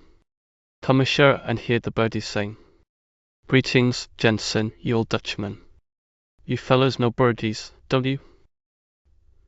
Hello, Perky. Well, if it isn't our old friend Horace Greeley Whitehall. Wonders never cease. Step ashore, Horace, and join the crowd. You're just the fellow I've been wanting to see. I've been telling Berties that he ought to get out and try for the scurry ass next term. Really? Asked Whitehall, turning eagerly to Kendall. By Jove, Berties, I wish you would, you know. We need fellows of your kind on the paper. That's what I tell him, said the Duke mendaciously. He hasn't decided about it yet, you know, but he's terribly interested, and you Berties. Will I think it would be very nice, stammered Kendall. Do you think I could do anything? I don't know who could if you couldn't, responded Whitehall. And I was other than and Hans. Kirk exacts a promise. Kendall returned to his room a half-hour before supper time in a condition of mental amazement. He had practically agreed to Go out. for the scholiast after Christmas recess, and had made the startling discovery that an editorship on the school weekly was just what he wanted. Whitehall had kindly and almost apologetically explained that at first, Just for a while, you know. Kendall would have to do reporting so as to learn the ropes. But none of the group on the island had seemed to doubt for a moment that Kendall would ultimately succeed to the position of editor-in-chief. When he had spoken modestly of his lack of experience, the fellows had waved the thing aside as of no consequence. That will be all right. Davis had declared, It won't take you any time to get the hang of it. and there had been a most flattering emphasis on the Though, only Jim Ho had seemed unenthusiastic. Jim had expressed doubt that a fellow could be on the scholiast and give the proper amount of time and attention to football, whereupon had ensued an argument between Jim and Whitehall as to the comparative importance of football and journalism, the latter making the absolutely absurd claim that journalism was the greater pursuit of the two. In the end they had appealed to Kendall for his opinion, and he had put an end to the dispute by smilingly suggesting that they allow him to defer judgment until he knew more about journalism, a suggestion that seemed to impress everyone with its marvellous wisdom. Or everyone save the Duke. The Duke had grinned like the Cheshire Cat all the time and had more than once favoured Kendall with a surreptitious and knowing wink, thereby adding to Kendall's embarrassment. For it was embarrassing to discover suddenly that instead of the non-entity one supposes oneself to be, one is in reality a public character, a person of prominence, in short a quasi-hero, is bound to be both embarrassing and disturbing. But once having had his eyes opened, Kendall could not doubt that the Duke had spoken truly. He had only to observe how attentively the others listened to what he said, how eager they seemed to have him express opinions, how stoutly they believed in his ability to make the scholiast and succeed at the work. But it was pleasant, almost intoxicatingly pleasant, and Kendall went back to Clark Hall in a mood far different from that in which he had left. The world no longer seemed dull or empty. It was, indeed, a very wonderful world, filled with many likeable people and teeming with possibilities. Kendall's feelings were reflected so plainly in his countenance when he entered number 28 that Gerald, who had unexpectedly returned for supper and was entertaining George Kirk, viewed him in surprise. Hello! He exclaimed. What's happened to you, Kendall? Anybody left you a fortune? Not that I know of, replied Kendall after greeting Kirk. As I have been on the river with the Duke. We had a bully time. With the Duke? What the dickens did you do? Oh, nothing much. Just paddled up to the island and sat there. Some fellows came along and we talked. And that's your idea of a bully time? Marvelled Gerald. George, observe our young friend and take a lesson from him. Forget that Broadwood beat you yesterday. Paddle on the river and cheer up. Did they really beat us? Asked Kendall. Kirk nodded gloomily. They simply slaughtered us. Don't get him on the subject again, Kendall. Egged Gerald. I found him moping on the steps and brought him along to brighten him up. He's wailed and bewailed for half an hour, and I can stand no more of it. Let's find a cheerful subject of conversation, such as supper. I'm awfully sorry, said Kendall sympathetically. Let it go at that then, said Gerald. You'll start him off again if you aren't careful. What lovely weather we're having, George. Kirk laughed. Well, we'll get back at them in the spring, he said hopefully. I wish you'd try for the team, Berties. I don't think I'd ever make a golfer, replied Kendall. You know I tried last year, Kirk. I know you did. And did mighty well too. All you need is practice. I wish you'd think it over. It's so hard to get good fellows for the team. Maybe I will, if you want me to, said Kendall. I like golf very much, only I don't believe I'd ever become much of a player. I think you would, replied Kirk earnestly. Any fellow who can do as well in football as you're doing, and has such a dandy sense of directions and distance as you must have to kick those goals or to make a good golfer. Kendall smiled, and, seeing the inquiring look on Kirk's face, explained. I was thinking of something Ned Tucker said last year. Ned said that a good football player couldn't be a good golf player and that the one spoiled him for the other. I forget just why. Kirk laughed. Well, Ned was the best golfer we've ever had here, but he didn't know everything. And besides, Ned was fond of saying things just for the sound of them. A common failing. Grieved Gerald as he splashed and gurgled at the stand. Alas how? Gurgle. Few of us. Sliff. Splash. Consider the sense. Sliff. Sliff. Of our utterances. Where's that towel? Then it's a promise, is it, birdies? Asked the golf captain eagerly. Wires, if you like. At least, I'll give it a fair try, Kirk. Good stuff. We'll have some games together after the Broadwood game's over. Well, I'll run along. Bye, Gerald. Bye, Answered Gerald from behind a towel. Call again, Georgie. Perhaps I will someday. by the way. Kirk stopped at the door. What sort of a chap is that, Cotton? I mean the fellow who rooms with the Duke. All right, is he? All right. Echoed Gerald. I'd say he was pretty much all wrong. There's no harm in him, though, I guess. Ask Kendall. He's a great chum of Kendall's. Thick as thieves, they are.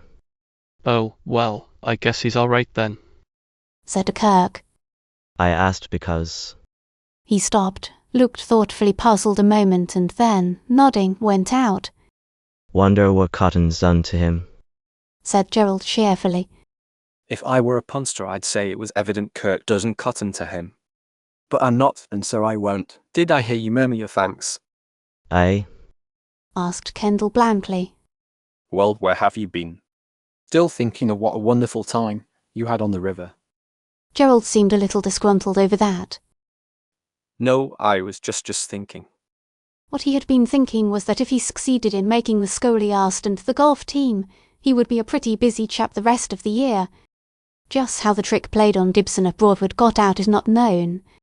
Neither Gerald nor Kendall divulged it, and the Duke refused to own to having spoken of the matter.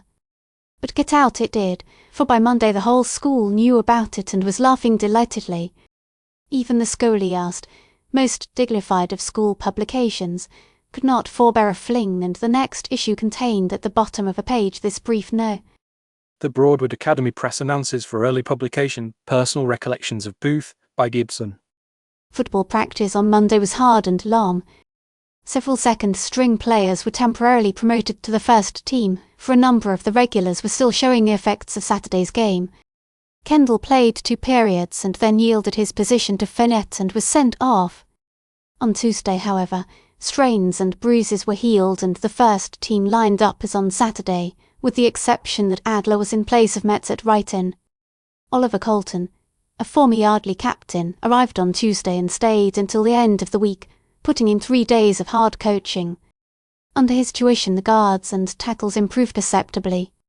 The first serious accident of the season happened Wednesday, when Lynn Johnson, centre of the second team, broke a shoulder blade and did it in such a messy way that there was no question of any more football for him that season.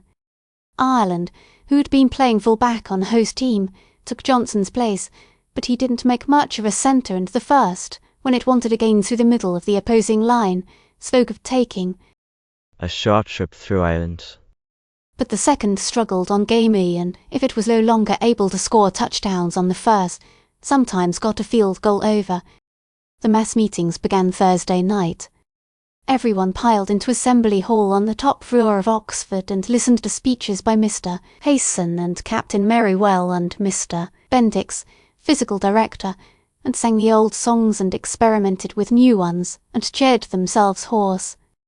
The Banjo and Mandolin Club provided the music, assisted by Perky Davis at the piano, and its efforts to master some of the tunes offered by enthusiastic amateur composers occasioned much merriment among the audience below the stage. Afterward Kendall, who had promised himself an hour's tussle with algebra that evening, went back alone to number 28, Gerald and Harry wandering off with Peter Gerard to the latter's room in Dudley. To Kendall's disgust, when he reached number 28 he found the door ajar and Charles Cotton seated at the table apparently deeply immersed in calculations, with pencil and paper. Kendall disguised his surprise and disappointment and greeted the visitor politely if without overmuch enthusiasm. Cotton, however, seemed to notice no lack of warmth. Just the fellow I wanted to see, he announced, without rising from Kendall's chair. Saw you at the meeting, but lost you outside. I want you to see what you think of this scheme, birdies. What is it? asked Kendall, tossing aside his cap and leaning over the other's shoulder. On the table lay a square of paper rudely scrawled with circles and figures. I'm not much good at puzzles, Cotton. Oh, this isn't a puzzle. It's something new in football signals. You don't say. What's the idea? Well, look here. Have you got another chair? Bring it up like a good fellow. I'm awfully interested in this and I want you to tell me what you think of it. Now then, he continued when Kendall had drawn a chair to the table and seated himself. Here is the idea. You know the signals they use now are dreadfully complicated. Are they? Well, can't they? Take the Yardley system, for instance. We have two sets of signals like this. Cotton indicated his diagram. Here are the holes numbered from 1 to 8. Then the two ends, the two tackles, and the 4 backs are numbered from 1 to 8. Now that's confusing, isn't it? I don't see why. Kendall objected, getting interested now. We use 3 numbers. The first a fake, the second indicating the runner, and the third the hole. That's not hard. Then we have special plays numbered 2. Yes, a special play is called by tacking its number onto 500, and when Sims calls that he calls it right after the fake. You can't get mixed up there, can you? No, replied Cotton doubtfully. I suppose not. Still no suppose left half was to take the ball through guard tackle hole on the right. How would you call that? We haven't any such play. If we had though, Sims would give us, say, 22, 76, 36. Cotton studied his diagram. That sounds harder than need be. Your 22 is your fake, your 76 is your runner, the second numeral of the number indicating left half back, and the 36 is the hole, the 6 meaning between right guard and tackle. That's it, isn't it? Of course. Have I got the positions numbered right? Not quite. You've got quarter numbered 7 should be 5. That's so. Will you draw a diagram for me, will you? I'm a lobster at it. Got another piece of paper. Kendall drew a pad toward him and quickly made a row of circles for the forwards and added 4 more beneath for the backs.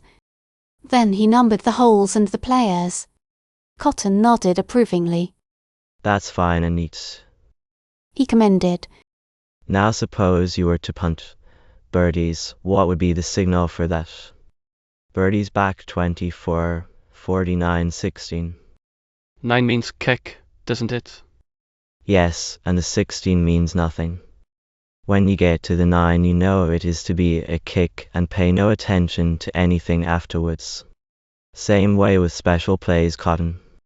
For instance, 75, 506, 102 means that the play is to play number 6. The 102 means nothing, it's just tagged on to fill out. Well, that isn't as complicated as it seemed at first. Owned Cotton. As long as I was on the team we used only whole numbers, you know, and the quarter indicated the runner with his fingers on his hip. Yes, the second does that still, I think. It's not a bad way if all the backs can see the quarter's fingers. What is the scheme of yours, though? Cotton frowned a minute. Then he shook his head. It doesn't seem so good now, he confessed. My plan was to use numbers for the holes and letters for the players. It seemed to me it would be easier to remember. That's not new. smiled Kendall. They used to use letters altogether sometimes, I've heard. Used to take a word with 10 or 11 letters, no two the same, of course, and let a letter stand for the whole and the player, too. I guess the number codes are better, though. I suppose so, or they wouldn't use them. Replied Cotton thoughtfully, folding up the paper. Still, I think a fellow might figure out a simpler scheme than the one we use. Try it. Laughed Kendall. If you hit on anything good, I guess Payson will be glad to use it. I suppose the best thing about the number signals is that they can be changed easily. Now I suppose these signals won't be used in Saturday's game. Yes, they will. But they'll be changed for Broadwood. I see. Cotton absently dropped the sheet of paper in his pocket as he stood up. Well, I'm going to have another go at it, anyway. I'll bet I can beat this scheme. I hope I haven't been in the way. Were you going to do anything? Only grind a little, replied Kendall. There's plenty of time yet. So long, Cotton. Let me know how you get on with that. He nodded toward the pocket in which lay the paper. I will. Cotton patted his jacket as though he wasn't at all sure where he had placed the sheet, and nodded. Good night. Kendall, hunting his books, reflected that Cotton wasn't so bad, after all. Why, tonight he had been quite human. Of course, he shouldn't have taken possession of the room in the absence of the occupants. There was an unwritten law at Yardley that if a fellow was not in, you went no further than the threshold, unless you happened to be a particular friend and had permission to make yourself at home. However, Cotton had behaved so amiably that Kendall was ready to forgive the breach of manners. He almost liked the fellow tonight. Sit off, sponge and on. The news predicts defeat. Gerald sat on the lowest step in front of Oxford. It was Friday morning and a chilly, depressing grey fog was driving in from the Sound. Somewhere in the distance a whistle buoy was moaning and at intervals a steamer, creeping along offshore, bellowed hoarsely. It was 20 minutes before first recitation hour and Gerald had the entrance to himself. A copy of the morning's Greenberg News was held in front of him, getting damper and limper every minute, and Gerald was perusing the football column. The news chronicled each day the progress of the Yardley and Broadwood teams, and as the game between the rival schools approached, the news devoted more and more space to them. Today the football specialists of the paper came out flat-footed with the prediction that Broadwood would win the contest. The news had of late years shown a strong partiality to Yardley, and this prediction troubled Gerald the more for that reason. It's some time, said the news, since the Green has defeated the Blue and lots of people around here have begun to wonder whether she is ever going to repeat. Even the longest road has its turning, though, and the luck has to change some time. And it looks very much now as if the change would take place a week from tomorrow when Broadwood and Yardley meet in their 14th annual contest. In fact, those who have seen both teams in action don't hesitate to hand the victory to the Green right now. This may sound rash, but they have plenty of good argument to support their verdict with. On the season showing, Broadwood is undoubtedly ahead. She has met teams equal to those Yardley has played and has survived every battle without a defeat, whereas Yardley fell an easy victim to Forest Hill last week. In total of points made, Broadwood leads her ancient rival by 88 to 67, not a wide margin certainly, but sufficient to prove Broadwood's greatest scoring power. Broadwood has been scored against twice for a total of 8, Yardley as many times for a total of 10. Taking the work of the two teams last Saturday as a basis of comparison, the Green is still in the lead. She piled up a score of 11 points against a worthy opponent and was scored on herself by a goal from field. In the last 2 quarters, Broadwood played solid on the defensive. Meanwhile, Yardley had the utmost difficulty to keep from being shut out ignominiously by Forest Hill, a much weaker team than Norden. Forest Hill found the Yardley defence easy and, especially in the third period, did about as she wanted with it. She should have had at least one more touchdown on the showing made. Yardley secured her 3 points when play was almost over, the infallible Bertie's towing a very pretty field goal from the 4 to 5 yards. It will be interesting to see how Yardley performs against Norden tomorrow, by the way, for there is a strong sentiment on the Hill in favour of beating Norden at any cost, in view of the defeat which the latter institution handed to the Blue last year. But comparative scores don't always tell the truth. Nor does a team showing up to the moment of her final game mean very much. Many a team has gone through an unfortunate season and then turned and taken the measure of its rival in fine style. Yardley, therefore, may surprise us by showing a reversal of form tomorrow and piling up a bigger score against Northern than did Broadwood, in which case those who are predicting a Broadwood victory a week from tomorrow would have cause for thought. But there are other things to be considered besides the season's showing of the two teams and their comparative scores. Broadwood looks better on the field and in action as well as on paper. She is a hard-playing, powerful team which will outweigh Yardley 3 or 4 pounds to the man at least. Her backfield will average 5 pounds heavier. And, unlike heavy teams of previous years, the season's Broadwood aggregation is fast, fully as fast as Yardley's. With a dry field and no favour, Broadwood's team should be worth at least 1 score more than Yardley's. In style of play, the rivals are much alike. Both depend largely on line plays to gain ground, although Yardley, with Bertie's in the lineup, will naturally do a good deal of kicking. That phenomenon, by the way, although practically a new man this season, has come at a fast clip, and those who consider him only as a brilliant punter and drop kicker are in for surprise. As a dodging back, he has no equal on his own team and will suffer but little by comparison with Captain Rayner of Broadwood. The Green is ahead at present in the matter of team play. She seems to have got together earlier in the season than usual, and both defence and offence are running smoothly. On the whole, the Green has a big, powerful team this year, won at least 25%. Better than that which suffered defeat last year by the narrowest of margins. On the other hand, it can't be said that Yardley is a whit better off than she was last November. Rather, it is doubtful if she is as well off. She has had to build almost a whole new team, having suffered badly by graduation, and so far whatever there is in the team hasn't shown to be dangerous. It may be that in the few practice days remaining before the big show, Coach Payson, who is one of the cleverest men handling a school 11 today, will manage to work a miracle. If he doesn't, we can't see, but what there will be cause for rejoicing in the Broadwood camp at sunset of the 17th, our rejoicing likely to be worth seeing because so long delayed. Gerald lowered the paper thoughtfully. If you believe that, he murmured. We're beaten this minute. I guess Broadwood is pretty good this year, everybody is saying so. I'd hate to have the school get beaten my last year, though. He shook his head. I wonder if Payson has anything up his sleeve. Kendall says he's developing end-run plays to beat the band. Maybe that's the answer. Broadwood can't be so terribly fast if she's as heavy as this fellow says, and perhaps Payson expects to work the ends and try field goals. Seems to me that would be his best plan. There's no denying that our backfield is weak on line plunging. They showed that Saturday. He took up the paper again. Let's see what the games are tomorrow. Yale plays Brown. That'll be a cinch. Harvard plays Cornell. What are you muttering about? Asked a voice. Gerald looked up to find Harry beside him. What are you trying to do, Gerald? Get rheumatism and pneumonia and a few other things. No, I'm doing this for my complexion, replied Gerald with a grin. They say fog is great for the complexion.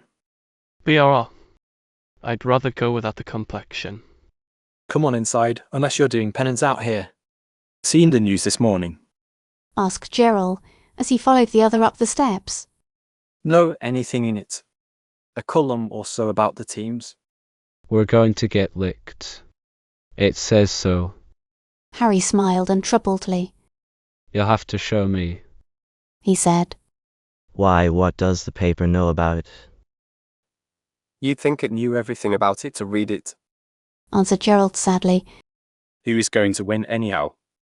Little old Yardley, replied Harry unhesitatingly. Cheer up. You're full of fog. Isn't this a peach of a day? Fine. They laid their books on a radiator near the entrance and backed up to the warmth. What are your reasons for thinking so? Thinking what? Oh, about the game. Why, we always do win, don't we? What's to keep us from doing it again? The luck has to change, answered the other, unconsciously quoting the news. They say Broadwood has a dandy team this year. Of course she always has. But what of it? So have we. The news says we haven't. Harry seized the paper and dropped it behind the radiator. If you wouldn't read such stuff, you wouldn't be worried. They have to fill the paper up with something, and they might as well say one thing as another. How's Kendall? Blooming. Have you noticed anything about him the last 3 or 4 days? No, what? I haven't seen very much of him. Well, he seems different, somehow. Has more and more assurance. Why, I came across him yesterday talking with Perry Whitehall, as thick as two thieves. And Wednesday he actually got into a discussion with Sims about something and threshed it right out with him and made Sims back down. Something about some formation in football. And he looks different too. Gerald frowned thoughtfully at the bust of Pallas across the corridor. Looks as though he kind of thought more of himself. Well, laughed Harry. There's no harm in that. But what about the campaign? Do we make progress? We surely do, but a whole lot depends on what Kendall does in the next 2 games. If he will do a star act or 2, he can't help getting the captaincy. I've been sort of sleuthing around, Harry. None of the fellows seem to have picked a candidate yet. There's talk of Crandall, but it's only talk. What I'm wondering is whether it wouldn't be a good idea to casually suggest Kendall's name to 1 or 2 of the football bunch just offhand, you know. I suppose it would. Only the fellows mustn't think we want him for captain. It ought to be done mighty carefully. Yes, and I guess it would be a good idea to wait until after tomorrow's game and see what happens then. If Kendall kicks a couple of field goals or distinguishes himself any other way, perhaps we won't have to say a word. He won't, though, answered Harry. Just because we want him to, he will get hurt at the beginning of the game and have to be laid off. You see if he doesn't. That's the way things happen. Who's full of fog now? Laughed Gerald. You're as pessimistic as an owl. And you're all wrong too. Something tells me that we are going to win tomorrow and that Kendall is going to make a blooming hero of himself. Still, if he doesn't, it will be up to us to start the ball rolling. We might each drop a hint, you know. Who do you know best on the team? Charlie Merriwell?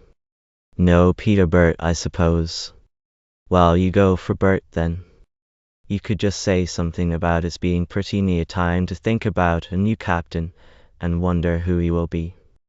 Then you could say that you think Kendall would make a pretty good one. See? Yes. But, say, Gerald, have you thought how we'd feel if they did make Kendall captain and he didn't turn out to be the right fellow, after all? No, because he will be the right fellow. What's the use of considering things that aren't so? Dan picked Kendall for the place and Dan knows. The corridor was filling with students, and Gerald dropped his voice.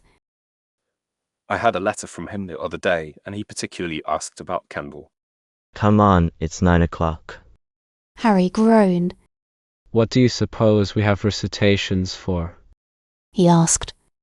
Life would be so much nicer without them. Cotton writes a letter. That afternoon the fog changed to a soft drizzle that puffed in from the sound on a southwest breeze and cast a pall of gloom and moisture over the school.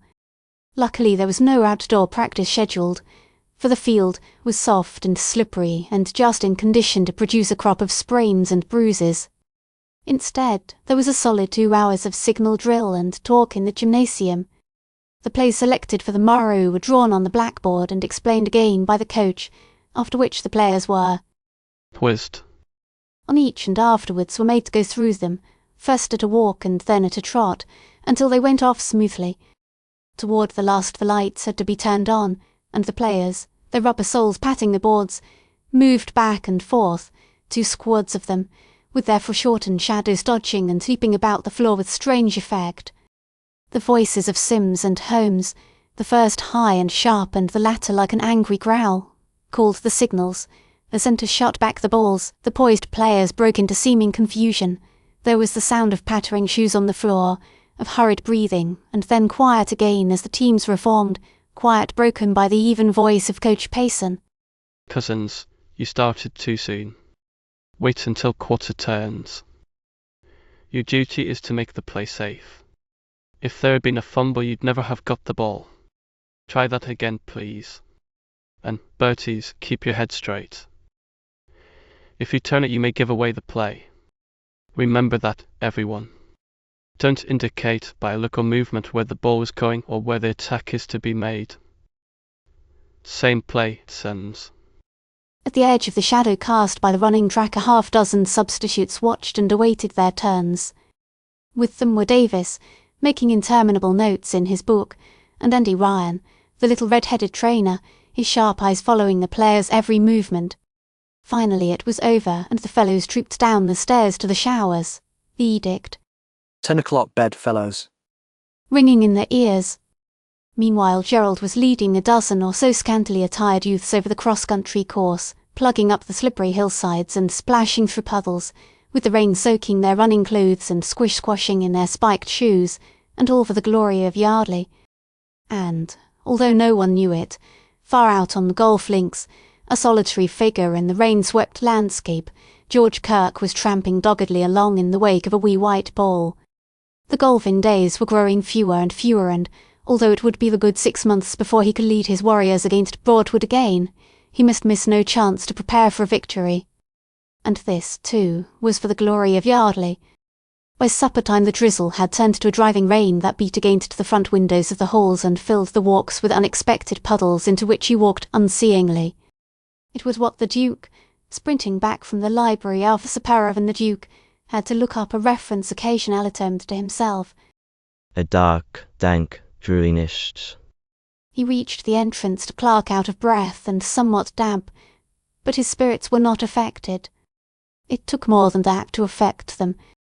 Even the fact that authority in the person of one Edmund Gaddies, instructor in English, familiarly known as Old Tig, had decreed that the Duke should hand in a theme before Saturday noon, and that Saturday noon was less than 17 hours away, cast no spell of gloom over his gaiety.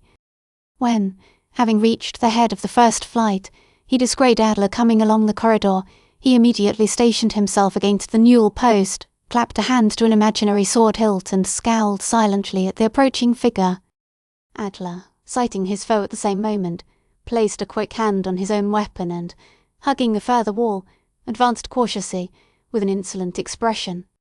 No word was spoken. Eyeing each other intently, haughtily, they met and passed. The weapons were not drawn. Adler, circling at a safe distance, reached the stairs and, with a last malevolent glare, which was met and returned, passed from sight. Whereupon the Duke dropped his hand from his sword hilt and proceeded upstairs, 3 steps at a time. Just why the two went through this procedure they did not know, but they always did, wherever and whenever they met. Doubtless it added spice to life. Cotton was writing at the study table when the Duke flung open the door of number 47. At sight of his roommate, Cotton quickly turned the written sheet face downward and drew a blotter half over it, afterward pretending to trace figures on the blotter with his pen. The Duke observed him disgustedly. Oh, chuck the mystery, Cotton. I don't want to see what you're writing. Every time anyone comes around you hide something like a silly conspirator. Why the dickens don't you write something you aren't ashamed of, eh? I'm not ashamed of anything I write, replied Cotton with intense dignity. But I don't want fellows to read my letters, do I? You do not. Nor does anyone want to read your old letters. I'll bet $1.07 no one could read 'em. The Duke had seized a towel and was vigorously mopping the rain from his face and hair. Cotton scowled. If I couldn't write better than you and I'd use a typewriter. Is that impossible? Scoffed the Duke, tossing the towel aside and slicking his hair with a pair of military brushes. Sweet youth, I would tell thee something, and thou willst hearken. My name is Lester S. Wellington, and the S stands for Spencerian. I, O colossal lump of ignorance, invented the art of writing. Cotton said. Hum, in an unflattering tone and gathered up his writing. The Duke, feeling better after his burst of confidence, pulled a slip of crumpled paper from a pocket and smoothed it out. It contained the notes written in the library. He had started for his room with his mind made up to sit down at once and compose that English theme, but now he viewed the notes distastefully. The virtuous impulse was dying fast. Besides, how could a fellow do anything with cotton there? An English theme especially to the Duke was something requiring ideal conditions of quiet and vast concentration, and it was absolutely impossible to concentrate when Cotton was scratching his pen or shuffling his feet at the other side of the table. Besides, there was still tomorrow morning. He would arise early and do the theme before chapel. One's faculties are always at their best in the early morning. The Duke slipped the notes between the pages of a blue book and smiled relievedly. He even viewed his roommate with a forgiving smile. Coming over to Oxford? He asked. What for? Growled Cotton, not so ready to make up. Why, for the mass meeting, O flower of chivalry. What do I care about the mass meeting? Inquired Cotton with a scowl. A lot of idiots howling and some more idiots making speeches. What does it amount to? Why, you unpatriotic sinner! Exclaimed the Duke. I honestly believe you'd rather see us beaten than not. We're going to be beaten whether I want it or don't. Besides, there'll be plenty of fellows there to make a noise without me. The Duke viewed him with deep disgust for a moment. Finally, Cotton, at times I experience a most frantic temptation to kick you out of the window. Isn't that strange? Can you explain it? You better try it. Replied the other belligerently. No, I shall try to resist, answered the Duke, shaking his head gently. You just say that so I'll spoil a perfectly good window and get in trouble. I don't think that is very nice of you, Cotton. In fact, I think it shows a mean spirit. No, when I do kick you, oh delectable one, it will be through the door, with the door open. Yeah, you, began Cotton angrily. Don't ask me, interrupted the Duke, holding up a hand. I'd like to oblige you, Cotton, but I will not kick you out the window. You must try to be reasonable about it. Put yourself in my place, Cotton. As much as I love you, O joy of my heart, I will not sacrifice a good window merely to satisfy your selfish whim. No, Cotton, it must be the door. You must be satisfied with the door. Not another word, I beg of you. I am adamant. And the Duke, smiling sweetly but reprovingly, passed out, leaving Cotton sputtering with indignation and rage. By the time the Duke's footsteps had died away in the corridor, however, his roommate's wrath had wasted to grumblings. Silly fool, muttered Cotton. Stuck-up idiot. Thinks he's so beastly clever, does he? Huh? He caught sight of the paper the Duke had slipped into the book, and he reached across the table and drew it out. Notes, eh? He murmured. For his theme, I guess. Well, he can go and get some more. He's so smart. And very deliberately, grinning the while, Cotton tore the sheet into tiny pieces and, opening the window, let them flutter out. Then, chuckling, he returned to the table, uncovered his letter, dipped his pen and began to write. And as near as I can find out, they won't learn the new signals until about Tuesday. I guess I can find out what they are. I'll try anyway. If I do, I'll let you know right away. It looks like they'd get licked tomorrow, and I hope they do. 2 or 3 of the fellows are overtrained, they say, but I don't know if it's really true. Look for a letter Wednesday or Thursday. Best regards. He didn't sign his name. Folding the letter, he slipped it into an envelope and addressed it to William Gibson, Esq., Broadwood Academy, Greenberg, CT. Then, putting it into his pocket, he slipped quietly down the stairs and across, through the rain, to the letterbox in front of Oxford. Although there was no one in sight, Cotton took no risks of being seen, and the way in which he extracted the letter from his pocket and slid it through the slot was a marvel of dexterity. Then, as a sudden burst of cheering reached him from upstairs, He passed into the hall and sought the meeting, just as, in spite of his declaration to the contrary, he had intended to do all along. Since I was loves a little turned with every ears. A fumble. The morning of the Nordham game dawned grey and cold and cheerless. The rain still continued and water lay in pools along the drive and walks. What the field would be like in the afternoon no one cared to predict.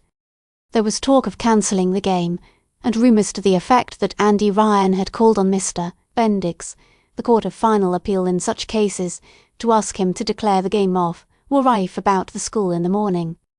It was explained that the trainer was afraid of injury to the players on such a slippery field. Perhaps had there not been such a desire to obtain revenge from Nordham for last year's defeat, the contest might have been cancelled. But it wasn't. There was a conference at 11 o'clock, attended by Mr. Payson, Mr. Bendix, Captain Merriwell, Manager Davis and Andy Ryan, and during its progress the school at large held its breath in painful suspense.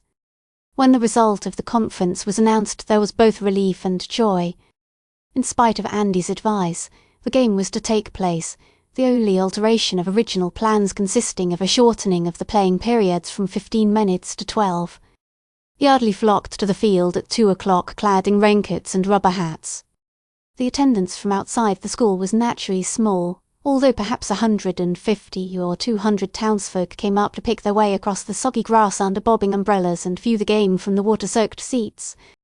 Nordham sent over some 20 or 30 devoted supporters, who managed to make a large amount of noise considering their number.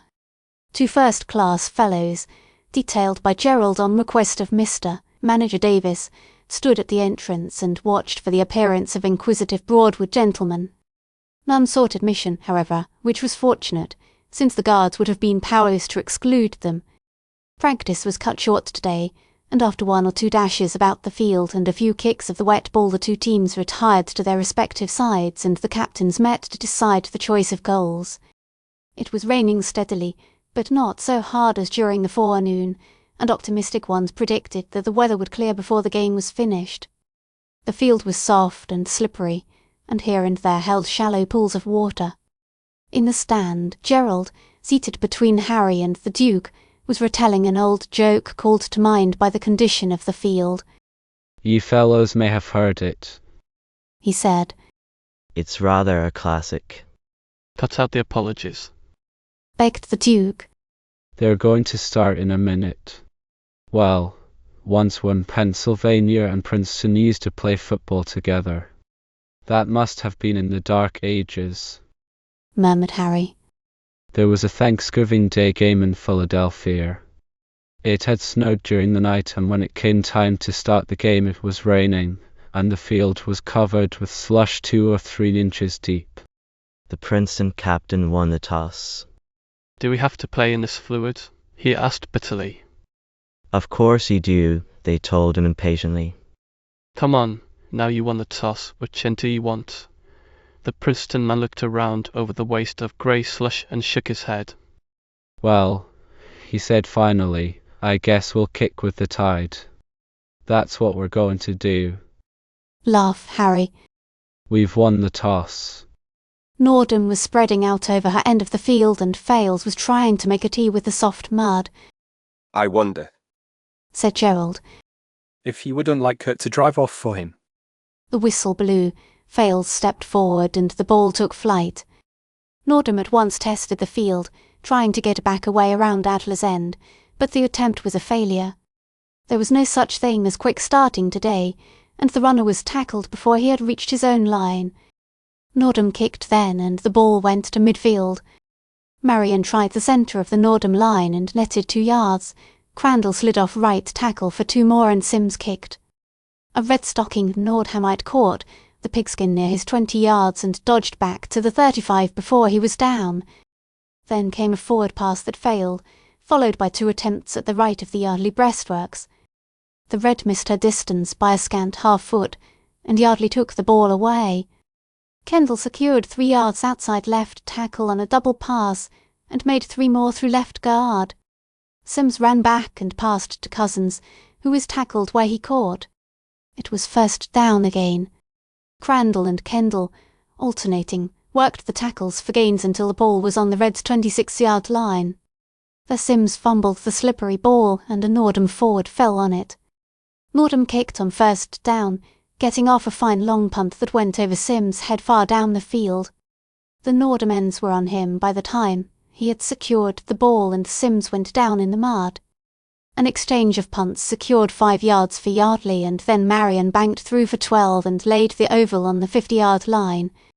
Another attempt, however, failed of gain and Kendall fell back to punt. Gerard made a wretched pass and Kendall had to fall on the ball to save it. With 23 yards to gain, Sims sent Kendall back again as if to kick and himself took the ball through the Nordham centre for 10 yards and would have got away for the necessary distance had he not slipped and fallen. Nordham tried a forward pass that netted 15 yards and then worked a delayed pass for 5 more, the entire Yardley team being fooled on the play. The whistle blew with the ball in Nordham's possession on Yardley's 25 yards. So far neither team had shown much strength in attack and neither had reached scoring distance of the opponent's goal.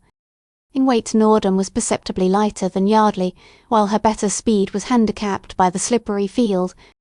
In the second period Nordham ripped open the blue line on 2 tries for a first down, bringing the ball to the 20 yards.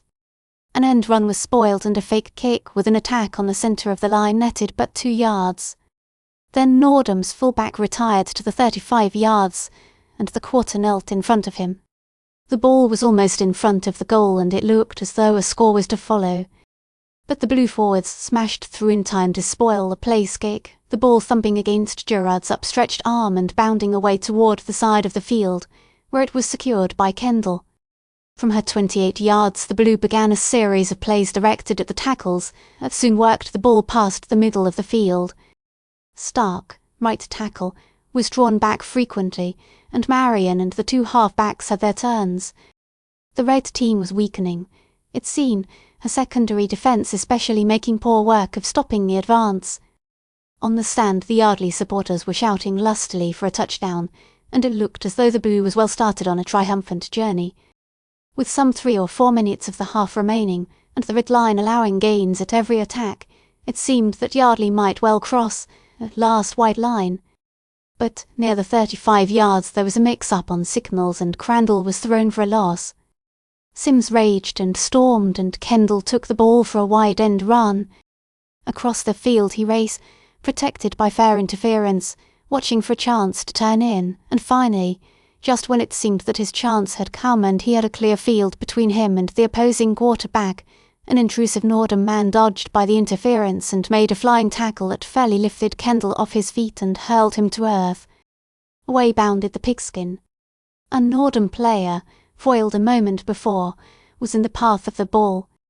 Those who saw the incident declared that the red-stockinged chap hardly had to stretch out his hands, that the ball actually bounced into his arms. In any case, having got it, he knew what to do. Off he went on a wild effort to cover the 70-odd yards between him and Yardley's goal. Behind him the Yardley players, aghast at the sudden turn of fortune, trailed in desperate pursuit. Fayette led the pack, and for a time it seemed that he might reach the runner before the last white streak was crossed. But 20 yards from the goal Fayette gave out and was passed by Plant who, in turn, for a moment raised Yardley hopes. But Plant was heavy, and the streak down the field told on him before he could reach the Nordham runner, and the latter staggered over the line, reeled behind a post and fell on top of the ball in the very middle of the goal, subsequently turning calmly over on his back and losing all interest in events for a minute. The tackle that had dislodged the ball from Kendall's grasp had been a terrific one, and even the most disappointed spectator grudgingly acknowledged that to have clung to a wet pigskin after such collision with the ground would have been almost impossible. Breathless and dazed, with his left arm filled with tearing pains, Kendall climbed to his feet in time to see the Nordham runner settle into his stride. Doggedly Kendall joined the pursuit, but a dozen steps was all he could manage. Having by then reached a nice pool of water he sank down into it, clasped his left wrist with the other hand and came so near fainting that it almost turned him sick. For a moment no one noticed his collapse. Then Pete Gerard went to his assistance. Somewhere a whistle blew and Andy Ryan, the water pail slopping beside him, raced on. A big wet sponge was swashed over Kendall's face and he opened his eyes. Gerard, kneeling across his thighs, was pumping his arms, and at every moment the left one hurt excruciatingly. Kendall tried his best to keep his lips tight, but in spite of him a moan got by, and Andy's eyes flashed hither and thither and his cunning fingers began a quick search over the boy's ribs. "Where does it get you?" demanded Andy. Kendall shook his head. Merriwell and some others had come up, and Kendall could hear their hoarse breathing. Can you stand up? demanded Andy suspiciously. Kendall doubted it, but he nodded. I am all right, he whispered. Gerard and another lifted him, and again Kendall winced. Andy, watching, pounced upon him again. Hold up, boys, he said quietly. Something's wrong. He felt of Kendall's collarbone, working clever fingers like lightning along the back of his neck. Hurt? he asked. Kendall shook his head. Andy's fingers slid down along the left arm, his little green eyes watching Kendall's face sharply. The boy held his breath and gritted his teeth. The awful fingers reached the wrist, closed. Kendall felt the blood ebbing away from his face, already pale, but he returned the trainer's gaze unflinchingly. Andy's fingers stopped kneading, lingered inquiringly at the wrist. Then his eyes left Kendall's, and Kendall, following the trainer's gaze, saw a white lump on the back of his hand. Andy grunted. Come off, he said. It's nothing, Andy, really, pleaded Kendall. Roman 2 don't even feel it. For answer Andy laid a compelling hand on his shoulder. Sure, I know. 'Tis rather pleasant than otherwise, maybe. But just the same you'll come along with me, birdies, me boy. Payson awaited them on the sideline. Dislocated wrist, announced Andy. Sorry, birdies. Fayette. Right half, and hurry up. I may go in again, mayn't I, Andy? Begged Kendall as he lowered himself to the bench. Maybe. I don't know. Hold your arm out. One o' you boys put your arms around his chest. That's it. Hold steady now. Slowly Andy pulled at the hand and pressed against the white lump. There was a squirmish, gritting sort of jar as the bone fell into place again. All right. Hold it so a minute. Andy reached into his bag for splints and bandage just as a shout of satisfaction travelled across the field. Kendall, glancing quickly toward the Yardley goal, saw the pigskin dropping to earth beyond the farther upright. Nordham had failed at goal. With quick hands Andy wound the bandage. The shooting pains had already gone, but there was a dull, throbbing ache at the wrist, and Kendall viewed the white swathed member scowlingly. I wonder. He began. What? asked Andy as he tied the knot. I wonder if I heard that before I dropped the ball, Andy. Sure you did. You likely got it doubled under you when you went down. Did I? That's not so bad then, is it? I mean, there might be more excuse for fumbling, mightn't there? No man on earth would have held the ball after getting that, responded the trainer, nodding at the hand. Don't bother your head about it, son. He fashioned a sling of a broad strip of gauze and placed the arm in it so that the fingers lay over Kendall's right chest. Keep it so. We'll have the doctor see it later. Time's up. Get the blankets ready, boys. Sincerely, Scarleton at Odivor. Kendall goes back. Kendall, trotting awkwardly with one arm out of commission, followed the team and substitutes up the hill to the gymnasium. Feeling sadly out of it, he found a seat in a corner and watched the others. The robbers were busy as soon as the doors had swung shut, and the air was already redolent of arnica and witch hazel. There was a rush of water and a babel of voices. Andy was busy at his store of rubber anklets and bandages. Fales had twisted his knee and Crandall had a cut over one eye that gave him a particularly wicked and disreputable appearance. Payson was talking with Captain Merriwell, the latter stretched at full length on a table with a rubber massaging his back. Payson was frowning intently as he talked. One by one the fellows came over to ask Kendall about his injury. They all seemed really sorry, even Fayette, who had profited by the other's misfortune, expressed concern in tones that sounded genuine.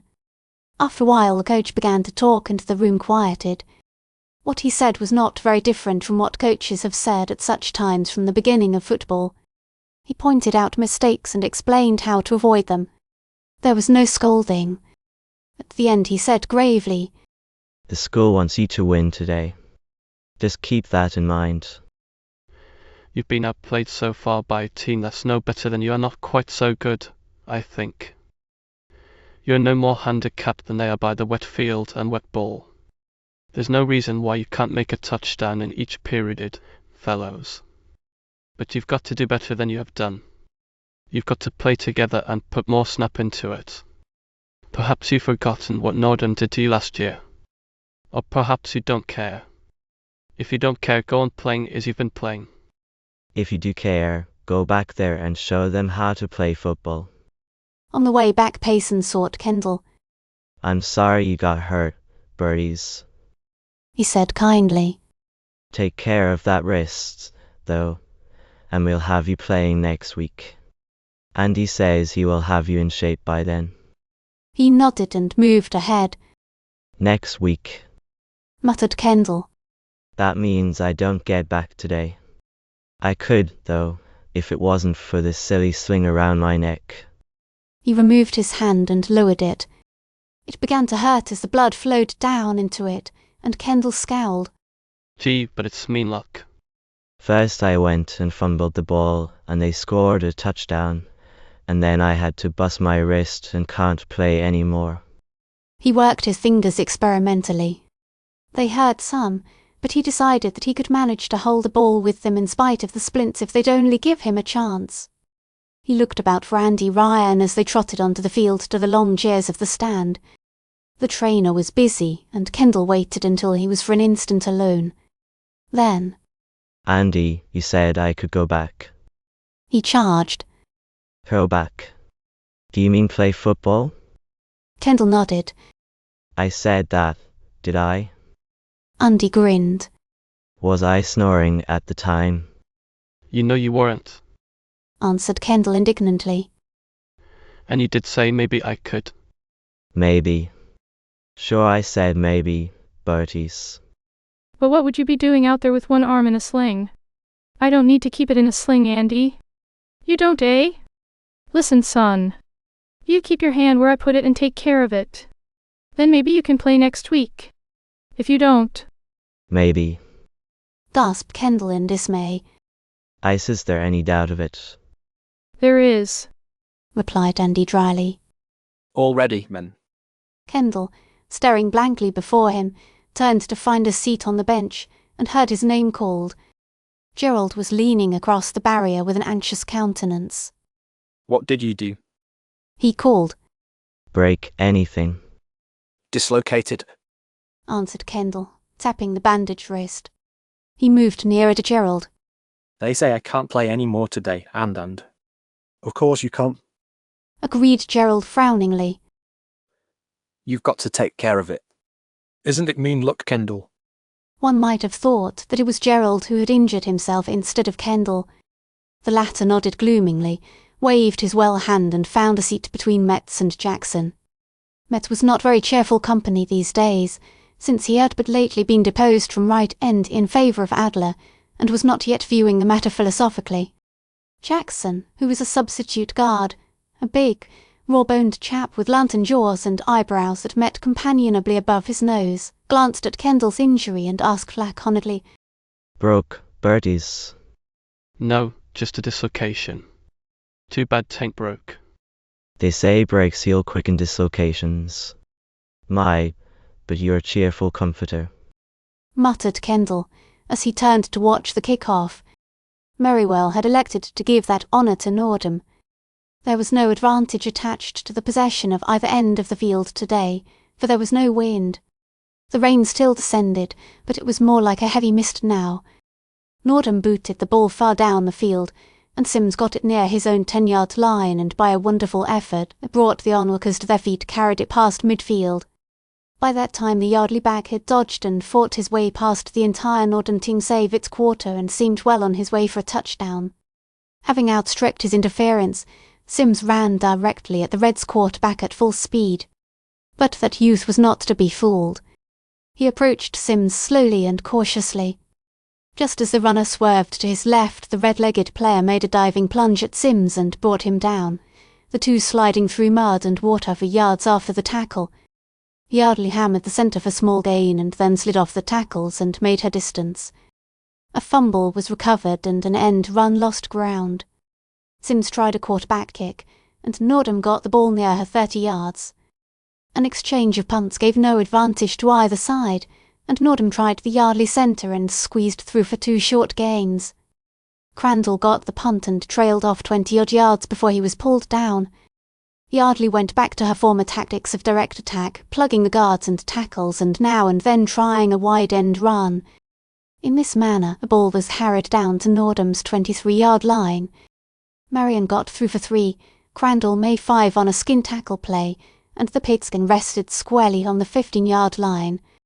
There was a pause here, Sims and Merriwell holding their consultation. Kendall guessed that they were discussing the chances of making that needed 2 yards. To try a field goal then seemed absurd.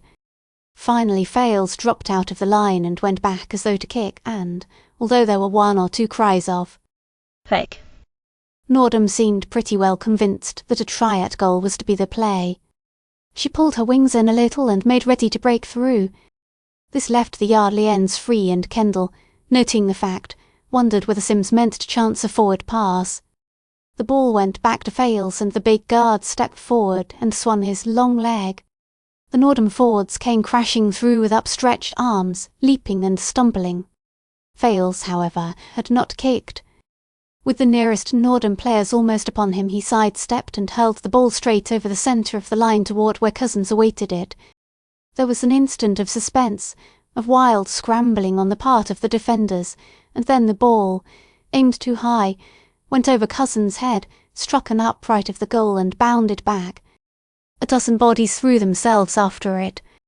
But under the rules it went to Nordham for a touch back, and a groan of disappointment arose from the stand. Nordham kicked from behind her goal line and Crandall made the catch on Yardley's 43 yards. From there Yardley hammered out 2 yards and then the whistle blew for the end of the 3rd period. As the players separated to don their blankets and change positions, Coach Payson strode over to Andy Ryan. Kendall, watching, saw the trainer swing around and look at him. Payson's gaze followed. Kendall's heart leaped into his throat. For a moment the two talked. Once Andy shook his head slowly. Once he shrugged his shoulders. Then Payson was calling. Barties. Kendall sprang from the bench and hurried to the sideline. Do you think you can go in and kick if you have a chance? Asked the coach hurriedly. If you're to go in at all, I've got to put you in now. You may tell Sims not to use you except for kicking. Yes, sir. Take your sling off, said Andy. but keep your arm up all you can. And keep out of scrimmage too. Yes, you needn't rough it up any, Berties. All I want you to do is punt when necessary, and if we get inside their 30 yards, try a goal unless Sims is pretty certain of making a touchdown. You tell him that. Tell him he's to use you only when necessary, and to try for a field goal inside their 30 yards unless he's sure he can make it by rushing. Send Fayette out. Go ahead. The teams were already forming at the farther end of the field as Kendall sped on. A cheer burst forth from the stand, and then another as Brinspool raced after Kendall to relieve Marion. Kendall made for the referee. Right half. He panted. You're off, Fayette. Let me have your head guard. Then he drew Sims aside and whispered the instructions. Captain Merriwell joined them and listened. Neither he nor Sims seemed very well pleased. A goal from field won't do much good, muttered Sims. We'll have to have 2 to even tie the game. He'd better have left Fayette in, said Merriwell. Well, ready, Yardley? All ready, sir. Sims trotted to his place. Brinspool snatched Marion's head guard and sent that youth dejectedly off. The whistle blew. Strindartly off, Spothernden, Eithwine on. Nin -6. Nordham had made 3 changes, 1 in her line and 2 in her backfield. With only 12 minutes left to play, she was hoping to stave off a Yardley score, and when, on the second play, Principal dropped the ball and she recovered it on her 40-yard line, she kicked on first down and sent the pigskin 20 yards into the Blues' territory. Undismayed, Yardley took up the journey again. Nordham put all her skill into defensive playing, and twice Yardley made her distance on the third down only by inches. Then the middle line was crossed. Frannell swung far around right end for a 7-yard gain, and Principal banged his way through right guard for 2 more. Plant was drawn back and made 4 yards off left tackle. Then Sims concentrated the attack on the left of the Nordham line and found a weak place at guard. But the Reds' secondary defence played fiercely and stopped the runners almost as soon as they were through. Principal had found his pace, however, and went through time and again for 2- and 3-yard gains. Twice play was stopped while the distance was measured, but each time the Blue had an inch or 2 to spare.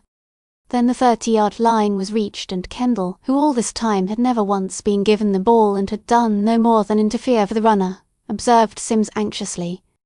But that youth was not ready to try a field goal yet. Plant and Principal hammered the left guard and slid off the left tackle. Crandall made a slight gain on an end run, and the 20-yard line was underfoot. But then Nordham, desperate, made a stand. Crandall sliced through between right guard and tackle for 2 yards, and Principal made 4 straight through centre. But with 4 to go on the third down, the prospect didn't look encouraging. Merriwell whispered to Sims, and Sims nodded. Pick formation. Bertie's back. Hold that line, fellows. Kendall trotted back to the 30 yards, and the defence for the kicker grouped in front. Whether he could catch the pass Kendall didn't know. That splintered hand seemed terribly awkward to him.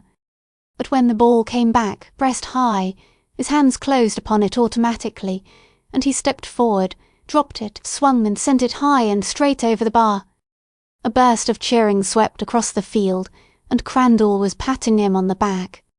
One more like that, Kendall, and we'll have end tied, he shouted. 7 minutes remained as Nordham brought out the ball and lined up for a scrimmage. 2 tries netted her 6 yards, and then again she punted. This time the ball went out at the 5-yard line, and there was no chance to run it back. Yardley started again toward the Reds' goal with an end run by Sims that tore off 12 yards.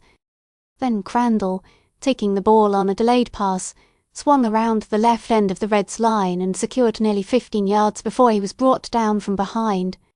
In the tackle his knee was badly wrenched, and, although he got into the next play, his usefulness for that day was at an end, and Green took his place. Payson also seized the opportunity to relieve Gerard and Captain Merriwell, Best and McKesson going in. Plant ploughed through for 4 and Green made 3. Kendall, by this time forgetting his injured hand, was in every play, and it was after Principal had staggered around right tackle for enough to make the distance, with Kendall putting out the opposing end, that the latter had cause to remember that left wrist. Principal, following him closely, lurched against him as he staggered by, and the full weight of the big fellow came against that injured arm. For an instant Kendall wanted to crumple up on the soggy turf and forget everything. But he didn't, and the pain soon passed. A fumble by Green on the next play set them back 5 yards, Kendall falling on the ball in a puddle just ahead of a frantic Nordham tackle. Principal failed to gain at centre, Ploud got 4 yards through the right side, and, with 6 to gain, Kendall punted. By this time the ball was soaked through to the rubber and was pretty dead, and the punt carried only 30 yards. The result was that the Nordham quarter had to run forward for it, and just as he reached it the treacherous ground took a hand in affairs. The pigskin went through his arms as he recovered his stride, bounded along the wet turf, throwing a spray behind it, and then rolled toward the sideline. Adler, who had been put out of the running by a Nordham back, had got to his feet again and was coming down fast. The other Yardley end, Cousins, had overrun. Adler, without easing his pace, swung sharply toward the right, slipped, recovered himself and died a good 10 feet for the ball just as a Nordham half-back raced by. The two came together and the water spouted as they rolled in the mud. But Adler had the ball, and it was down on Nordham's 28 yards, and the Yardley supporters, who had by this time abandoned the stand and were clustered deep along the rope, set up a triumphant, frenzied shout. Touchdown! Touchdown! Touchdown! I clamoured. Holmes raced on with waving hand. Water, sir. He called. You're off, Sims. Oh, get out of here. Snapped Sims. Payson's orders, answered Holmes. You're delaying the game, Yardley. Came the warning. Sims looked at Holmes indecisively. Then his head went down and he walked away. Now then, fellows, called Holmes. Get into it. You're not playing. Brace up, Stark, brace up. Let's put this over in 6 plays, fellows. Principal caught a yard and a half through centre and Green followed with 4 yards past left tackle. Holmes darted through right guard for the distance, squirming and fighting. First down. The referee waved his arm to the linesman. Line up quick, roared Holmes. Over with it. Let's try the left, fellows. And Holmes actually sent Green against the left wing, but gained less than a yard. Principal tried the other side and got past for 4. Kick formation. Bertie's back. Hold hard now. But the ball went to Holmes and he passed to Principal, and the big fullback charged into the line like a steam engine and went through with half the Nordham team hanging about him. There was an anxious moment while the ball was hunted, but when it came to light it lay a good 2 feet beyond the 10th yard. Only 9 yards away was the goal line. Across the trampled field the Yardley supporters were shouting incessantly. Holmes raised an imploring hand and comparative quiet fell. The Nordham captain was begging and scolding up and down his line. Now stop men. Don't give another foot. Throw back. Into it hard and watch the ball. Holmes barked his signals. Kendall dashed at the guard tackle hole on the left. Principal followed him. Green darted across, took the ball at a hand pass and, followed by Holmes, squirmed between guard and tackle on the other side for 2 yards. 7 yards to go. Kick formation. Bertie's back. Now hold them, fellows. Block this kick, shouted the Nordham captain. Holmes shouted his signals. Vic, yelled the Reds captain. Watch it. Watch it. And a fake it was, the pigskin going to Plant, who had dropped back of the line. The tackle swung to the left and darted at the opposite tackle. But Nordham was there, and he went down as though he had run against a wall. Head up. Head up. That's the way to hold them. We've got them now. They don't dare to kick. They're down. 6 to go. Line up, fellows. You've got to put it over. Get down there best. Kick formation. Where it is. But Holmes paused, for Kendall was whispering to him. A field goal will only tight, Holmes, said Kendall eagerly. They're looking for a kick. Let me try a run around the left end. Their ends are away in. I can do it. Make a kick, Holmes, and let me try it. For an instant Holmes hesitated. Then, with a flash in his eyes. All right. But I'll get the dickens if we lose the ball, Bertie's. You've got to make it go, remember. I will, answered Kendall grimly. Kick formation. Bertie's back. Do your best, fellows. Remember last year.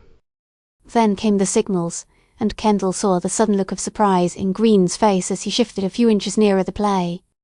Cousins edged out a step, the opposing end eyeing him doubtfully. Then Bess shot the ball back and Kendall, standing near the 20-yard line, caught it. Snuggling it close in his injured elbow, he darted to the left. Then the field was in movement, the 2 teams racing between him and the goal. Luckily the Yardley line had held firmly, and in the second between his catching of the ball and the discovery of the play by the opponent's Kendall had gained 3 good strides. The interference formed a moving wall between him and the pursuit as he pounded across the slippery turf. The only thing he feared was to miss his footing. N. shrieked Holmes, sending an order man sprawling, and Kendall, swinging to the right, made for the goal line. A red-sleeved figure sprang in front of him, and Kendall's right arm went out. There was a shock and the red sleeve slipped from view.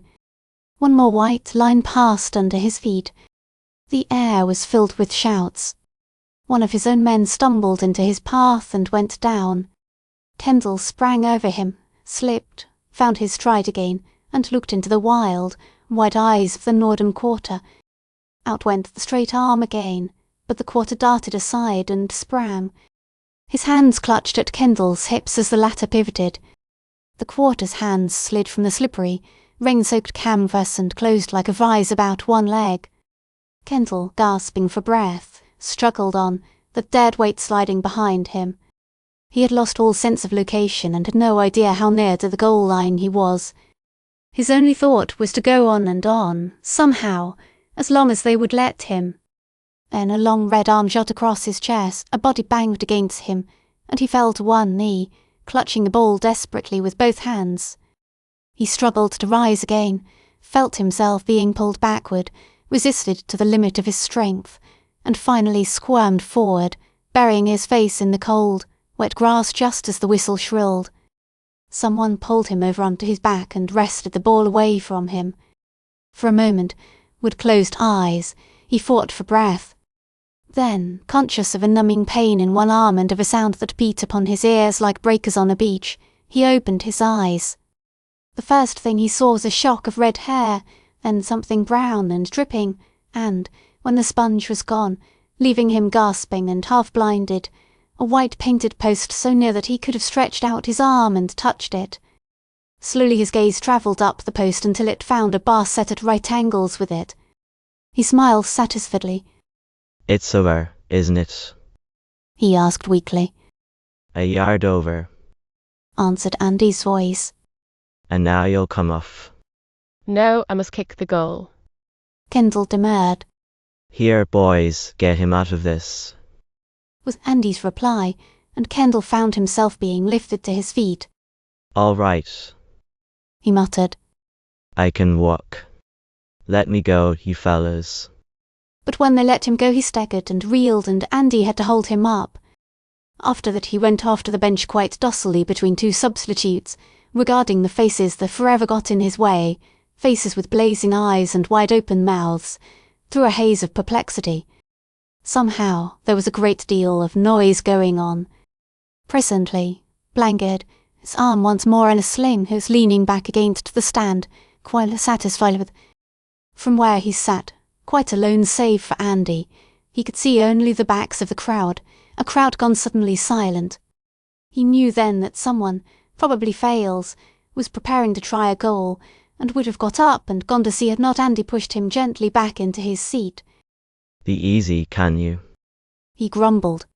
How do you think that wrist is going to get well if you don't take care of it? If I'd had my way, you'd never gone back there today. It's a wonder you didn't snap it out again. All right, Andy, replied Kendall happily. I just wanted to see if we'd get the goal. No matter if we do or we don't, said Andy, slapping his bag shut. We beat M anyway, don't we? Yes, but what is the score? 9-6, and that's good enough. How do you feel? Oh, I'm all right, feeling fine. 9-2. No goal. Someone cried, and no goal, ran the verdict as the throng broke up to follow the ball back to the centre of the field. Who kicked?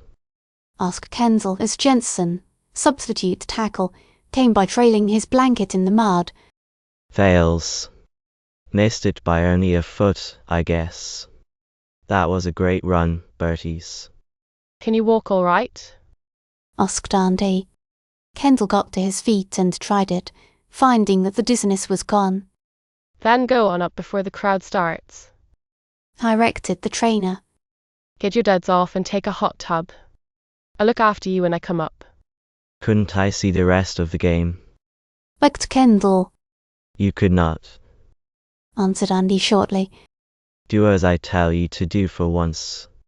First thing you know, them howling hyenas will be wanting to lug you around on their shoulders and you'll get hurt again. Off with you now. Go slow, but keep going. All right. Will you find my sweater for me? I will. Hit out. So Kendall, feeling rather as though he had had a skyscraper fall on him and had been kicked by a mule, trudged out and up the path to the gymnasium, the clamour of shouts and cheers and the piping of the whistle lessening as he went. Halfway to the gymnasium, warned by a sudden burst of triumphant cheering, he turned and looked back. They were diving under the ropes and flooding onto the field. The game was over. Kendall, smiling blissfully, hurried on. Syntarchtiov, Svalda by Nathanielons. Harry remembers. Broadwood had a little team. It couldn't play at all, and every time it tried to pass it dropped the blooming ball. The ball, the ball, the ball, the ball, it dropped the blooming ball. It tried to play with Yardley once, and oh, it was a shame to see the way old Yardley went and took away that game. The game, the game, the game, the game, and took away the game. Some range what? Asked the Duke, slapping Harry Merrow on the shoulder as they clattered up the last flight in Clark. Honestly, I don't see how Grand Opera's got along all these years without me. The game, the game, the game, the game, and took away the Garamy. Get that chord? Kind of bad, what? Sometimes I have to pity Caruso and Scotty, old man. Why, they don't have to hear you, do they? Asked Harry innocently, as the Duke flung open the portal of number 47. Good thing for them they can't. They'd swallow a couple of solos and commit suicide. Sit down and be miserable. For once that Fido of mine isn't here. That what? Asked Harry mystified. Pardon me, I should have said Fidus. Fidus Achates. Get me? Honestly, old man, I don't know how I'm going to go on living with him. Here it is only the middle of November, and I'm one to a string. My health is giving way under the strain. If I was only certain about one thing. What's that? Asked the other, as the Duke paused thoughtfully. Whether he's a skink or a bommix. If I knew that, I'd be able to get on better. What the dickens is our skink? A skink? Well, it's something like a gruse, only not nearly so intelligent. You're a silly chump. Laughed Harry. Worse than that, a discerning one. I'm crazy, absolutely crazy. So would you be if you had to live with Cotton. Look at that table. See the mess. It's always like that. I personally am naturally neat and tidy, Merrow, but Cottonwell, see for yourself.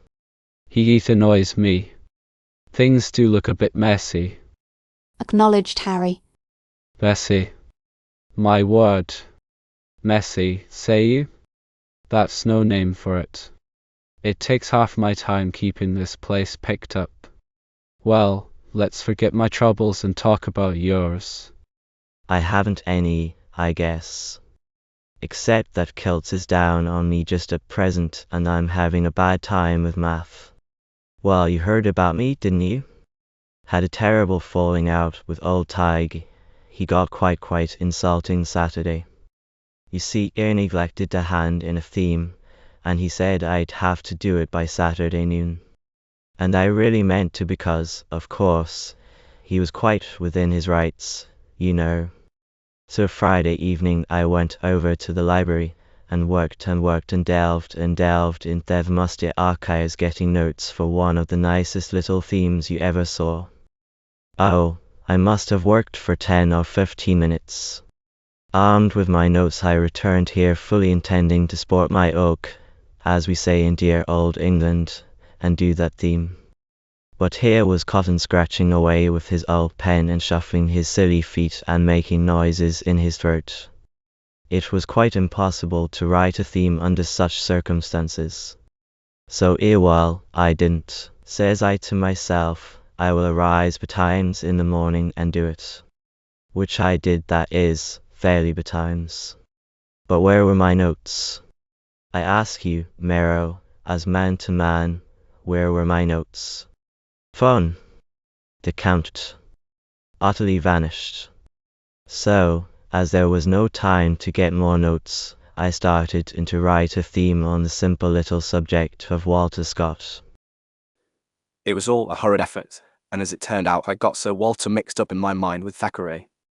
Result, disapproval on the part of Mr. Edmund Gaddy's disapproval and hard words. I was patient with him, Merrow, but it was difficult, for he said things no gentleman should say to another. We parted well, scarcely friends. And I've got 2 themes now hanging over my head instead of 1. And only until tomorrow evening to do them. The Duke sighed and shook his head. But such is life. Too bad. Murmured Harry sympathetically. And the dickens of it is that this is no time to push a fellow's nose to the grindstone. No fellow can do decent work just before the Broadwood game. It isn't fair to expect it. I wish that silly game was over with, said the Duke fervently. Honest, I get so excited and nervous and stirred up about it you'd think I was going to play quarterback. By the way, Duffy rooms with Bert Sims. You know Duffy says Bert is all up in the air over the game, doesn't sleep for calling signals all night, and can't eat. Harry looked incredulous. Why? I saw Sims this morning and talked to him, and he seemed as untroubled as you please. That's so. Well, it's only what I heard. How is Bertie's arm getting on? I haven't seen him since Sunday. All right. They're having a leather cuff made that's to fit right over the wrist. I didn't know a simple dislocation could be so bad. What's the difference between a dislocation and a sprain? Demanded the Duke. Harry shook his head. I don't know. I suppose that when you sprain your ankle you just pull the tendons, don't you, or the ligaments. And when you dislocate it you throw the bone out of joint. I'm glad we don't have to take an exam in physiology right now, said the Duke. Yes, lucky for us, laughed Harry. They say the trouble with Kendall's wrist is that he's likely to dislocate it again very easily if he isn't careful. Payson has let him off practice for the rest of the week, Gerald says. Good stuff. After the way he played Saturday, they'd ought to let him do as he pleases. I certainly thought they had us beaten there for a while. Me too. What do you think about Broadwood? Think we have any show, Duke? If Payson plays the right sort of game, yes. If he keeps those heavy beefeaters eternally on the jump by hitting their ends, we may tire them out enough to get within kicking distance. When we do, we want to let Bertie's do the rest, for we'll never get a touchdown by straight line plunging. Did you see the score they rolled up on Forest Hill? Harry nodded. 27-6. Forest Hill scored, though. On a forward pass that ought never to have worked. They can say what they like about Broadwood being fast, and maybe they are fast for their weight, but they can't be fast enough to stand a running game very long. Payson ought to send our backs around their ends, try forward passes, and all his bundle of tricks, Marrow. Just plain, old-fashioned football won't make a dent in that team. That's what I think. And they say he's got a lot of good plays outside tackles. But the trouble is that our own team isn't so all-fired fast, Duke. It's the slowest Yardley team I ever saw, replied the Duke. If Payson doesn't get some jump and ginger into it between now and Saturday, we're goners. And as this is Tuesday and there wasn't much jump yesterday, I guess we are. Oh, you can't tell by yesterday. Monday's always a bad day. There ought to be a difference by tomorrow, though.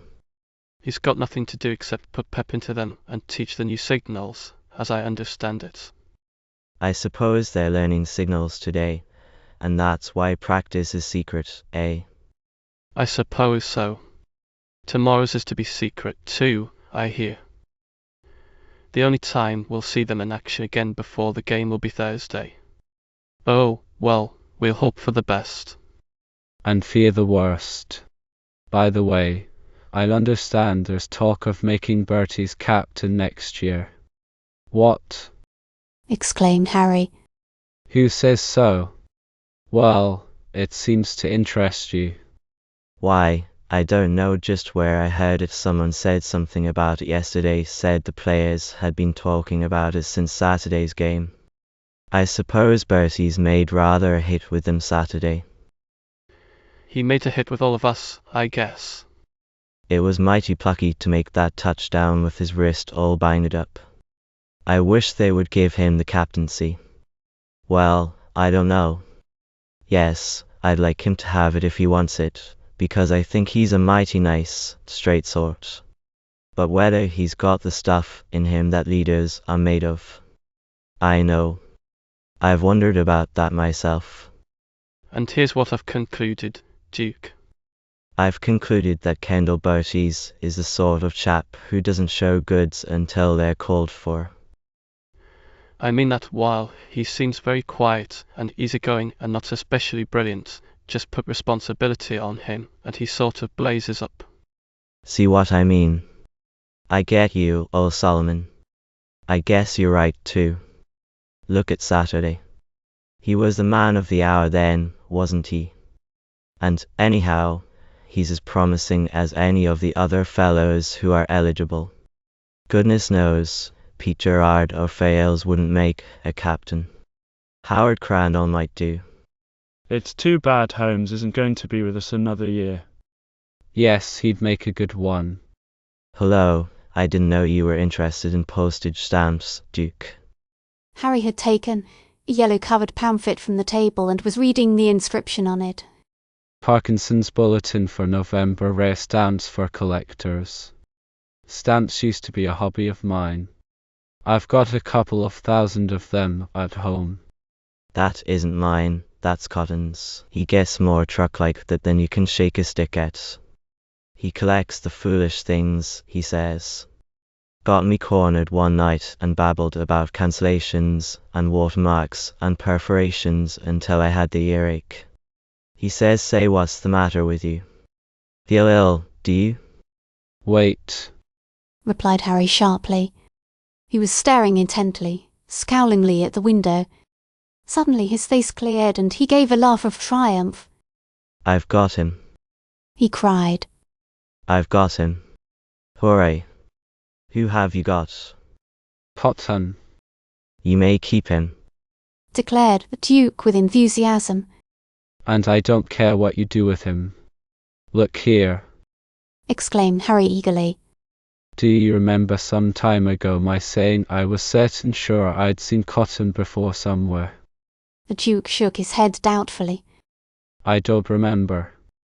Maybe. Well, I was positive I'd seen him, even talked to him. It bothered me a lot. I used to stare at him in class and cudgel my brains about it, but I couldn't place him.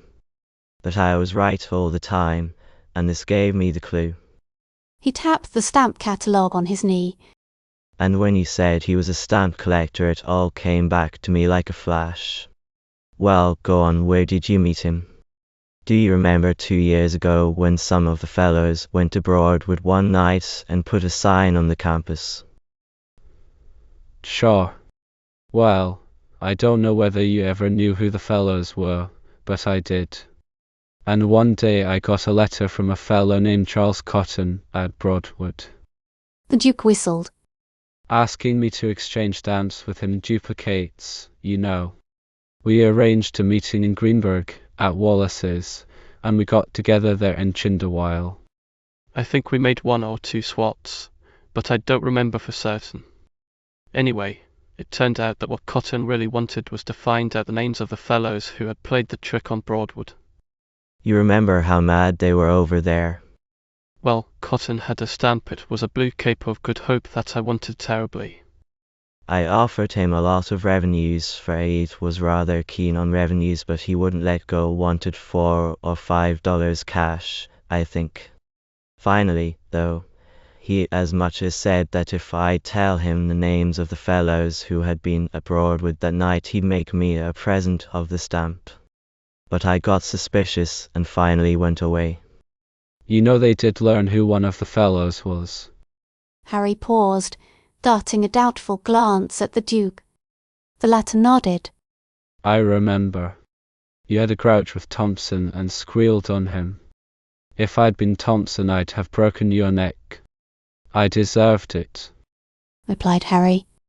I must have been an awful little brute then. But I didn't realize what I was doing, and I was good and sorry for it afterward, Duke. The Duke nodded again. We always are when it's too late. But never mind about that. You and Thompson made it up all right.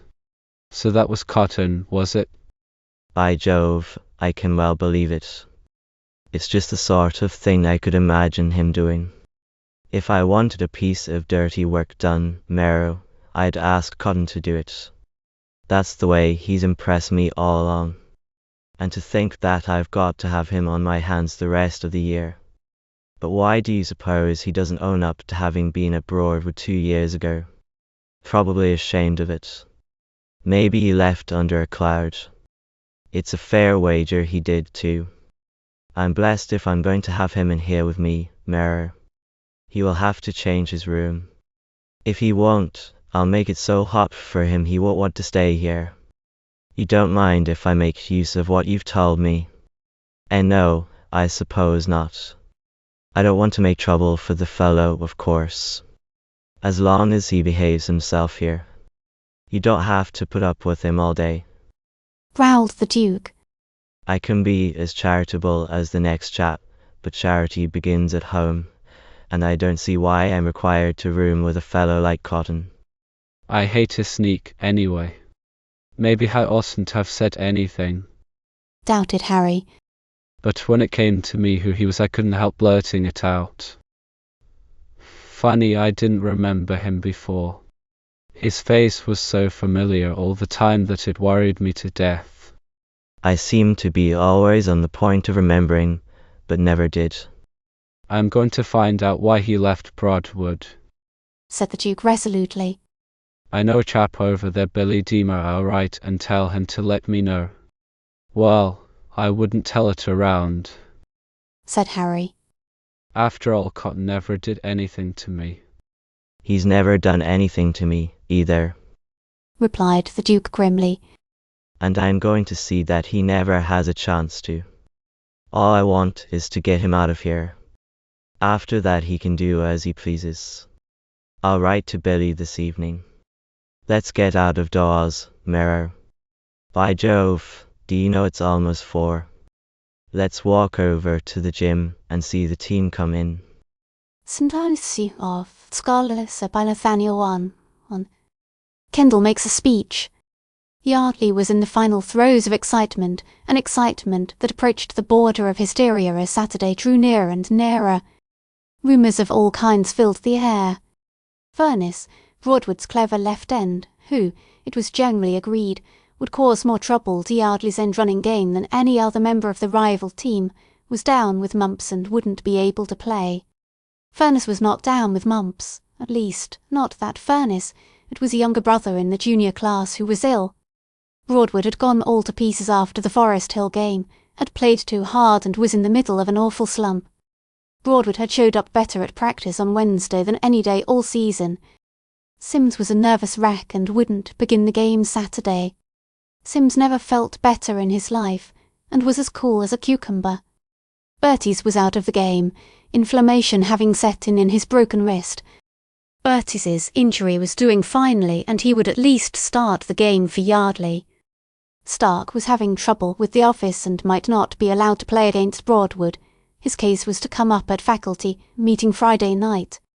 Stark was all square with the faculty, and anyone who said otherwise didn't know what he was talking about. And so it went, one rumour crowding on the heels of another, until it took a good part of one's time keeping up with the gossip. Tuesday's practice was held in secret, and so was Wednesday's. Most of the time was devoted to familiarising the team with the new signals and smoothing out the plays to be used on Saturday. Those 2 days were hard ones, and everyone was kept on the jump every minute. The actual scrimmage was short and often interrupted. On Wednesday night there was a signal drill in the gymnasium. The doors were closed more as a matter of habit than anything else, since it was a well understood thing that none save the team, the coaches and trainer, were to enter.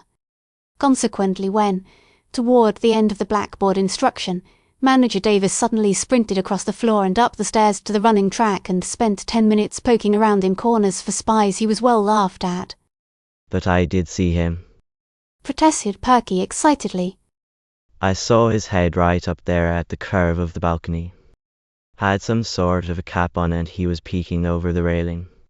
You imagined it, said Merrywell. Anyhow, if you did see someone, where the dickens did he get to? Davis couldn't answer that, though, and finally he acknowledged that he might have been mistaken, that since the Gibson affair he had had spies on the brain, so to speak. The Duke was in the throes of composition that evening, having at last settled down to the writing of the themes, when Cotton, who had disappeared a half-hour before with a vague mention of the library, returned unostentatiously with a book. The Duke glanced up incuriously, his mind on his work, favoured Cotton with a brief and somewhat hostile stare, and was in the act of returning his gaze to the paper before him when a detail of the other's attire caught his eye. Did you know you tore in your coat there at the pocket? He asked. Cotton pulled his coat quickly around and looked at the rip. Yes, Roman too did that this morning, he answered carelessly. I caught it on a doorknob. But the Duke was already immersed again in his labour, scowling at the sheet and muttering as he wrote. The next day the janitor found a small round window in an alcove off the running track in the gymnasium swinging open. Not having heard of Davis's hallucination, however, he merely fastened it again and thought nothing of it. The weather turned mild on Thursday, and when in the afternoon the team held open practice and the school lined the ropes and cheered and sang for a full half-hour, the warm sunlight and gentle southerly breeze suggested baseball rather than football. Later the fellows crowded about the front of the gymnasium and cheered some more, cheered every member of the team individually, cheered Coach Payson and Andy Ryan and Manager Davis and the two rubbers, and cheered long and loud and repeatedly for Ardley, Yardley, Yardley.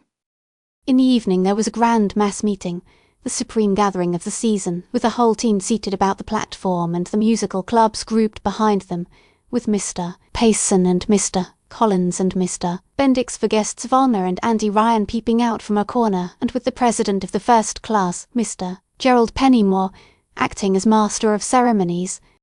The assembly hall was filled long before the hour set for the meeting. The audience was in high feather, and while it waited for the proceedings to formally commence it sang and cheered and stamped and indulged in mild roughhouse to its heart's content. Promptly at 7:30 the team and the musical clubs filed onto the platform, followed by the head coach and the faculty members, and Gerald held up a hand for silence. As the fellows were busily cheering the players, Gerald had to stand there patiently several minutes before he could make himself heard. Even then he had to wait while a cheer was given. For Pennymore, fellows, and make it good. Gerald's address was short and earnest.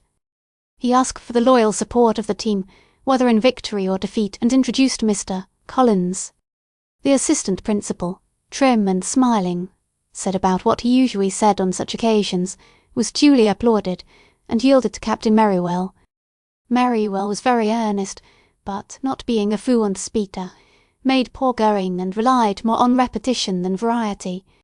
However, the spirit of his discourse met with enthusiastic approval, and after he had returned to his seat it was some time before Coach Payson found a chance to have his say.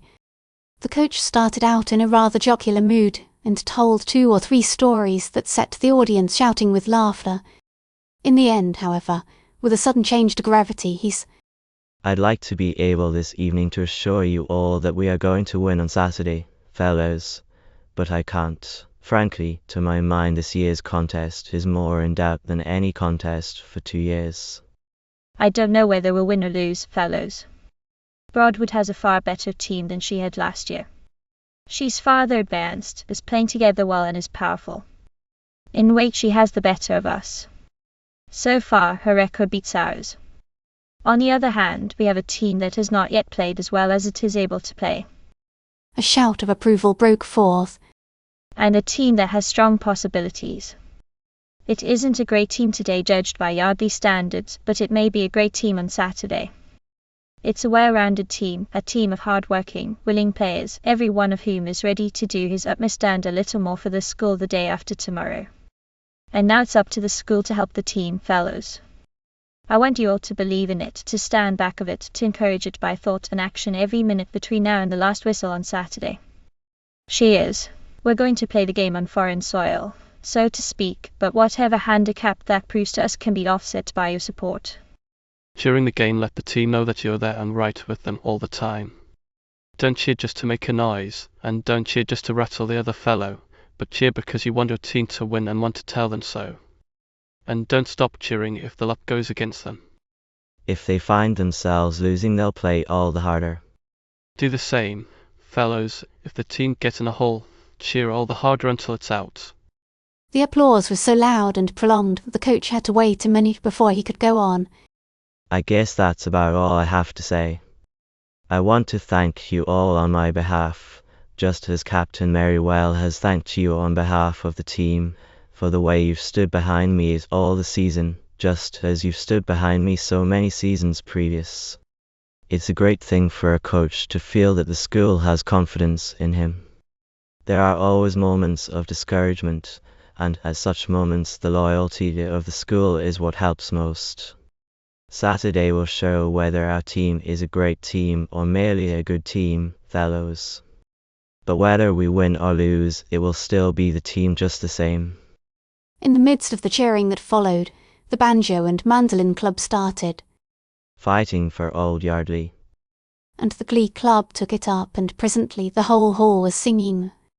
All together. Cheer on cheer. Now we're charging down the fields. See how Broadwood pales with fear, knowing we will never yield. Wave on high your banner blue, cheer for comrades staunch and true. We are here to die or do, fighting for Old Yardley.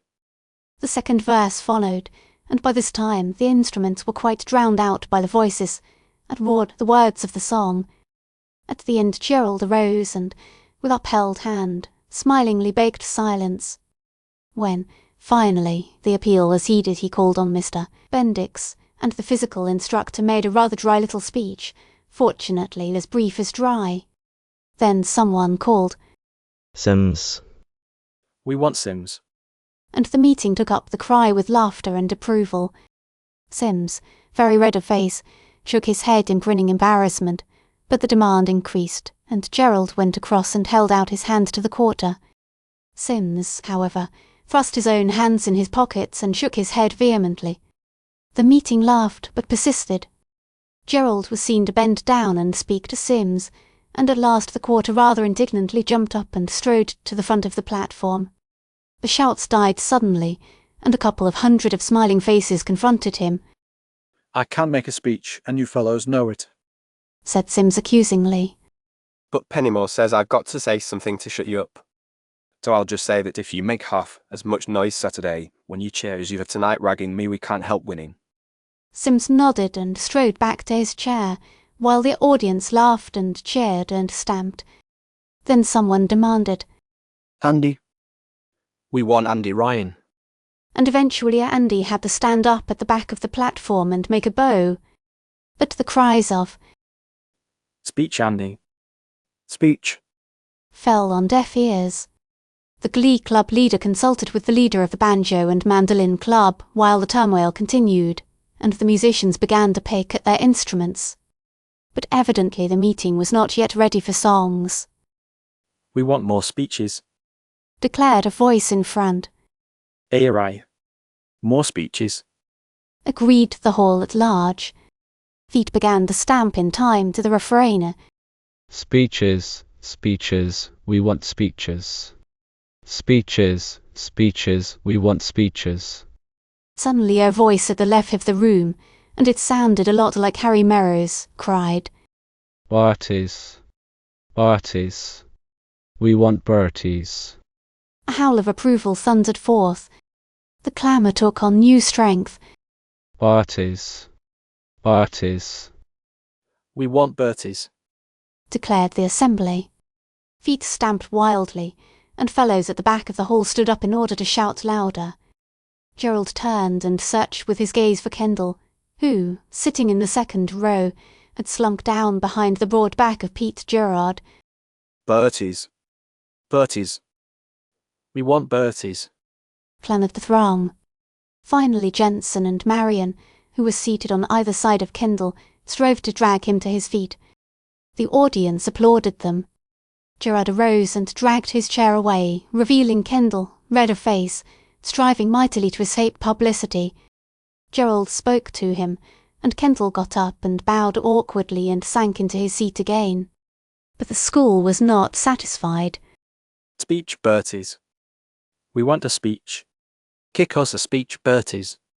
Kendall, smiling wanly, was seen shaking his head at Gerald, who was bending over him and evidently trying to persuade him to say something.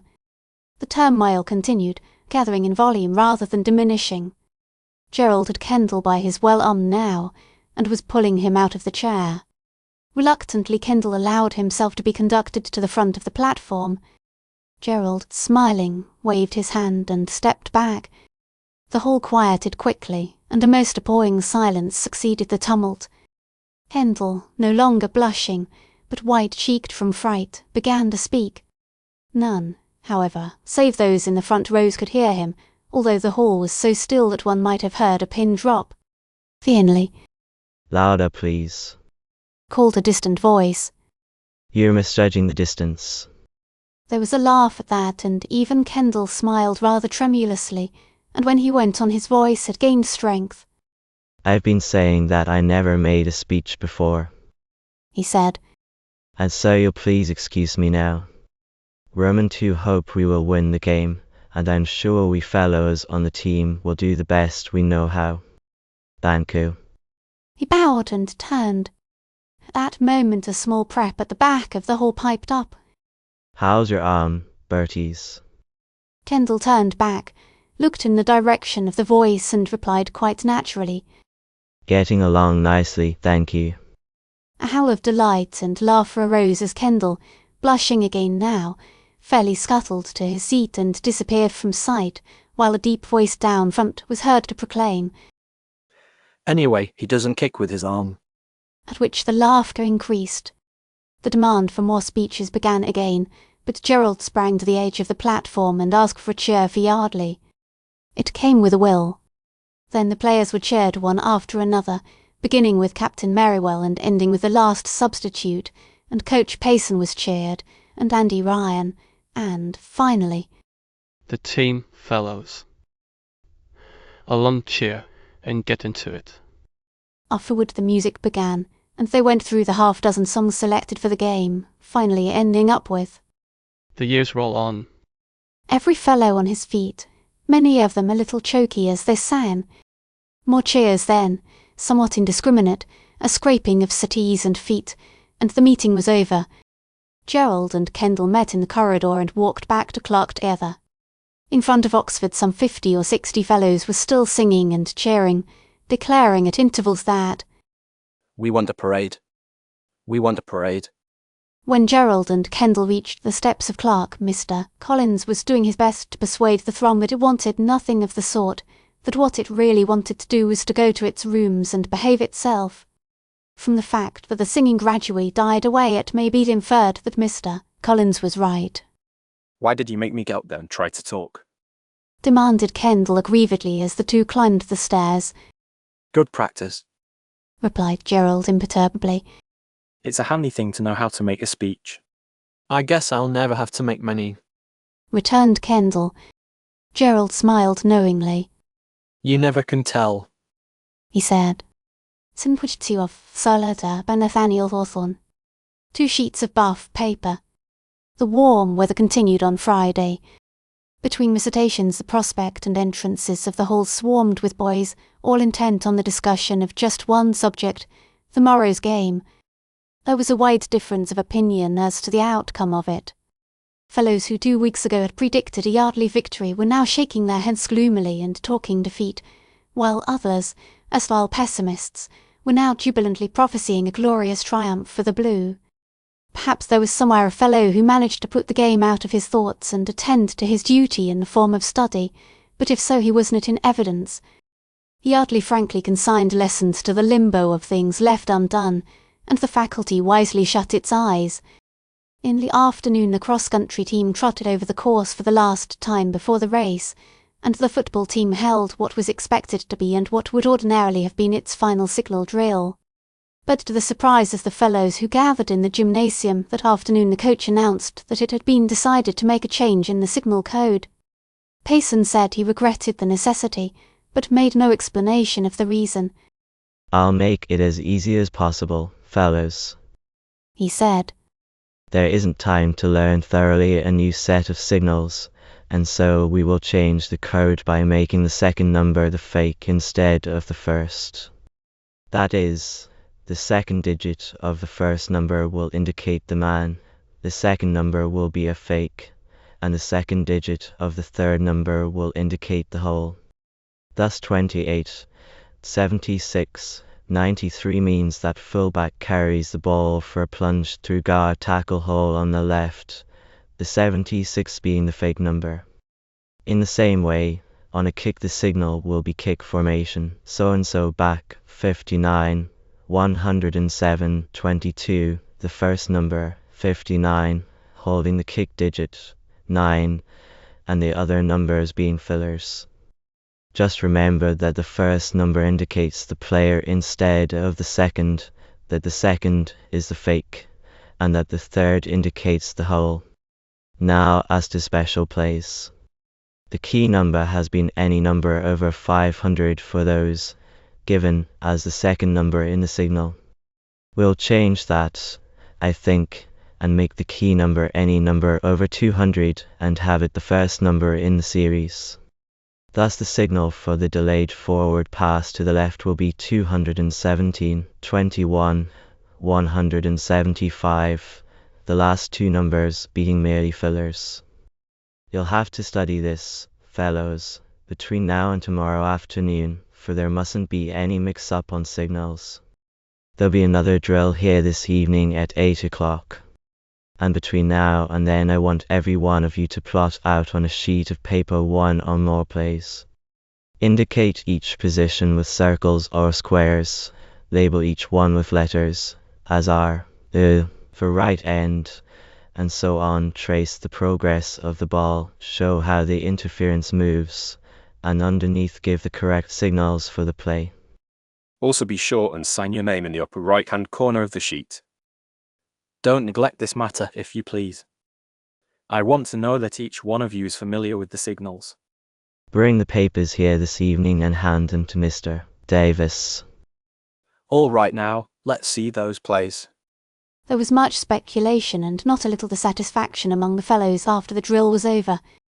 Sims especially was bitter and sarcastic, but Sims's nerves were pretty taut just then, and he may be excused some show of annoyance. Just when we get the signals down pat he goes and changes them, said Sims in the locker room later. And what for, I'd like to know. Putting the fake number in the middle is a fool piece of business, I think. Captain Merriwell, to whom Sims addressed his remarks, was non-committal. I suppose Payson has a good reason for it, he replied. It isn't likely he'd do it unless he had, Bert. You can bet he doesn't want to risk a mix-up on signals tomorrow unless it's absolutely necessary. Well, the only reason for changing signals at the last hour that I can think of, muttered Sims, is that the other fellow has got on to them, and I don't believe that. I think he will explain this evening or tomorrow, said Merriwell soothingly. Meanwhile, we've got to make the best of it and learn the new signals. That's well enough for you, replied Sims bitterly. You haven't got to have the whole thing at the end of your tongue tomorrow. If I make a mistake, I'll get blamed for it. Then don't make any mistakes, answered Merriwell quietly. Sims stared at him a moment, outraged, and finally said, Humph, and relapsed into silence. But Coach Payson didn't explain that evening, or ever, at least, not to the team at large. After the evening's session, however, he and Merriwell and Davis went over to the captain's room, and there the only member of the trio who was in ignorance of the reason for the 11th hour change, Manager Davis, was in... Now, said Payson, When they were seated, Let's see those papers, Davis. one by one he looked them over, comparing each with a much greased sheet of buff paper, which he extracted from his bill book and laid beside him. Davis looked on curiously. Now and then Payson paused as he turned the papers over and glanced doubtfully at the buff sheet. Finally, when he had reached almost the bottom of the pile, he said, "I cham." very softly. A second sheet of buff paper was in front of him and he was studying it attentively. Presently, as though satisfied, he handed it to Captain Merriwell, following it with the creased sheet. The latter had been folded several times and was soiled, as though it had passed through many hands. Merriwell, frowning, compared one sheet with the other. Finally he nodded. "I can't believe, though, that he do a thing like that, sir," said Merriwell troubledly. "I can scarcely believe it myself," replied the coach. "but there is evidence. Show them to Davis. Davis, should you say that those two diagrams had been made by the same person?" "Certainly," replied the manager after a brief survey of them. "There can't be any doubt of that, can there?" He looked at the name written in the corner of the fresher sheet. "But when did Bertie's do this other one, sir? That's what we don't know. Have you got that letter there, Merriwell?" For reply Merriwell opened a drawer in the table, searched a moment and then handed a folded sheet of writing paper across to Perky. The latter opened it and read as follows: Mr. Charles Merriwell. Yardley Hall School, Wessigning CT. Dear Sir, There's been a leak over at your place and some dirty work over here. The enclosed sheet, which, as I understand it, is supposed to be an explanation of your signals to be used Saturday, has just come into my hands.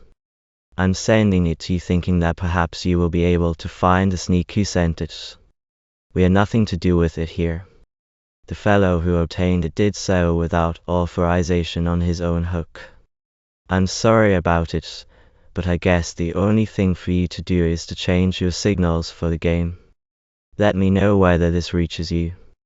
I don't think it has been seen by more than 3 or 4 people here, including the fellow who received it, our coach, and myself, and we haven't made any study of it. Nevertheless, you better protect yourself by changing your signals before the game. We'll look after the fellow at this end, and I hope you'll find the traitor at your end and give him what he deserves. You fellows can't say we haven't always played fair, and you mustn't blame us for this business. I hope we'll have a good day for the game and a dandy contest. Yours truly, William L. Rayner. Davis laid down the letter and stared in bewilderment. Merriwell got that this morning, said the coach. We decided that the best way to trace the authorship of the document was to get all the players to make similar diagrams. There's one peculiar thing about that first paper, Davis. You'll notice that Bart is supposing he did it, and I can't see any reason to doubt it labeled the positions with small letters. See what I mean? He has written, or rather printed, LHB, in what printers call lowercase instead of LH, in capitals. Now, if you look through all the diagrams submitted tonight, and every fellow handed one in, you'll find that Bertie's is the only one who does that. Then, too, there is the evidence of the paper. Both sheets apparently were torn from the same block. The paper is the same, a deep buff in color. There's one other paper there that is buff, I think it's print spools, but it is lighter. Now 2 and 2 usually make 4, Davis. Yes, but why should he do it? Why, the fellows were talking of him for captain. Too bad. It's beyond me, I can't see any motive. The only explanation I can think of is that some Broadwood fellow got hold of him and fooled him. I'm not willing to think that Bertie's did this realizing what it meant. It's absolutely contrary to my conception of the boy's character, Davis. It was Gibson, declared Perky. I'll bet you anything it was that fellow Gibson. You remember the day he came over to spy on us? We fooled him then, and so he got back at us. But I didn't know Bertie's knew him. It's a funny affair, said Merriwell thoughtfully. Anyway, there's no use raising a fuss until after the game. We're in a bad enough fix as it is. We've got to work like the very dickens to win tomorrow, and if we let this thing get out, the team will be upset, probably, and we'll get licked as sure as shooting. You ain't going to say anything to him about it now, are you, sir? No, I think not. Better let him alone. I don't believe he is morally guilty, fellows. And we need him tomorrow if we ever did. There's one thing that puzzles me, observed Davis. It doesn't seem as if the writing was in the same hand as the printing. Yes, I noticed that. But very often a man writes differently with a pen than with a pencil. Besides, you can't very well compare printing with writing. Anyway, whoever did it managed to give a very pretty exposure of our signal code. They've even got 2 special plays down there. It's a rotten piece of business, exclaimed Davis. And I'll bet you anything that Chap Gibson is at the bottom of it. Look here, Mr. Payson, suppose you let me have a talk with Bertie's. Maybe I could find out about it without letting him know. But Payson shook his head and Merriwell dissented with a frown. Better not, said the coach. Wait until after the game. There's enough to contend with now. Davis, don't let us have any more upsets. We'll let Bertie's play his game tomorrow, giving him the benefit of the doubt, and ask an explanation later. It's a good thing we are all agreed that he isn't really guilty, fellows, for if we went, we'd have no right to let him play, and if he didn't play, Payson shrugged his broad shoulders. we'd be in a hole, to say the least. Merriwell, you keep this truck until it's wanted. Put it away somewhere where it won't be seen. Great Scott, I wish this hadn't happened. So do I, muttered Merriwell. Will the fellows know the new signals all right, sir? Asked Davis anxiously. I think so. The change is slight. You see, I'm taking Rayner's word for it that they haven't tried to profit by that document. If I thought they had, I'd have changed the whole code over, made a new set of signals right through. As it is, I've only altered them enough to safeguard us. Well, I must be off. Get to bed, Merriwell, and try to forget the whole thing. After all, we're no worse off than we were, or but very little. I must drop in on Sims a minute. He's the one who is probably having fits. Good night. Good night, Davis. Not a word about this. Not a word, sir. Good night. Look here, Charlie, said Perky, after the door had closed behind the coach. I just don't believe he did it. But Merriwell shrugged his shoulders wearily. There's the evidence. He nodded at the littered table. Then he was fooled. Someone got at him. He isn't that sort, and you know it. Look here, they can't make him captain with this thing hanging over his head, Charlie. I don't think he had a show anyway, Perky. Crandall's the man for the job. I shall propose Crandall. Well, yes, how'd all right, but... But what?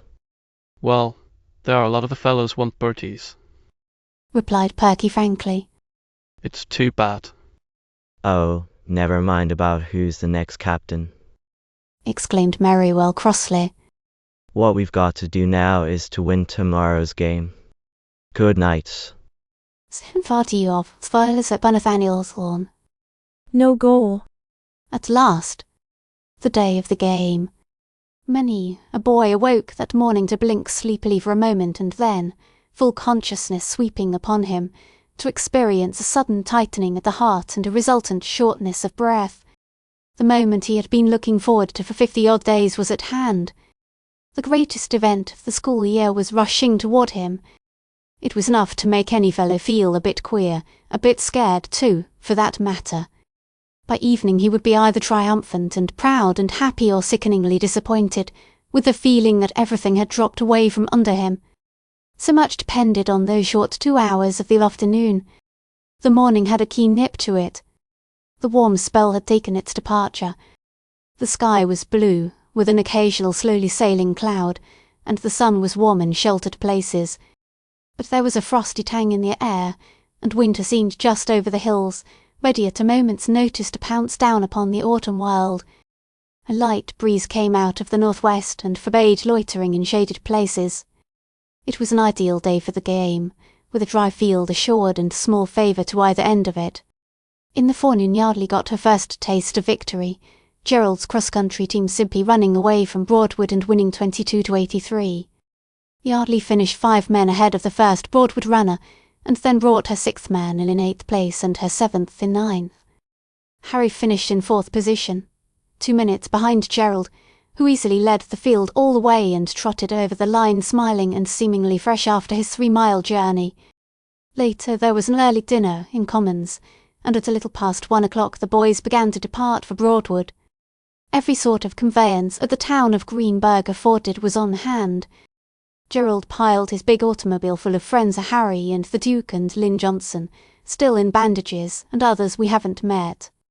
The first team journeyed to the scene of the game in a long barge drawn by 3 horses, and the second team had chartered a similar vehicle and followed close behind, in a cloud of dust and a holiday mood. The game was to begin at 2:15, and by 1:30 Yardley presented the appearance of a deserted village. I doubt if there remained behind more than 3 or 4 of the faculty and Mr. McCarthy, the janitor. For details regarding the 2 teams which lined up against each other that afternoon, we can do no better than consult the Greenport News. Here, then, is what the News published. How big prep schools will line up today. Yardley Broadwood. Player age height weight height age player Cousins, Ali, 19.5.10 160 165 5.120 Uri, Thurston Plant, LT, 18.5.10 174 193 5.0819 RT, Scott Fales, LG, 18.5.10 176 191 6.0019 RG, Brown Gerard, C, 19.5.10 189 105 D15.0819 C, and Brian Merriwell, RG, 19.5.08 162 174 5.1018 LG, Smith Stark, RT, 17.5.1 176 185 5.120 LT, Peebles Adler, RE, 16.5.07 153 167 5.0917 LE, Furnace Sims, QB, 18.5.08 150 E2 157 5.0917 QB, Saunders Crandall, LHB, 17.5.09 163 167 5.1018 RHB, Richard Berties, RHB, 16.5.08 153 159 5.0917 LHB, Rainer Marion, FB, 18.5.10 170 to 173 5.118 FB, Gordon. Average weight of line, 170 pounds. Average weight of line 175-1/7 pounds. Average weight of backfield, 160 pounds. Average weight of backfield, 164 pounds. Average weight of team, 166-5/11 pounds. Average weight of team, 171-1/11 pounds. Officials A. The, Stone Brown. Referee, Charles. Parent, Princeton. Umpire, H. I. Morris, Yale, linesman. Time 15-minute quarters. By 2 o'clock Yardley had taken possession of its section of the small stand and was overflowing all along the ropes on the west side of the field. Blue flags, white lettered, were abundant. Across the gridiron Broadwood massed her cohorts and waved her green banners. Fathers and mothers, sisters and brothers, aunts and cousins, faculty and townsfolk were present in numbers, while old boys of both schools swaggered about, patronising, resplendent. The cheering began when the two teams trotted on from opposite corners, and it continued with only brief pauses until the final whistle sounded. Broadwood won the toss and chose the north goal, Yardley kicking off to Saunders on his 10-yard line. The Greens quarter ran back to the 38 yards before he was smothered. The same player immediately fumbled, and Plant fell on the ball after it had rolled to Broadwood's 47 yards. Two plays gained little, the Green line showing wonderful defensive powers, and Kendall kicked to Broadwood's 5-yard line. Saunders caught and ran back 7 yards before he was downed. A Broadwood back fumbled, but the Green recovered the ball just inside the goal line. Yardley was cheering like a band of wild Indians. A plunge at the line netted 2 yards, and then Reed kicked from behind his line, the ball going to Crandall in midfield. Yardley was set back 15 yards for holding on the first play. A forward pass went wrong and Kendall punted to Broadwood's 20 yards, the ball going out.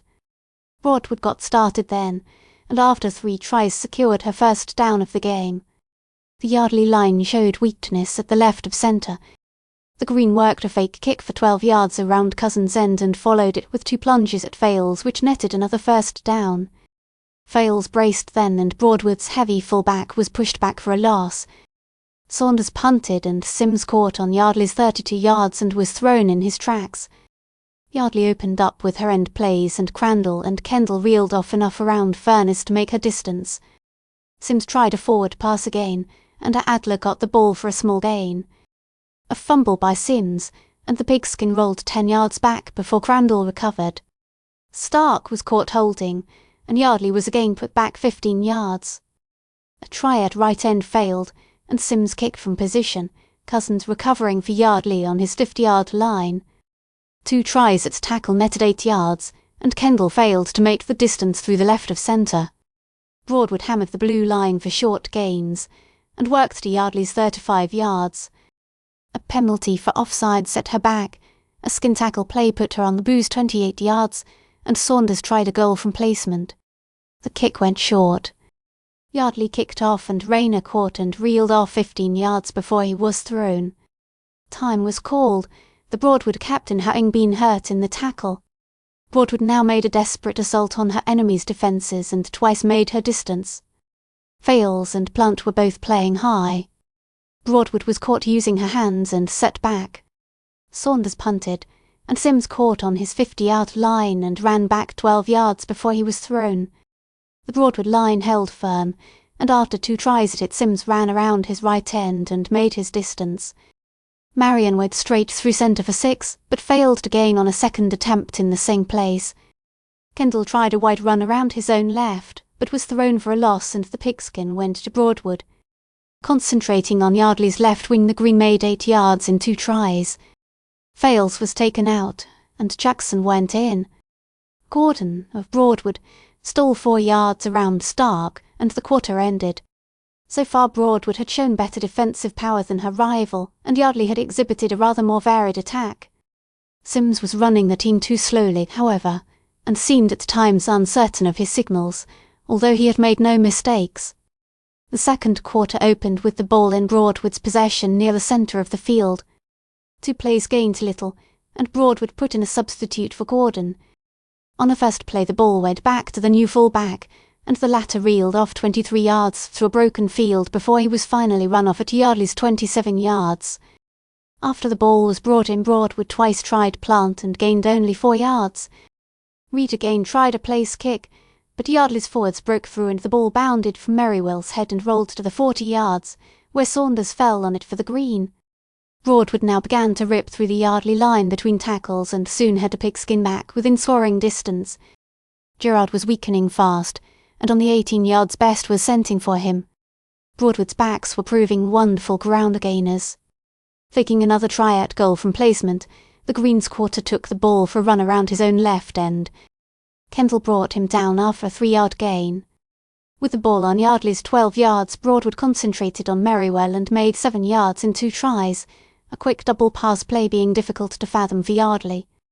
With the pigskin on the 5-yard mark and 3 to go on 3rd down, with Broadwood thundering for a score and Yardley's cheerers imploring the Blue to, Hold M. Hold M. A touchdown seemed inevitable. The Greens' full-back took the ball and plunged at the guard tackle hole on the right. For an instant the Blue yielded, but the secondary defence piled into the rescue, and when the whistle blew and the pile-up was untangled, Broadwood had failed of her distance by 6 inches. Kendall fell back between his goalposts and got off a wonderful punt of 50 yards that Saunders found difficult to handle. The ball got away from him and rolled up the field, and by the time he had fallen on it on his 50-yard line, both Yardley ends were pinning him to the ground. Broadwood took up her journey again, but lost 15 yards for holding, and finally punted from the Blues' 45 yards. The ball went over the line and Yardley put it in scrimmage on her 25 yards. End runs gained twice, and a forward pass took the ball to the Blues' 48 yards. Marion found a weak place at the Greens' left wing, and plunged through for 7, Kendall following this with a hair-raising run outside of tackle for 12 more. Yardley's supporters howled their delight and went frantic a moment later, when Sims took the ball on a trick play and dashed straight through the enemy's centre for 10 yards. Someone, however, had been offside and the ball went back. Another end run went wrong and Kendall punted. Saunders caught, dodged Cousins and Stark, and came back 14 yards. A fumble by the quarter was recovered for a loss. Broadwood failed to gain through the line and Red punted. Sims ran back 10 yards and was thrown. Kendall and Crandall worked a double pass, and the latter got 5 yards around the Greens' right end, Thurston for once being caught napping. The half ended with the ball near the middle of the field in Yardley's territory. The teams trotted back to the gymnasium, and the rival camps sang their songs. Yardley had had the worst of it thus far, but her supporters were far from acknowledging the possibility of defeat. Wait until we get the ball where birdies can try a goal, was the frequent prophecy. Then you'll see something. Fales was back at left guard when the third quarter began. Broadwood kicked off. Sims caught on his 10 yards, and on the first line-up brought the Yardley students to their feet when, on a fake kick play, he dashed around Broadwood's right end for 12 yards. A forward pass failed, Marion made 3 through left guard and Kendall booted. Broadwood came back desperately from her 30 yards, and in 10 plays planted the pigskin squarely on the 55-yard line. A plunge at the centre gave her distance. Stark was hurt, and after being patched up went back. But a minute later he was taken out and Jensen took his place. With 2 yards to go on a third down, Broadwood was thrown back and it was Yardley's ball on her 43 yards. Broadwood's left end was negotiated twice, and it was first down for the Blue. Furness was taken out and a red-headed. Ranny Youth took his place. But the gains still continued there, and, with Crandall and Kendall and Sims carrying the ball, 4 and 5 yards were torn off at a time. Marion provided variety by crashing through twice between right guard and tackle. Sims was running a team faster now and no longer seemed bothered about signals. There was one mix-up, however, which set the Blue back a good 6 yards. But this distance and 2 more yards was regained by Kendall, who sliced past left tackle. Broadwood was on the run, and along the west side of the gridiron the Blue flags waved triumphantly. Past the 40-yard line went the ball, past the 35, Yardley still making her distance on each 3 tries. A mighty plunge by Crandall through left guard set the pigskin on Broadwood's 30 yards. But Crandall was badly injured in the play and had to give place to Green. Green celebrated his arrival by immediately fumbling, and the ball went to the enemy on the threshold of her goal. But fate played fair for once. 2 attempts at the Yardley line netted the Green 6 yards and Reed fell back to punt. There was a poor pass. Jensen got through and Reed was thrown, the ball bobbing out of his hands and across the field to where a half-dozen players of both sides scrambled for it. Plant was the fortunate one, and it was once more Yardley's ball on Broadwood's 25 yards.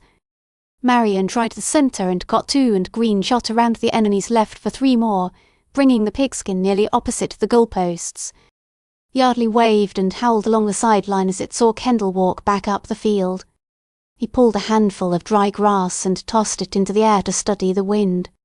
Then, with feet well apart, he raised his arms for the pass. The clamour died to silence and Sims's signals came across the field sharp and brittle. 99-17-11. Back shot the ball.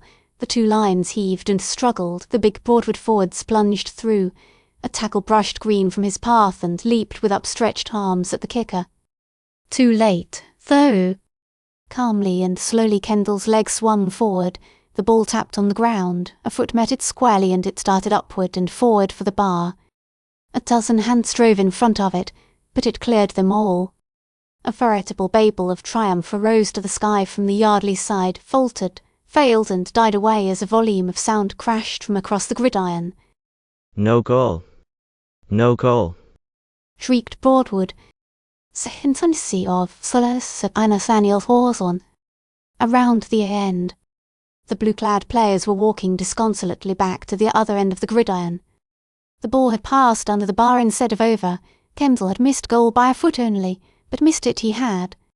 Murmurs of disappointment travelled along the west side of the field. For a minute the blue flag trailed discouragedly. But the teams were at it again, and there was still a good 4 minutes left of the quarter. Yardley advanced and lost the ball on a fumble. Broadwood made one first down and was forced to kick. Green made a startling run after the catch, getting 20-odd yards before he was stopped. Marion made 2 desperate plunges at left tackle and slid by each time for a short gain, and Kendall made the rest of the distance through right guard. Then came a penalty for offside playing, and Kendall punted on the second down. Saunders caught and was downed, and the whistle blew for the third period. And there was still no score. Payson sent Crandall back when the last quarter began, and made 2 other changes. Holmes took Sims's place, and Brinspool went in for Marion. 15 minutes remained in which to conquer or lose, and as the two teams, each showing the effects of the struggle, faced each other again on Broadwood's 38 yards, it was still anybody's game. Broadwood secured 6 yards on 2 plays, and then Reid, starting as if to round Yardley's right end, suddenly stopped, turned and aimed a well-directed pass at the red-haired left end. The latter was quite alone and made a good catch, and in an instant he was streaking down the field. Only Holmes was between him and a touchdown, and Holmes was well over on the further side of the gridiron. 10 yards, 15 yards, and the green-jerseyed youth was still running. Past the centre of the field he sped, Holmes closing in on him cautiously, the rest of the enemy trailing along desperately in the rear. On Yardley's 45 yards the runner swung to the right as though to pass inside of Holmes, but the latter was wary and refused to follow. Another 10 yards and the two met. The runner dodged to the left as Holmes dived, but the quarter's tackle was sure, and after 3 struggling paces the Broadwood runner came to earth. 35 yards he had reeled off. The ball was on Yardley's 27 and Broadwood cheered frantically. It was now or never for the green, and all seemed to realise it. Yardley was for the moment disorganised, and her defence crumbled. The green swept through for 8 yards on the first play, gained her distance on the next and stood victoriously on the Yardley 16-yard line. A conference followed. Evidently Saunders was for trying a field goal, while Captain Rayner wanted a touchdown. Broadwood went back to her line plunging. Holmes and Merriwell pleaded and threatened, and the Yardley line braced. 2 yards was all Broadwood gained on her first attack, 1.5 yards on her second. There seemed nothing for it then but a try at goal. Reid paced back and took kicking position. Saunders fell to his knees behind centre. Hold M now. Hold M. Get down, Smith. Stop that man, Peebles. Cried Saunders. Break through, Fallows. Implored Holmes hoarsely. Block this kick. Block it. Back went the ball, but not to Saunders. That youth flattened himself out of the way, and Reid was running to his right. A cry of warning broke from Holmes. Watch a pass. Watch a pass. But too late. Adler had been drawn in, and far to the right of the Yardley end the red-haired youth stood poised for the pass. Frantically 6 Yardley players strove to reach Reid before he could throw. But already he had stopped, turned and was taking aim. Then away shot the ball, arching gently across the field to the waiting Broadwood end. Adler and Kendall rushed down upon him, but the ball descended into his hands on the 5-yard line and he was away on the instant. 3 strides and he was over the last line mark and heading in toward goal. Sims pulled him down before he had sended the ball, but the damage was done. Broadwood had scored. On the blackboard at the end of the field appeared an ominous white figure 6. The punt out was caught, but Saunders failed to kick the goal, and Yardley took what comfort it might from that. 11 minutes of playing time still remained, and the Blues supporters refused to give up hope. Yardley had only to score a touchdown to tie, while a goal from the touchdown would win the game. The blue flags began to wave again half-heartedly, and the cheering started anew. The cheerleaders, their blue megaphones gyrating, did their utmost, but for a time the responses were weak. Broadwood took the defensive immediately after the kick-off and held to it. Yardley played desperately and every trick in her bundle was tried. Twice end runs were started that seemed destined to change the complexion of the game, but each time the runner was stopped before he could quite get away. From one 40-yard line to the other the play went back and forth, Broadwood punting on second down if not first, and Yardley coming back with her end and tackle plays, punting only when forced to. And so nearly 10 of the remaining 11 minutes passed away and Broadwood's title to the contest grew momentarily stronger. The linesman had announced 2 minutes left and Yardley had just failed to gain on her second down near the Blues' trampled 45-yard line. Holmes tried a quarterback kick, and it worked, Cousins getting the ball on the Blue 35 yards. He was immediately tackled, however, and downed. Near at hand the blue flags were tossing ecstatically, and hundreds of throats were roaring an imploring chorus of touchdown, touchdown, touchdown. It was a time for desperate measures. The seconds were ticking off fast. Holmes hurried the line together. Come on. Come on. Signals. 38-107-45. 38-107. Back went the ball, thudding against Brinspool's stomach as he dashed forward. Merriwell and Jensen opened the hole, and Brinspool staggered through, twisting, panting, the ball clutched tightly. The sound of rasping canvas, of bodies straining together, of grunts and cries, of panting breaths. A wild confusion of lunging, struggling forms, of grasping arms, of wide, anxious eyes, of white, tired faces, dirt-streaked and convulsed with effort. A faint, grumbling cry of down, and the shrilling of the whistle. And Yardley had rested 4 yards from the enemy. Line up, quick, howled Holmes. Get into this. We've got them going, fellows. They can't hold us. Signals. Right tackle over. 98-16-107. 98-16. It was Brinspool again. He was playing today as he had never played before all season. It was Brinspool between his tackle and end at the right, Brinspool taking the ball at a short throw and crashing past the Broadwood tackle for another 3 yards. Then the whistle again, and Merriwell staggering out toward the sideline, asking the time, and Holmes begging him to come back and never mind. We've time to put it over, he cried. Line up, fellows. 40 seconds, called the linesman. Holmes faltered and passed a hand over his face. Broadwood, jubilant, broke into exultant cries. Hold them, Broadwood. It's their last play. Stop this. Throw them back. Get under M. Signals. Growled Holmes. Hick formation. Bertie's back. He turned and viewed the positions. Green and Brinspool were crouched already at the right, and Kendall, white-faced but steady, was raising his hands. Get this, birdies, and make it good, boy. Signals. 17-11-21. Signals. Signals. Shrieked Green, as Kendall's heart leaped. Holmes darted a look of murder at the offending Green. Signals. He cried again, chopping out the numbers with hoarse barks. 17-89-31. 17-89. Block this kick. Block it. Shrieked Broadwood. Back swept the ball from between Best's wide-set feet, back to Kendall at head height. Up went his hands, outswung the leg, and then, with the ball tucked in the crook of his left elbow, he was plunging across the field to his left, while shrieks and cries filled the air. It was the play that had won the Nordham game, a simple run from kick formation, a play easy to stop if expected, but likely to gain if not.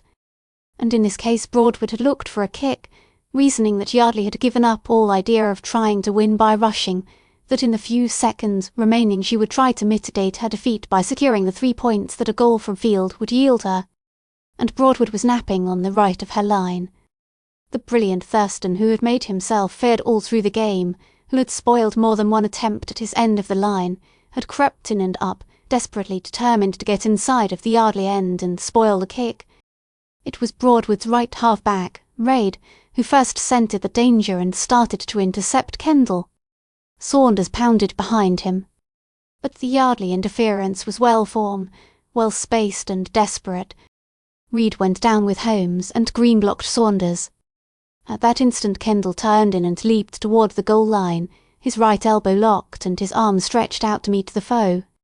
6 white lines lay between him and the goal. He crossed 2 in safety, Green speeding beside him. Then the enemy swept upon him. Green threw himself in the path of a frantic foe and went down, and Kendall ran alone. 3 white streaks danced before his eyes now. A form leaped at him, all blue-clad arms, and Kendall's open hand flattened against a face, and he was still free. 2 lines more now, only 2. A shock almost threw him from his feet, hands were clutching at his hips. He whirled on one heel, staggered and broke away, a form dashed in front of him, hands stretching upward. Kendall leaped and went over the falling foe. The last line was underfoot. One stride another, many hands fell upon him, dragging him down. He tried to shake free, but they were too many for him. He fell to his knees, something crashed against him, driving the remaining breath from his body, and he toppled over on the turf, the old injury paining horribly and his lungs bursting for air. They led him away to the sidelines, for the leather harness had failed him and the bones had slipped out again. And while the spectators held their breaths, Fales tried to kick a goal. Victory for the Blue depended on his efforts, and he knew it. Weary and panting, he directed the poising of the ball, stepped forward and kicked. The pigskin rose erratically, turned lazily over and dropped weakly to earth in front of the charging Broadwood line. And Fales sat down on the turf, rolled onto his face, buried his head in his arms and wept. Said the scoreboard Broadwood 6, Visitor 6. Kendall is mistaken. Kendall sat in a corner of the barge as it rattled its way through clouds of dust back to Wisining. They had pulled his wrist into place again, bandaged it and put it back in a sling. Every bump of the barge's weak springs made it throb painfully. But it was not his injury that Kendall minded. It was the knowledge that he had failed his fellows and the school.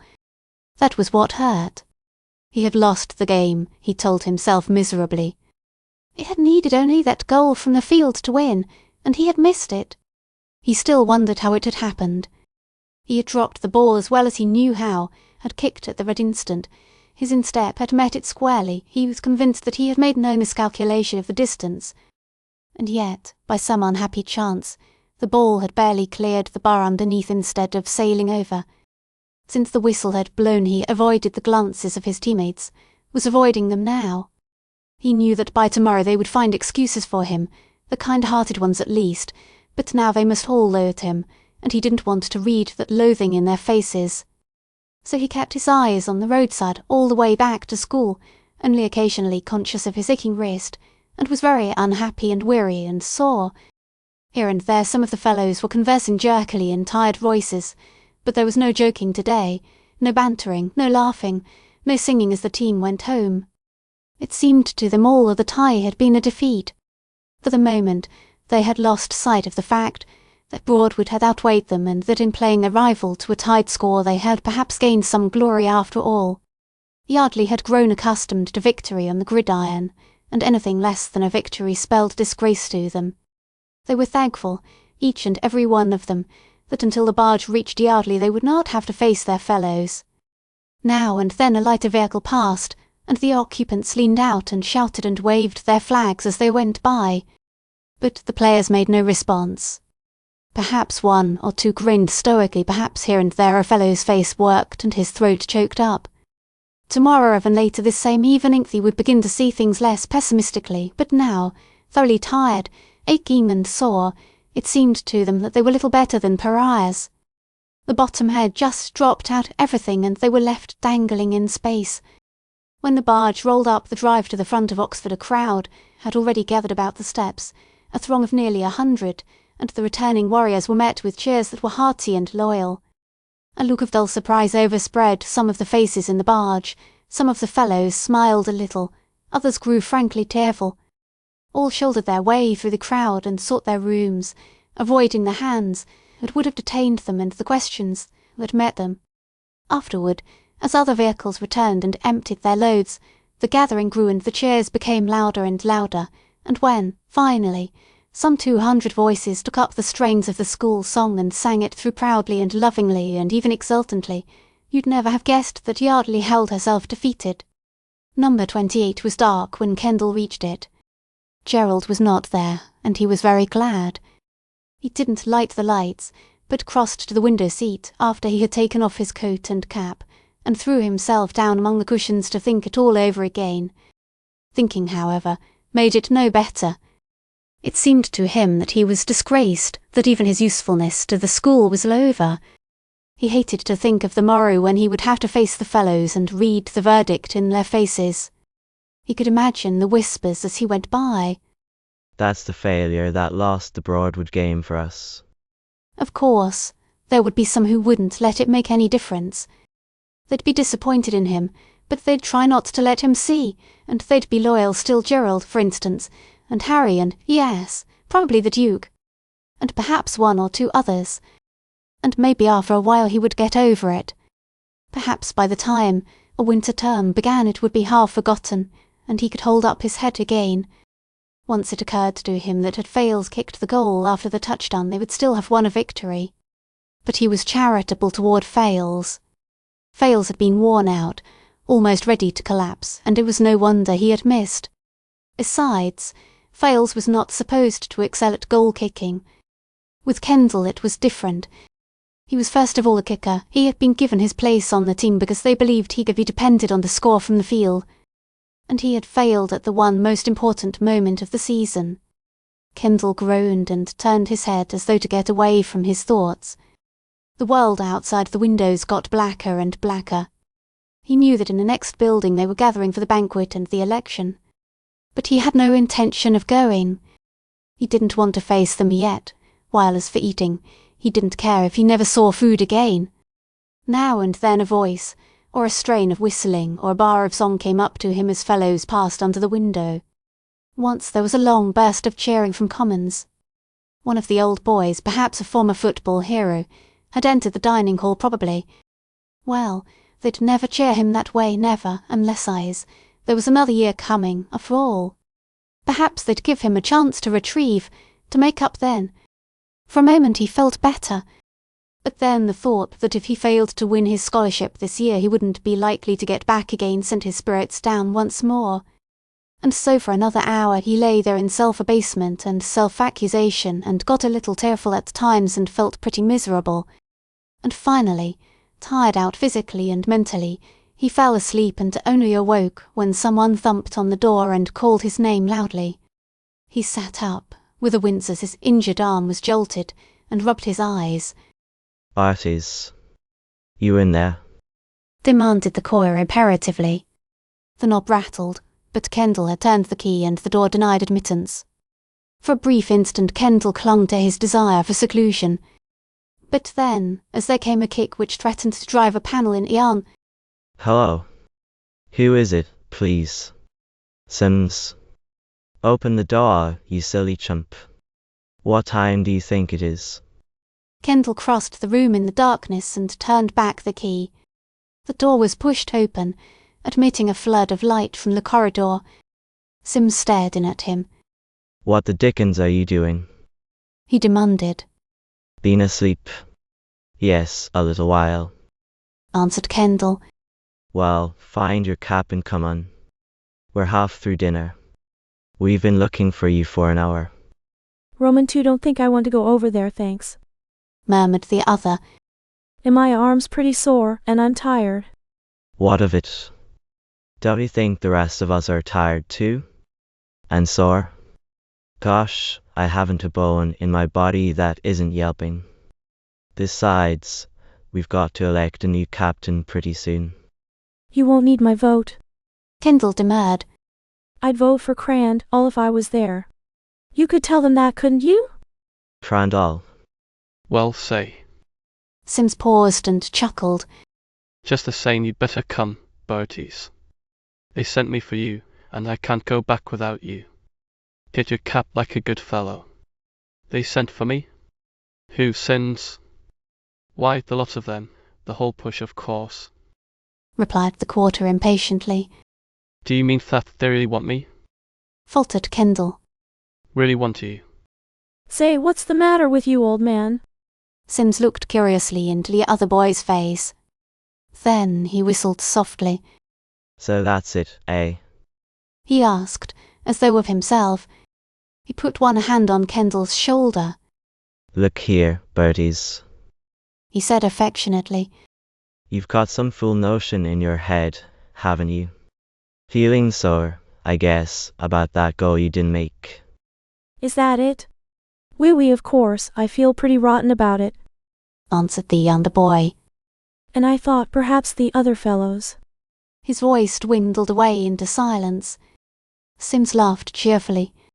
Then his fingers closed reassuringly on Kendall's shoulder. Poppycock, Berties? Poppycock, my son. No one's holding that against you. How could they? Great Scott. Haven't we all made mistakes today? You don't think you lost the game, do you? Well, you didn't. No more than I did, or Merriwell, or Fales, or any of the rest of yous alone. We all had a hand in it, Berties. Besides, Payson's been giving us a whole earful of guff about what a little band of heroes we are. Why, Payson says we never had any show for that game, by rights. Says we only tied and because we didn't know we were licked. Sims's voice dropped. Berties, don't be a silly chump. Get your cap and come along. There's a seat by me you can have. Come and see for yourself whether we want you there. It seemed too good to be true, and as he turned away to dash a sponge across his face, his eyes got leaky again, and it took him a long time to get through with the towel and find his cap. Then he was following Sims down the stairs and along the walk and through the entrance to Whitsun, alive with students awaiting the result of the election. As the two pushed their way through, the fellows fell back for them, cheering and shouting, laughing and joking. Kendall followed the quarter as in a daze. The big door opened, and he saw the long table spread in the middle of the hall and lined on each side with the fellows.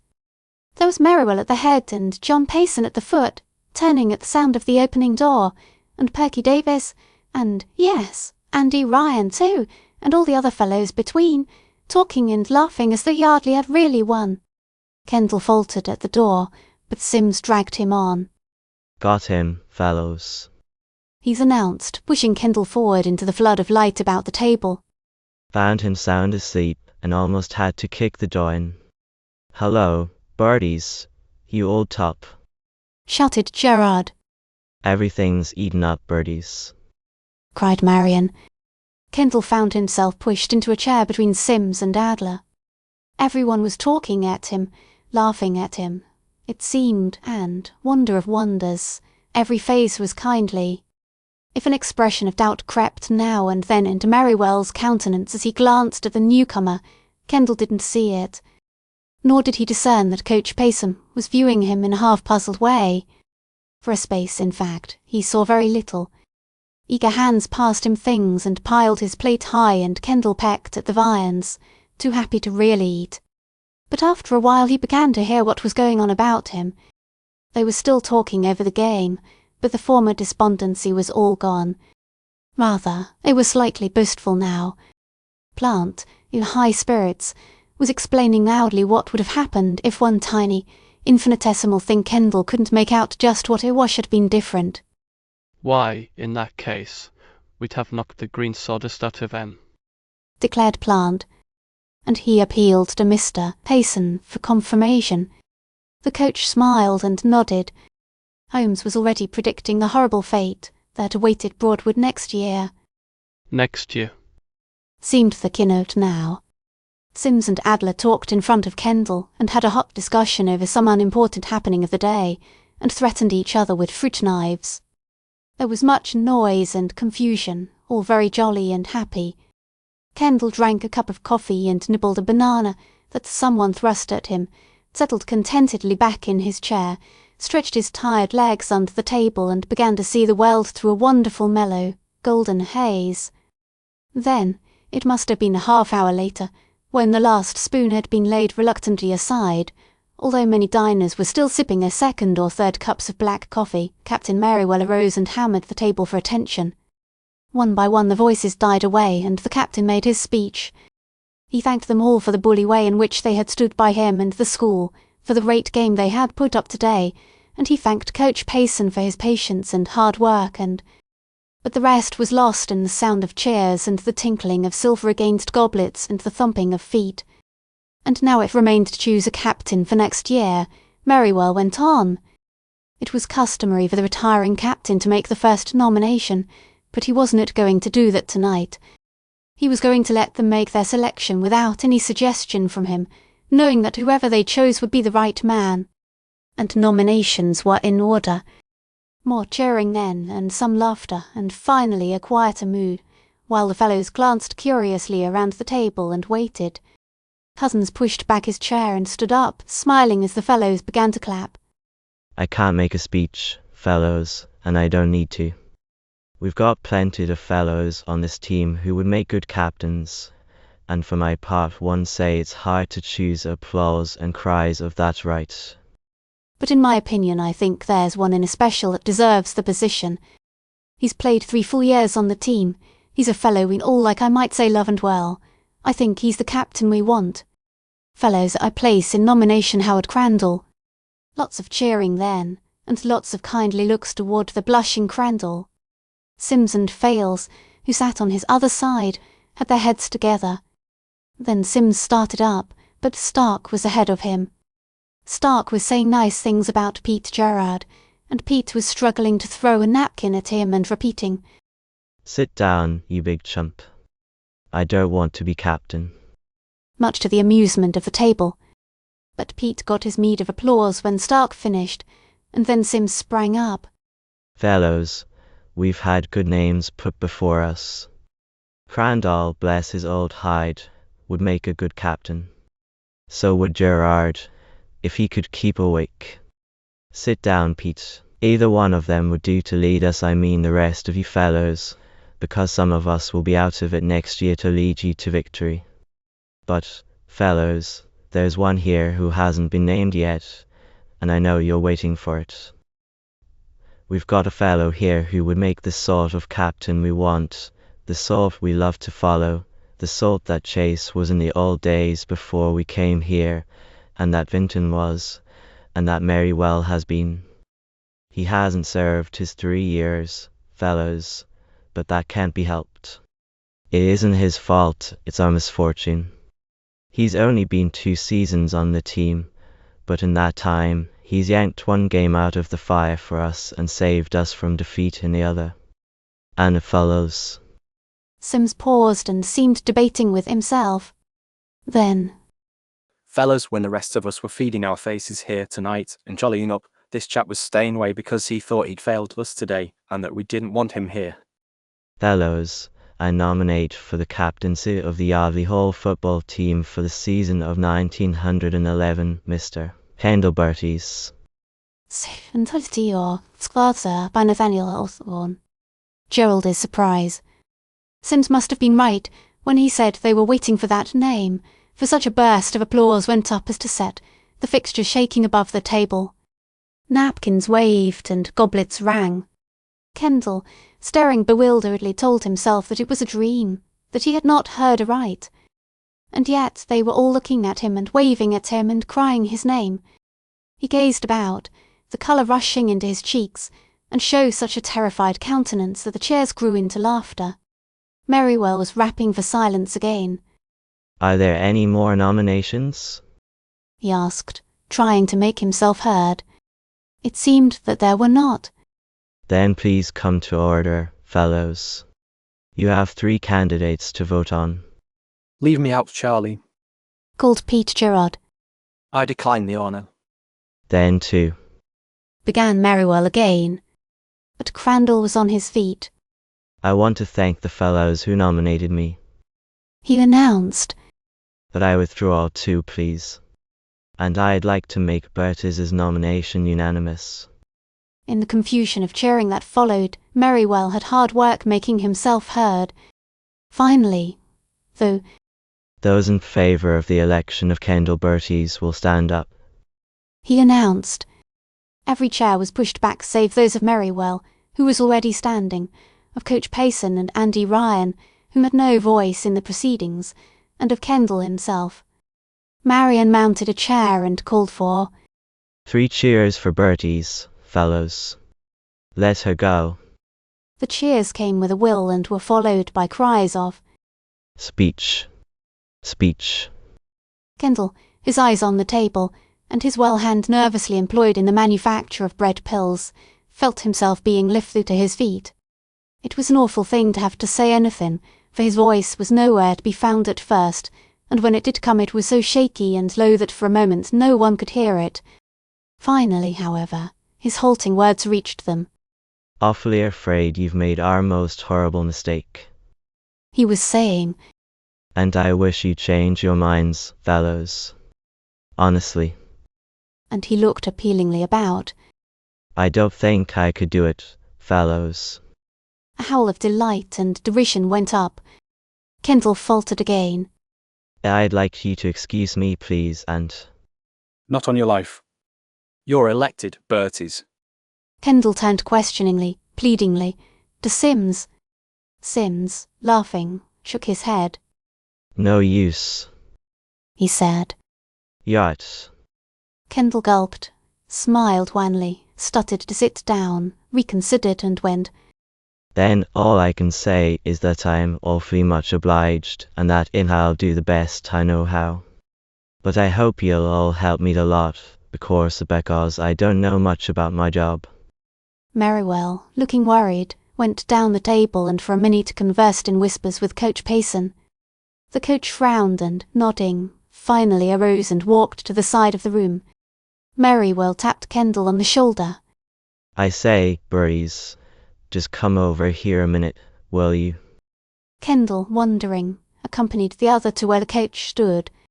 The rest of the team followed them with curious eyes. What is? Said Payson, pulling a folded sheet of paper from his pocket.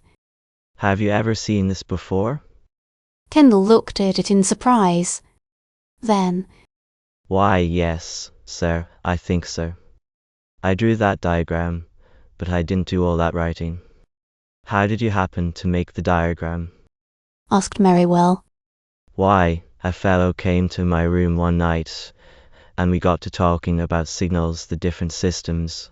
You know, he had some scheme of his own and wanted to know what I thought of it. I didn't think much of it, though. Who was this fellow? Asked Payson. Kendall hesitated. Is there any trouble about this? He asked. It was Payson's turn to hesitate, and he looked uncertainly at Merriwell. Finally. Yes, this has made some trouble, or very nearly. Then I guess I'd better not say who the fellow was, replied Kendall.